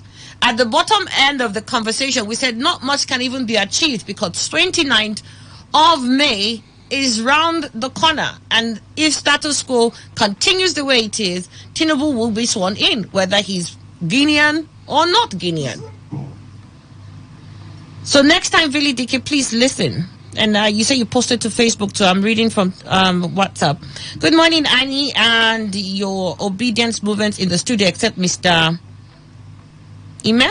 For my president-elect Tinubu, up to now, Tinubu haters, most especially in that studio, are still worrying themselves. According to my mentor, Mr. Ime, of course, I agree with him. Why are all these allegations, unnecessary allegations for? Just to disqualify Jagaban, not to be sworn in. Just imagine elderly people misinforming innocent listeners because of their endless hatred for Tinubu. That's taking it too far. Is it endless hatred? Endless hatred. It's a bit too far now, don't you think?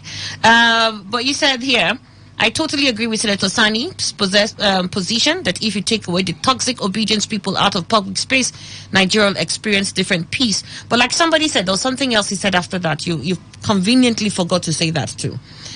Peter Obi came third and still making primitive claims that they won. What a confusing set of people. Prophet Hoffel from Elimbu, isn't that? Harry Dollar from Choba. Good morning. Please correct Emmy. It seems he doesn't know the difference between issuing someone honorable citizenship to dollars to citizenship of the United States of America. Mr. Pio was issued an honorable citizenship of dollars in the United States. It's an honor, Mr. Emmy. This is Harry Dollar from Choba. Good afternoon.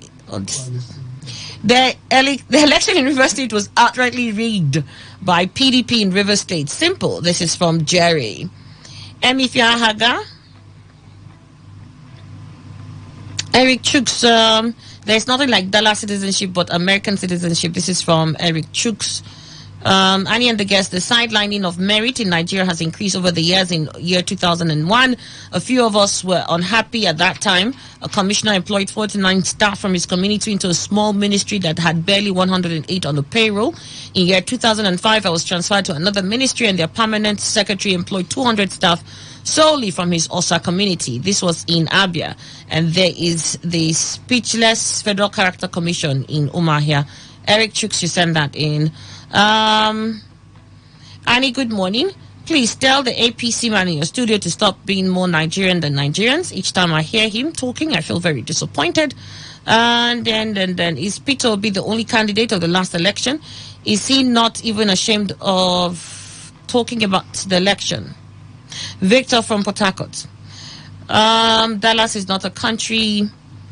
Please let me correct something. What Obi has was an honorary citizen of Dallas. Check the meaning of honorary citizenship. Please educate the public properly. Dallas is not a country. I think I did that already. I don't know whether you want me to rehash it. I spoke about it.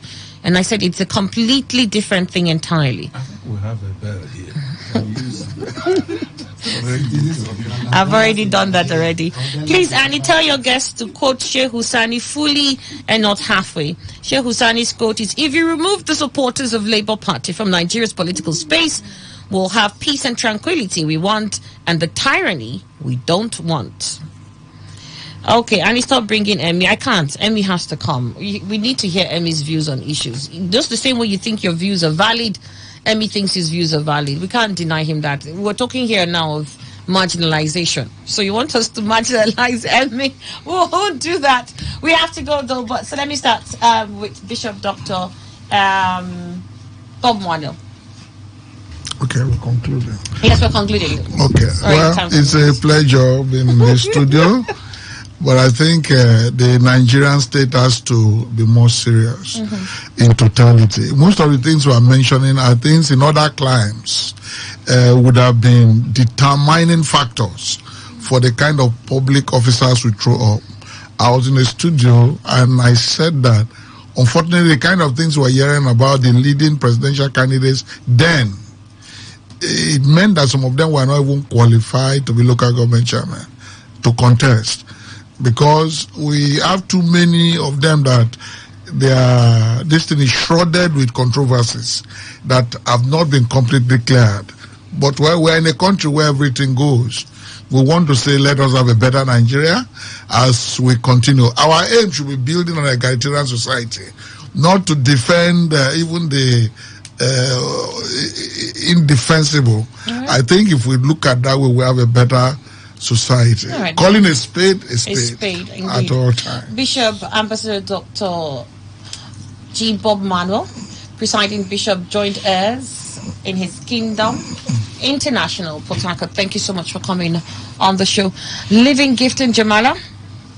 And my simple advice as we wrap up today's program is those who are desiring or who are presenting themselves to serve the people should learn how to be sincere first to themselves, so that we shouldn't be having controversial leaders that will turn up to build up controversial followers. Thank you. All right, then. Thank you so much. Livington Gifton Jamal Esquire. He's a private legal practitioner. He's not public. And lecturer at Eastern Poly Port Harcourt. Thank you so much. MB Fiahaga.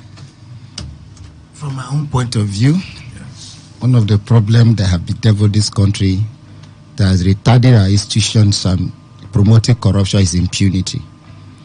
If we are comfortable with act of impunity, that where the Constitution says certain positions must be occupied through elections, you see people who disdainfully disregarded the Constitution of the Federal Republic, several actions. You don't see this as problem, but you are busy looking for Tinubu's place of birth and age. You are not serious. Okay. And if you're a political analyst, adolescent and adult literacy volunteer, thank you. Good morning, presenter. To be candid, the bishop in your studio had actually impressed me. He seems to have a depth knowledge about political happenings. Initially, I thought he was one of them, Tinubu's bishop. This is from Unwosu Godwin. Emmanuel Ndukwe. Well, if election was rigged about to be in Rivers State, Emmanuel Ndukwe may not know, but those who rigged it, at least they know. Sometime in the future, the truth will come. The world news is next. Please stay for Maxwell, Lucky Maxwell.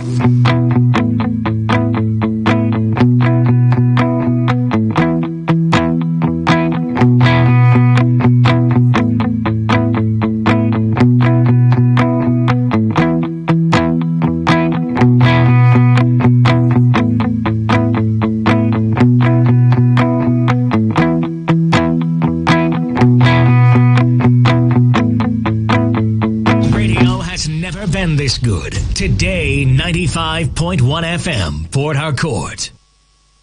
Whether it's happening in Port Harcourt, South South, Nigeria, or around the world, we've got you covered. On air, online, delivering balanced news and unbiased analysis. Today 95.1 FM.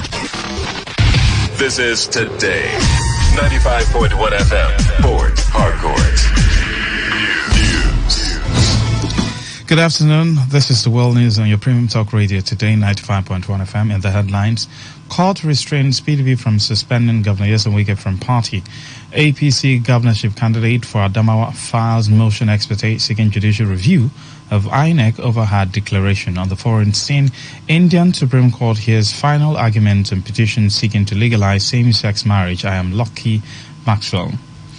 The Federal High Court in Abuja has stopped the People's Democratic Party from suspending Rivers State Governor Nyesom Wike as a member of the party over alleged anti-party activities. The trial judge, Justice Inyang Eko, also restrained the national leadership of the party from allowing the membership of the governor-elect of Rivers State, Similolai Fubara, for the same alleged offences against the party. Justice Eko, while delivering judgment today in two separate suits instituted against the PDP, said due process of law must be followed by any organization set up by law while dealing with issues relating to law.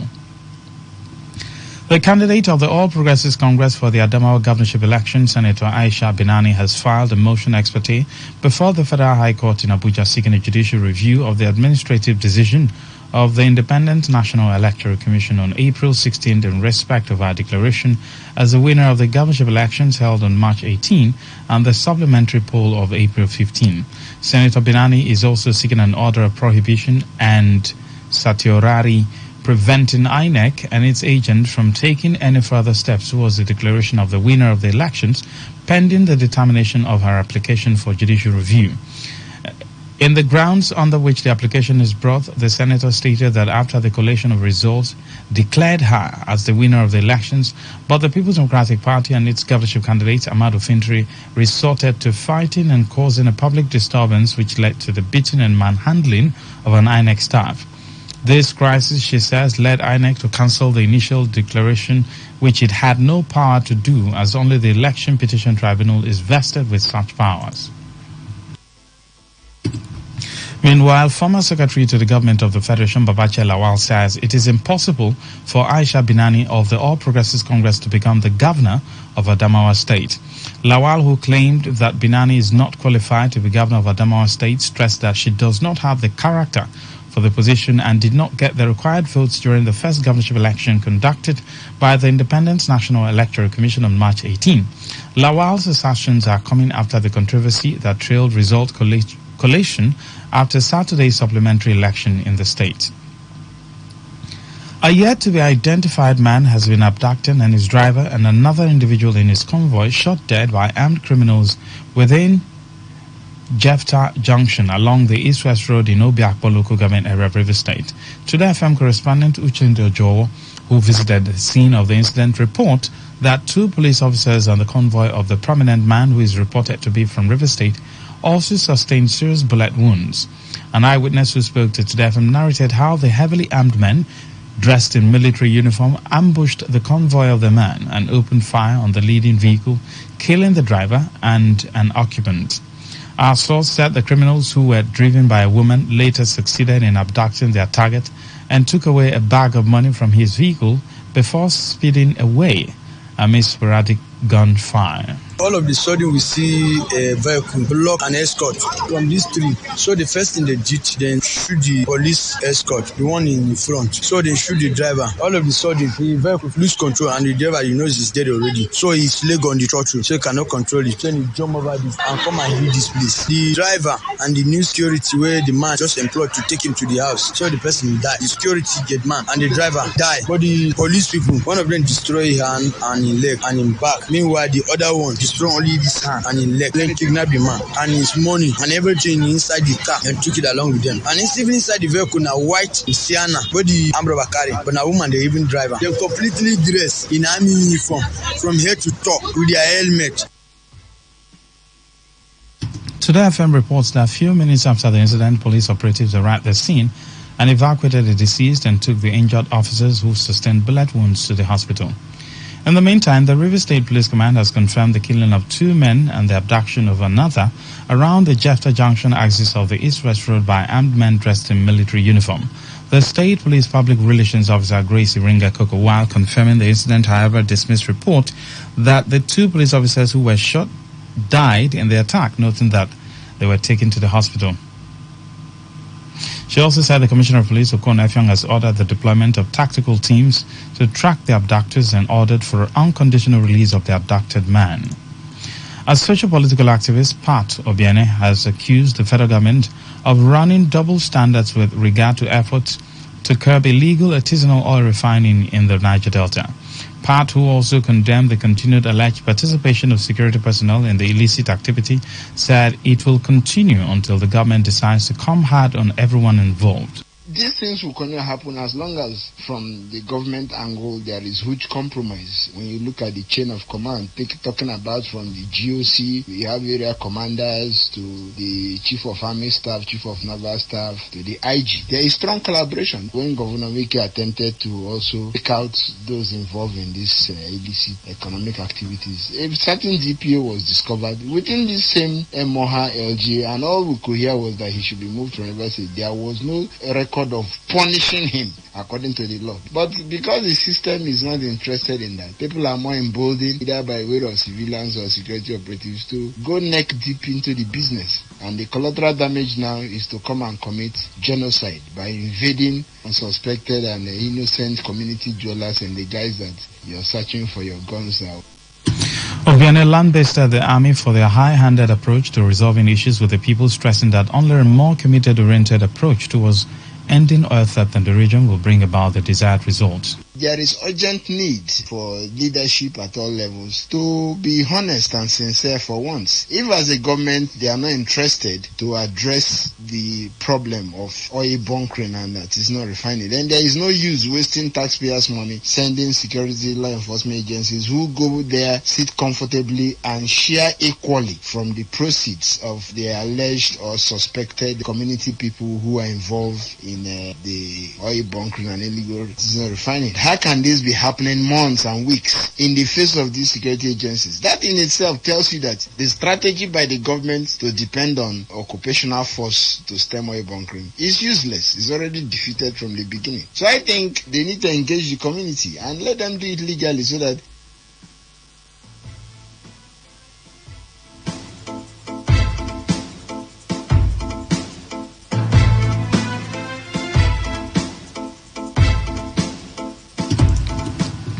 the Youth and Environmental Advocacy Center has petitioned the Minister of Interior, Rauf Aregbesola, over alleged frustration of anti-oil theft and illegal refining of crude oil campaigns by the River State Commandant of the Nigeria Security and Civil Defense Corps, Michael Oga. The group particularly accused the NSCDC Commandant in River State of the continued frustration of federal government and President Muhammadu Buhari's approved campaigns against crude oil theft, artisanal refineries, and efforts of environmental management in River State.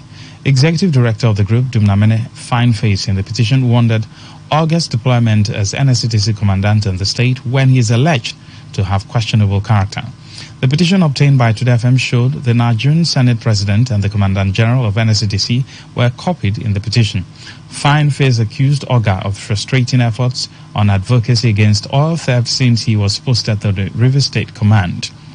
The executive director of the group, who is also the national facilitator, project with artisanal crude oil refiners for Modular Refinery in the Niger Delta, also urged the Minister of Interior to redouble efforts to significantly reduce security threats, pipeline vandalism, crude oil theft, illegal bunkering, artisanal refining, and associated environmental pollution in the Niger Delta region. This is the World News on Today 95.1 FM. We'll be right back after this short break. Every day, every hour, when the big stories break, depend on our 24-hour news team to bring you the latest. Today, 95.1 FM.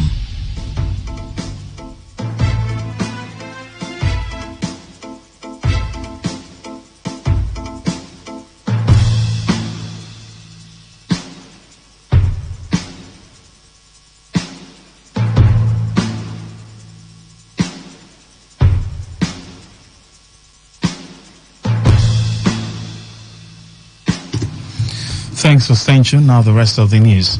The River State Civil Society Organization is calling on relevant financial institutions in Nigeria and the legislature to audit and probe the River State government account following allegations by Senator Dino Melaye that Governor Nyesom Wike funded elections in Kogi and three other states in the country. The RIF's co-chairman, NFA George, will question the rationale behind the alleged donations when several projects in River State are begging for attention. Senator Dino Melaye claimed on national TV that Governor Wike sponsored 2019 gubernatorial elections in Kogi, Cross River, Akwa Ibom, and Abia State. We are still struggling to understand the rationale behind the open donations of the River State governor on citizens of other states, while my one market, which was gutted by fire since 2014, is yet to be completed, and the second phase is yet to be returned to its original owners for use. It is quite pathetic that such amounts of money will be flying everywhere, yet there is no functional fire service, pipe-borne water, or functional state-owned production industry to employ our army of unemployed youths that have become a security threat. As we speak, demonstration teachers have not been paid for the past 7 years, and biometrics for pensioners is taking forever, thereby putting our senior citizens into untold hardship and penury. We demand that the Dino Malaye's allegation should not be swept under the carpet. Tension between the National Union of Road Transport Workers and Drivers Welfare Club of Nigeria is brewing following an alleged arrest of 3 drivers today by men of the Nigerian police.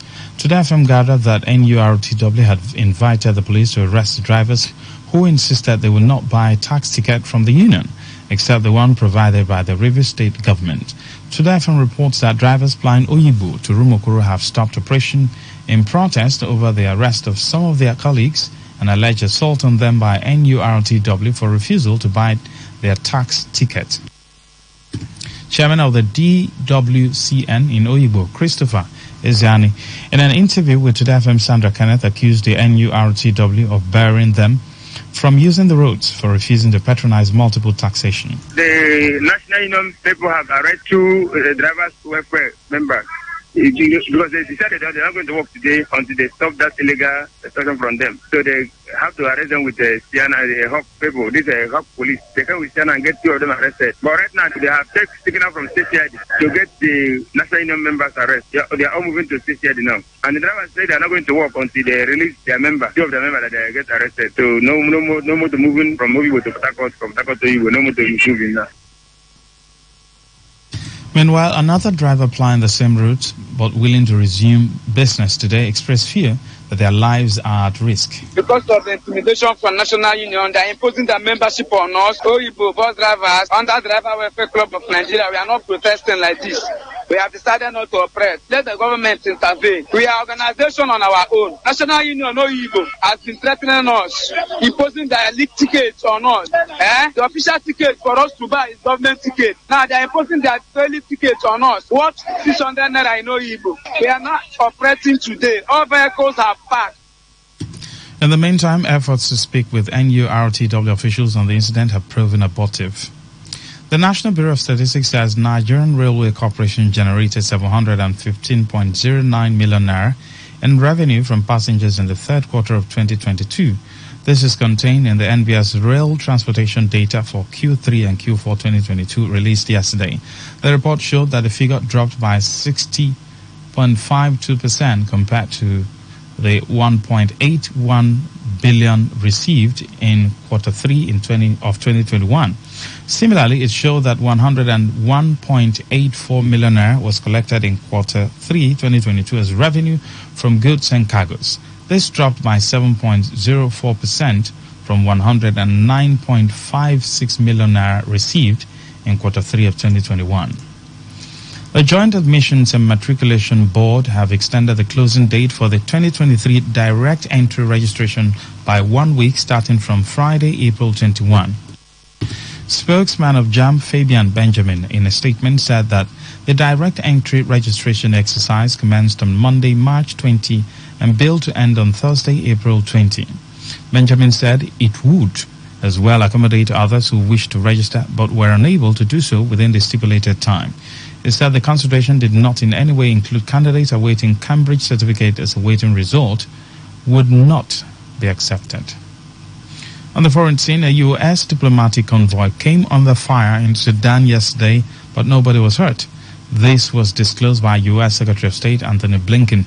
Blinken said the action was reckless when he spoke to newsmen in Japan after G7 talks. Sudan has been gripped for days by deadly fighting between rival forces. Earlier, it was reported that the EU's ambassador in Sudan, Aidan O'Hara, has been assaulted at his home in the capital, Khartoum. Around 185 people have been killed and more than 1,800 injured in 3 days of fighting in Sudan, according to the UN. The city has seen airstrikes, shelling, and heavy small arms fire. Elsewhere, the Indian Supreme Court is hearing final arguments on a number of petitions seeking to legalize same-sex marriage. The hearings are being live-streamed in public interest, with same-sex couples and LGBTQ plus activists hoping for a judgment in their favor and the government and religious leaders strongly opposing same-sex union. The debate is turning out to be a lively one. Both sides have been forcefully putting forth their views. Lawyers from the petitioners have said that marriage is a union of two people, not just a man and woman. They have argued that laws could be changed to reflect that concept of marriage have changed over time and that same-sex couples also desire the respectability of marriage.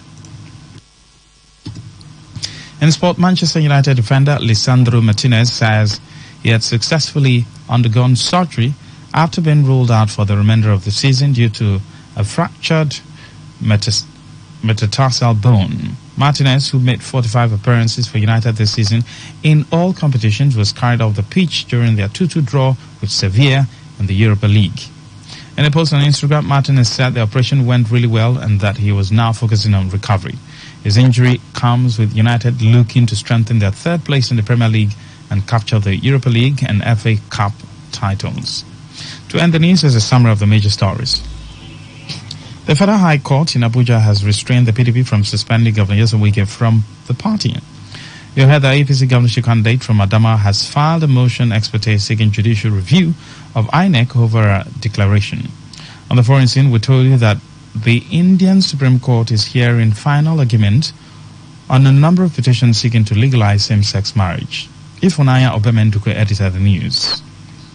For comment and inquiries, call 08183892850. Send your emails to news@todayfmlive.com. Read our stories on www.todayfmlive.com. Good afternoon, I am Lucky Maxwell.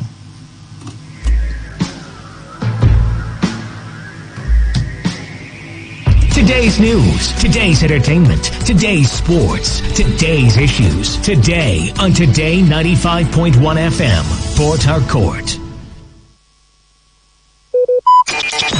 Talk radio. I listen to a lot of talk radio.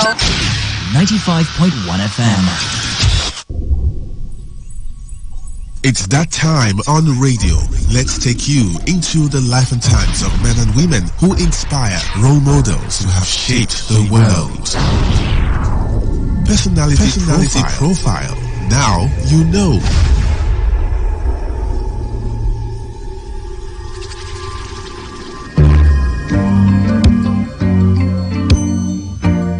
Dr. Mrs. Dora Nkem Akunyili was born July 14, 1954 in Makurdi, Benue State, to Chief and Mrs. Paul Young Edemobi from Anambra State, Nigeria. She started her primary education at St. Patrick's Primary School, Iswofa, Nsukka. Her success started with her passing the first school leaving certificate with distinction in 1966 and the West African School Certificate with Grade 1 distinction in 1973, both in Nigeria, which earned her the Eastern Nigerian Government Post-Primary Scholarship and the Federal Government of Nigeria Undergraduate Scholarship, respectively. It is remarkable to note that throughout her high school career, Dora Akunyili was always top of her class, a record that has never been broken in the school till date. She got her Bachelor of Pharmacy in 1978 and PhD in 1985, both at the University of Nigeria, Nsukka. Professor Akunyili won the Best Student Award in the School of Pharmacy in her very first year in the school and the Vice Chancellor's Postgraduate Research and Leadership Prize in Faculty of Pharmaceutical Sciences for 1984, 1985 and 1985-1986 academic sessions. She was promoted to the rank of Professor of Pharmacology in October 2000 by the same university. Akunyili started her working career as a hospital pharmacist from 1978 to 1981 in the University of Nigeria Teaching Hospital, Enugu, after which she ventured into academics as a graduate assistant research fellow in Faculty of Pharmaceutical Sciences, UNN, from 1982 to 1986. In the university system, she made a steady progress from Lecturer 1 in 1986 until she was made Senior Lecturer in 1990. She transferred to College of Medicine, UNN, in 1992, where she was made a Consultant Pharmacologist in 1996, a position she held until 12 April 2001. Due to her love for teaching and nurturing young ones, she was also a part-time lecturer of the West African Postgraduate College of Pharmacists, Lagos, Nigeria, from 1992 to 1995. In 1996, Akunyili became Zonal Secretary of the Petroleum Special Trust Fund, PTF, coordinating projects funded by profits from oil in Nigeria's southeastern states. Professor Akunyili was appointed as the Director General of National Agency for Food and Drug Administration and Control, NAFDAC, in 2001 and served till 2009. Following her appointment as the DG of NAFDAC, Akunyili established as a top priority the eradication of counterfeit drugs and unsafe food. Before her assumption of office in NAFDAC, fake and substandard foods and drugs were sold in Nigeria without any form of regulation. When she assumed office, she brought in a new culture of excellence to NAFDAC. As a result, the level of fake and counterfeit drugs in circulation dropped to 16.7%, with vast improvement in food and other regulated sectors. On 26 December 2003, while Akunyili was on her way to Anambra State in eastern Nigeria, gunmen fired on her convoy. The bullets narrowly missed her, with one of the bullets going through her headscarf and through the windscreen of the car. Prior to the incident, she had faced constant death threats against herself, her family, and her staff. From December 2008 to December 2010, she worked as the Honorable Minister of Information and Communications, Federal Republic of Nigeria. As the Honorable Minister, Professor Akunyili anchored the Rebranding Nigeria project, driven by the slogan, Nigeria, Good People, Great Nation. She resigned her appointment as Minister of Information and Communications on December 16, 2010, after 2 years of service to run for the office as Senator representing Anambra Central in the National Assembly under the platform of the All Progressives Grand Alliance, ABGA, in April 2011 elections, but was defeated by Chris Ngige of Action Congress of Nigeria. During her lifetime, Akunyili received over 900 awards, including Order of the Federal Republic, OFR, as well as Person of the Year 2005 Award for Silverbird Communications Limited. She died in an Indian hospital on 7th June 2014 after a long battle with cancer at the age of 59. She was laid to rest in Agulu in Anambra State. She was married to Dr. Chike Akunyili.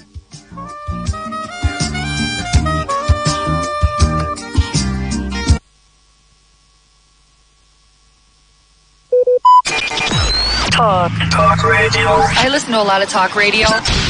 95.1 FM. Beer's got 12 ounces. A good truck's got maybe 300,000. You only get so much until it's gone. Duracells and a mag light, a needle drop on a 45 are the kind of things that only last so long. When the new wears off and they get to getting old, time's gonna take its toll.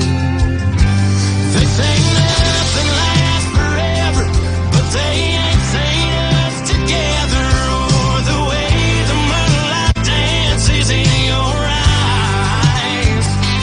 Just a t-shirt in the kitchen with no makeup and a million other things that I could look at my whole life.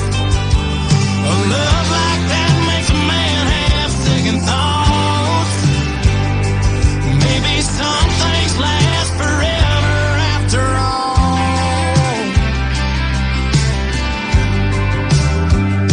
The FM station on the outskirts, blue jeans after years of shift work, are fading out like I always knew they would. Strings on this guitar, the first love lost on a young heart. Those things are gonna break after the getting's good. Cause the new wears off and they get to getting old.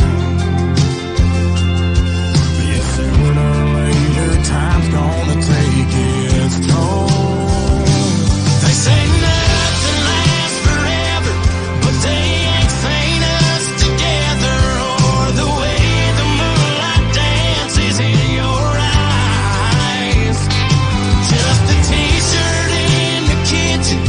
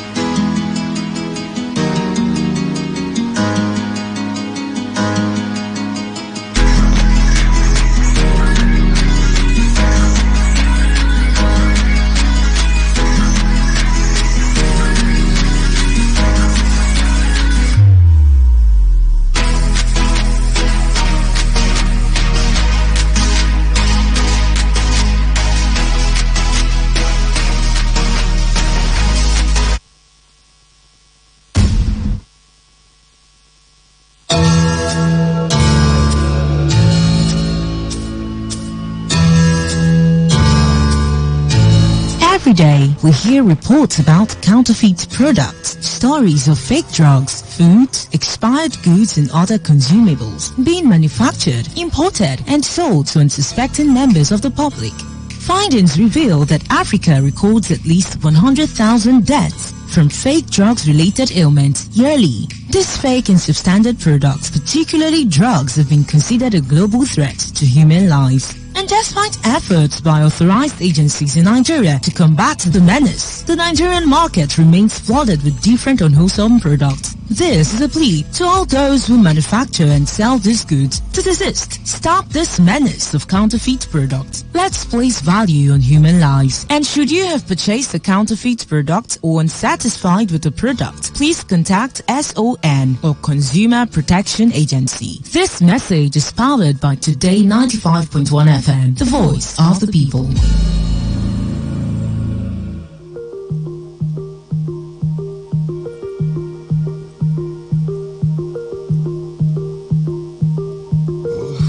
My dear, it's been a difficult year, and terrorists don't prey on innocent victims. Trust me, darling, trust me, darling. It's been a loveless year, I'm a man in three fears. Integrity, faith, I tease. Trust me, darling. Trust me, darling. Look me in the eyes. Tell me what you see. Perfect paradise, tearing at the seams. I wish I could escape. I don't wanna fake. Wish I could erase it. Make you humbly, but I'm a bad liar. Bad liar.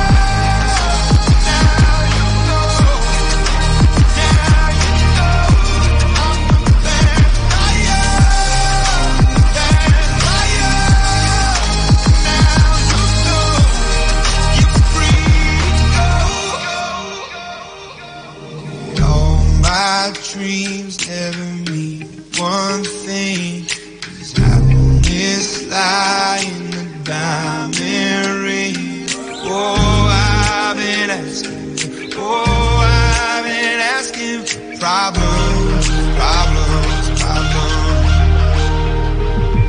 I wage my war on the wounds inside. I take my gun to the enemy's side. Oh, I've been asking. Oh, I've been asking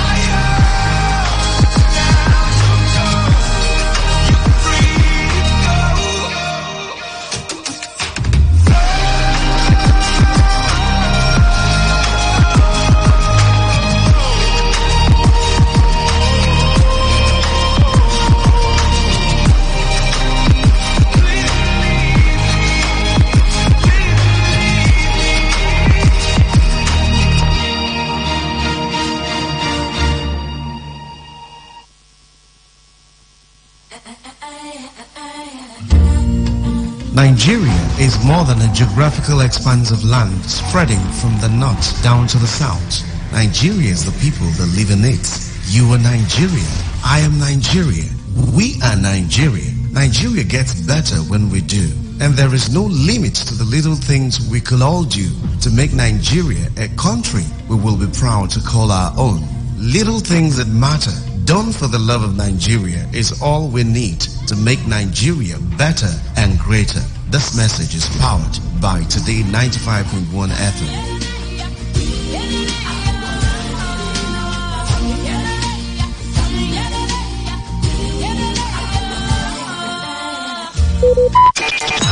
Talk radio. I listen to a lot of talk radio.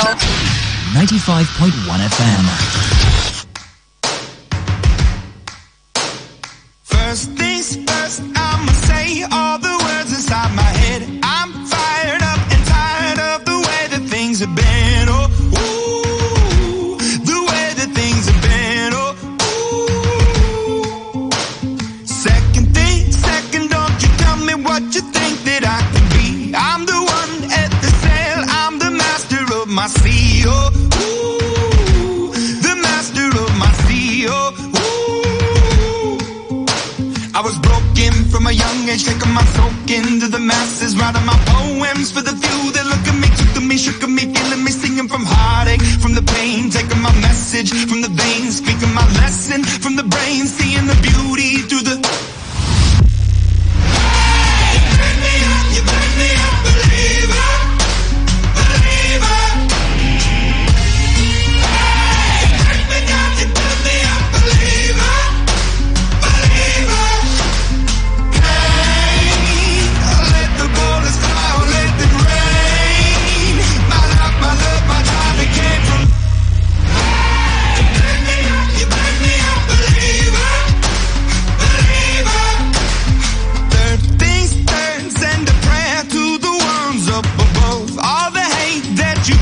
Turn your spirit to a dove, oh, ooh, your spirit up above, oh,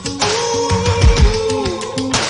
I was choking in the crowd, building my rain up in the cloud, falling like ashes to the ground, hoping my feelings, they would drown, but they never did, ever lived, ebbing and flowing, inhibited, limited, till it broke open and rained down, it rained down like...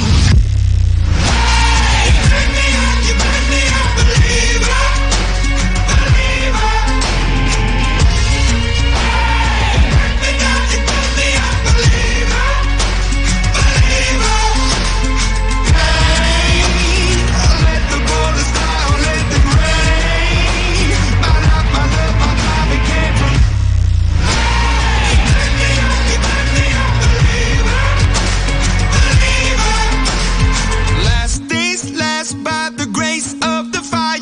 Flames, you're the face of the future, the blood in my veins, oh, ooh, the blood in my veins, oh, ooh. But they never did, ever lived, ebbing and flowing, inhibited, limited, till it broke up when it rained down like...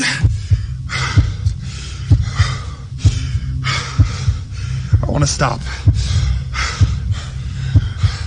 We can't.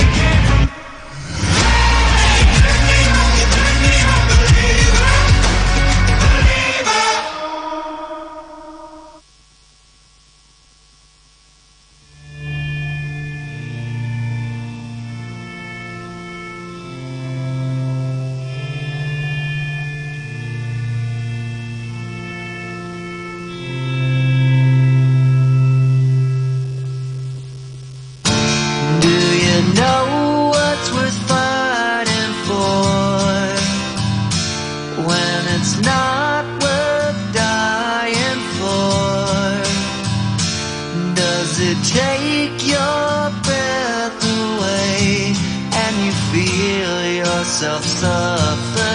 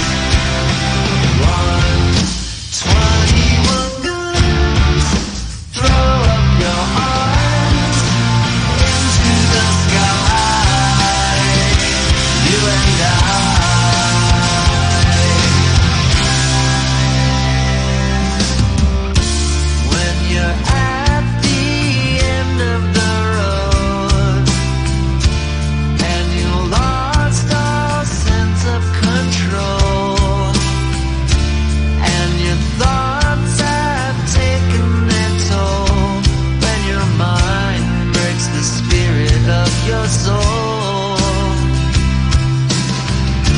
Your faith walks on broken glass, and the hangover doesn't pass. Nothing's ever built to last. You're in ruins.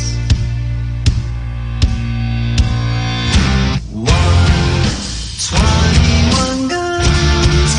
Lay down your arms and give up the fight. 21 guns. Throw up your arms into the sky. You and I.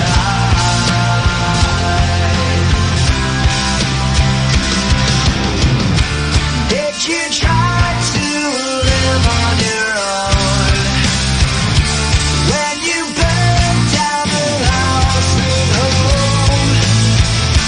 Did you stand too close to the fire like a liar looking for forgiveness from the stone?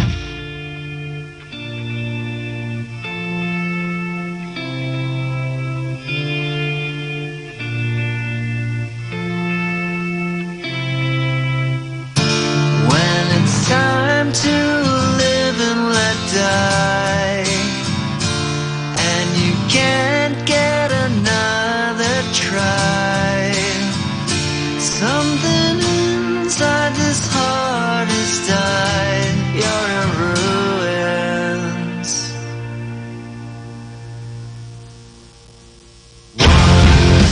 21 guns. Lay down your arms. Give up the fight. 21 guns. Throw up your arms into the sky. 21 guns. Lay down your arms. Give up the fight. 21 guns. Throw up your arms into the sky. You and I.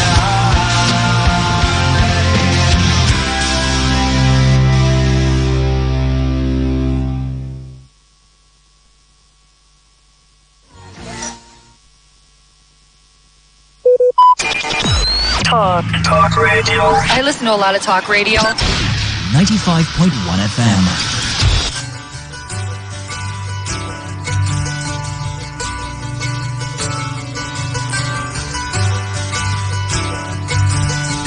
Give up forever to touch you, 'cause I know that you feel me somehow. You're the closest to heaven that I'll ever be, and I don't wanna go home right now. And all I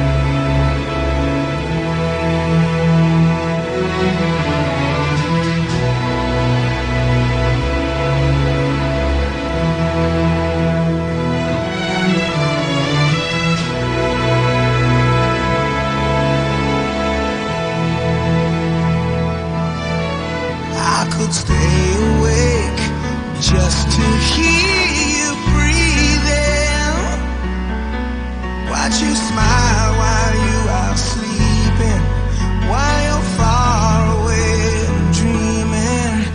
I could spend my life in this sweet surrender. I could stay lost in this moment forever. Every moment spent with you is a moment I treasure. Don't wanna close my eyes, I don't wanna fall asleep, 'cause I miss you, baby, and I don't wanna miss a thing. 'Cause even when I dream of you, the sweetest dream would never do. I still miss you, baby, and I don't wanna miss a thing.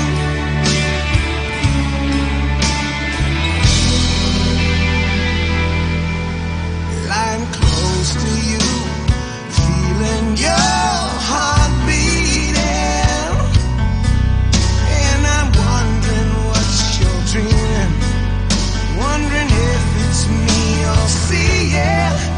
Then I kiss your eyes and thank God we're together. I just wanna stay with you in this moment forever, forever and ever. I don't wanna close my eyes, I don't wanna fall asleep, 'cause I miss you, baby, and I don't wanna miss a thing. 'Cause even when I dream of you, the sweetest dream would never do. I still miss you, baby, and I don't wanna miss a thing. I don't wanna miss one smile, I don't wanna miss one kiss. I just wanna be with you, right here with you, just like this. I just wanna hold you close, I feel your heart so close to mine, and just stay here in this moment for all the rest of time.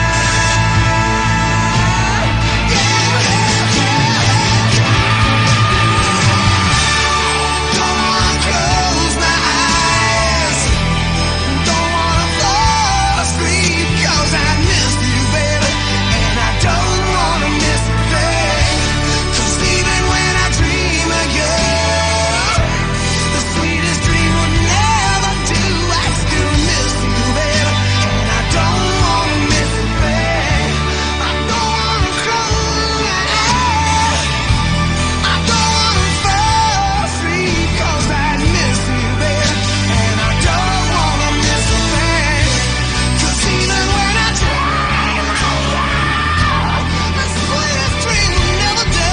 But I still miss you, baby, and I don't wanna miss a thing.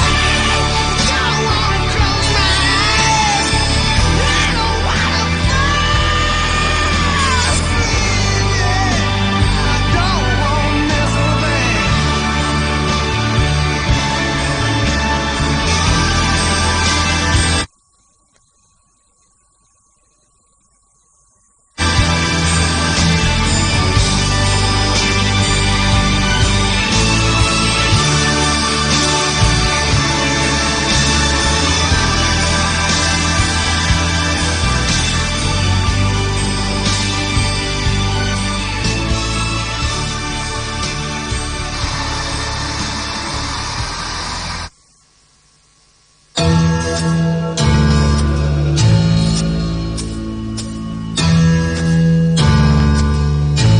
Every day, we hear reports about counterfeit products, stories of fake drugs, foods, expired goods and other consumables being manufactured, imported and sold to unsuspecting members of the public.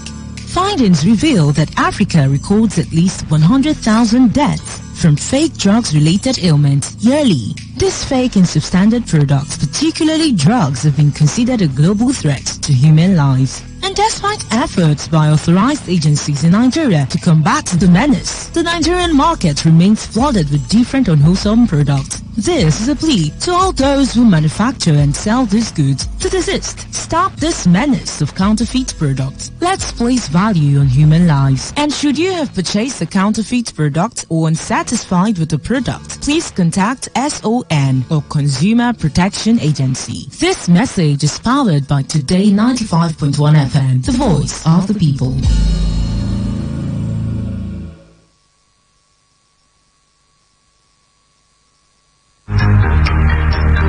Did you know that there are over 8 million listeners connected to our frequency, covering 6 states across 2 geopolitical zones? Take advantage of our reach and advertise your products, services, events and businesses on Today 95.1 FM. Get value for your money as millions of people get to know about your business. Give us a call now on 0818-389-2850. Again, 0818-389-2850.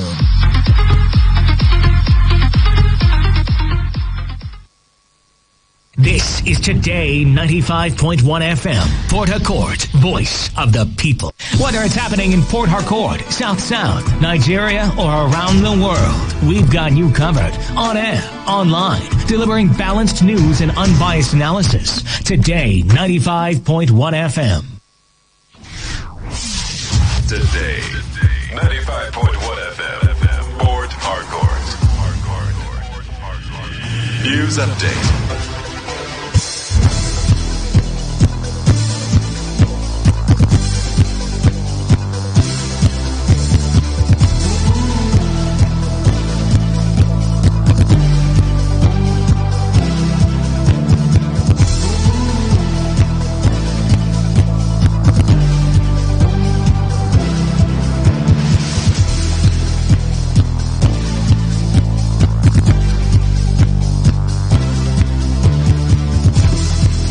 The business update for Today 95.1 FM. Good afternoon. I am Lucky Maxwell. Aviation workers have threatened to shut down the country's airport as they enter the second day of their strike. This was despite a statement by the Ministry of Aviation yesterday pleading with the striking workers to suspend the industrial action that led to many air passengers being stranded across the country.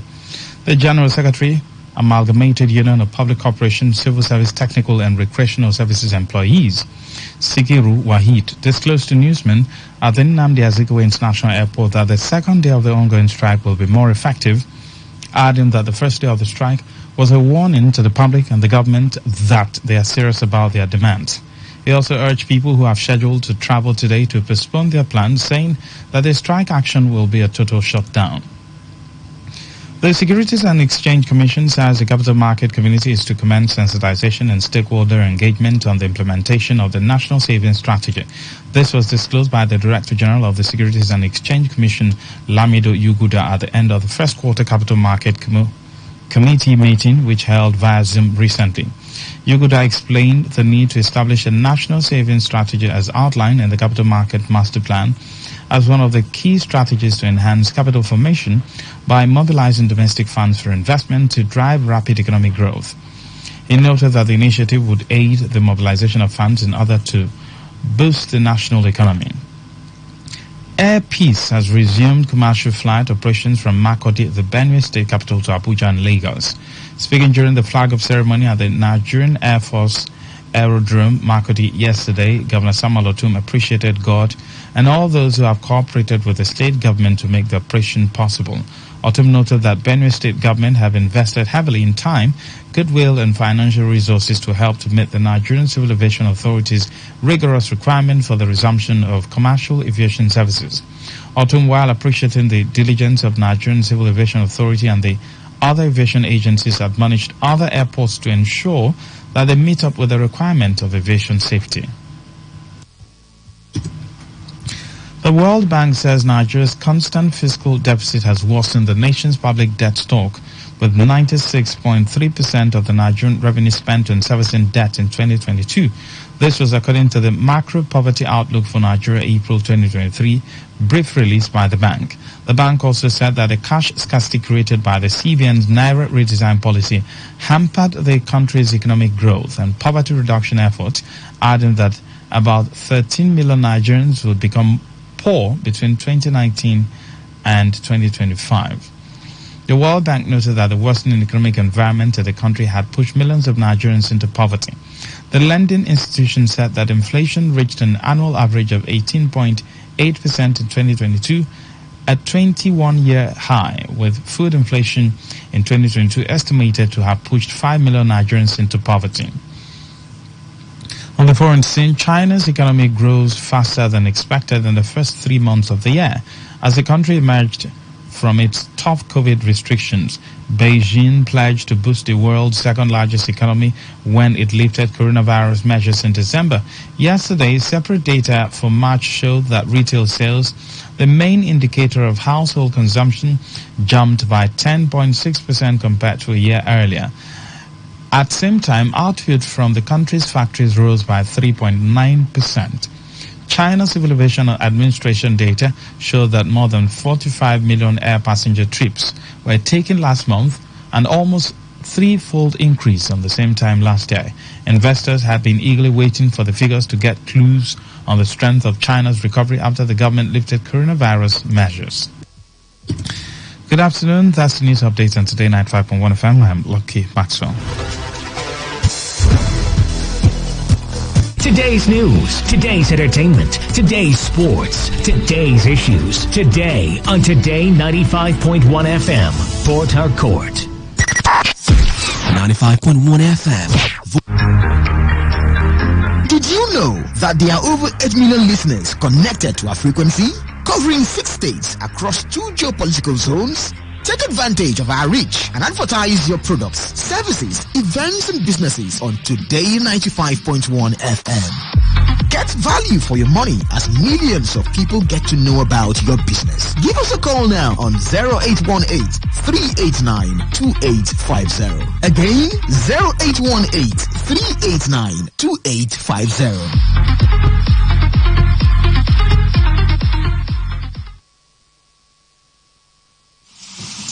When the weather becomes strict and everything becomes unsteady, the only way to go is tune to Today 95.1 FM.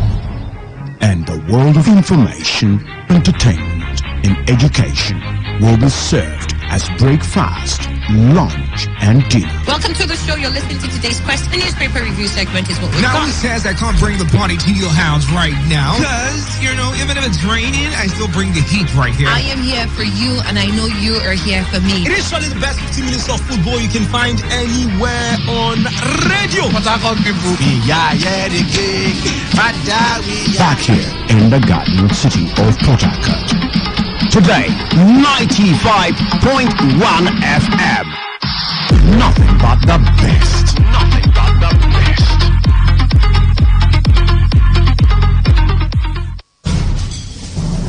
Some people will carry human heads in their boots and they will not charge them because they are collecting bribe. When they go collect salary, then go say government need to pay them way. All these taxi drivers safe. They don't even get papers. Even driver's license safe, they no get.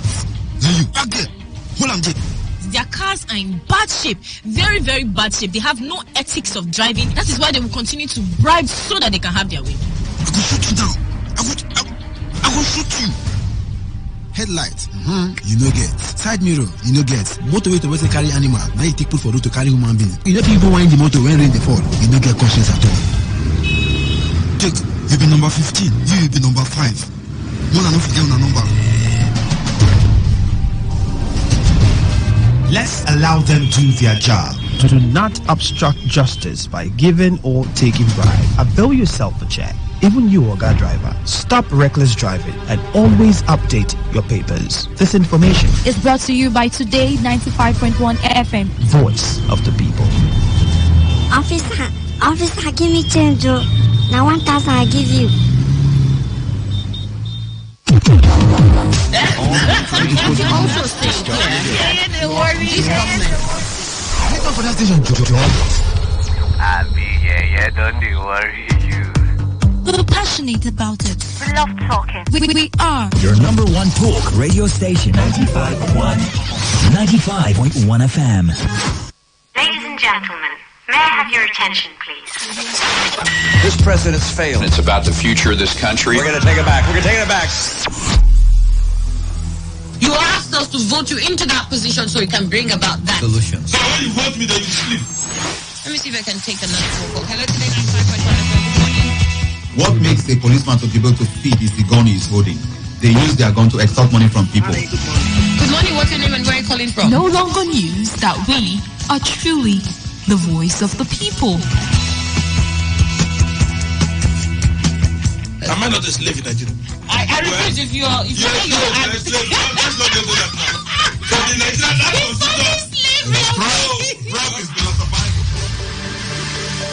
You spot the difference now?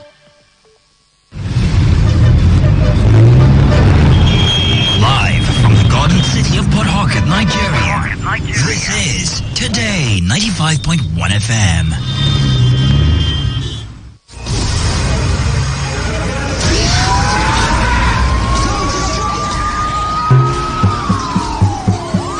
Peace is a situation where there is no war or violence in a society. Peace allows wealth to accumulate and the society to advance. Through peace, generations of wealth, education, technology can build up, thereby making people very prosperous and happy. Without peace, there will be violence, war, and underdevelopment in our society. The most disadvantageous peace is far better than the most just war. Let us embrace peace for a better society. This message is brought to you by your premium talk radio, Today 95.1 FM. It's what I pray for. All around the world. It's what I pray for.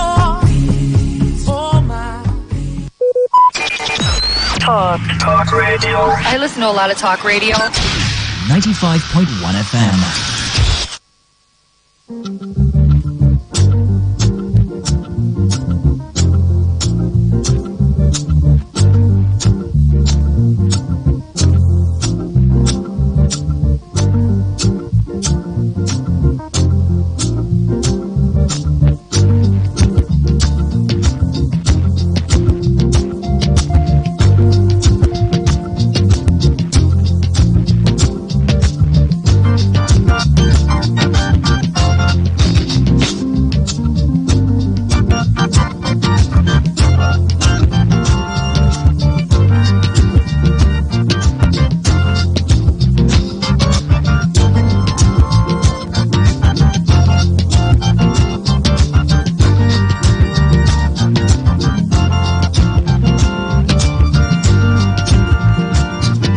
Andrew Goji comes up every Tuesday, 18th April. Today is 18th April 2023, and we've hopped into the second quarter.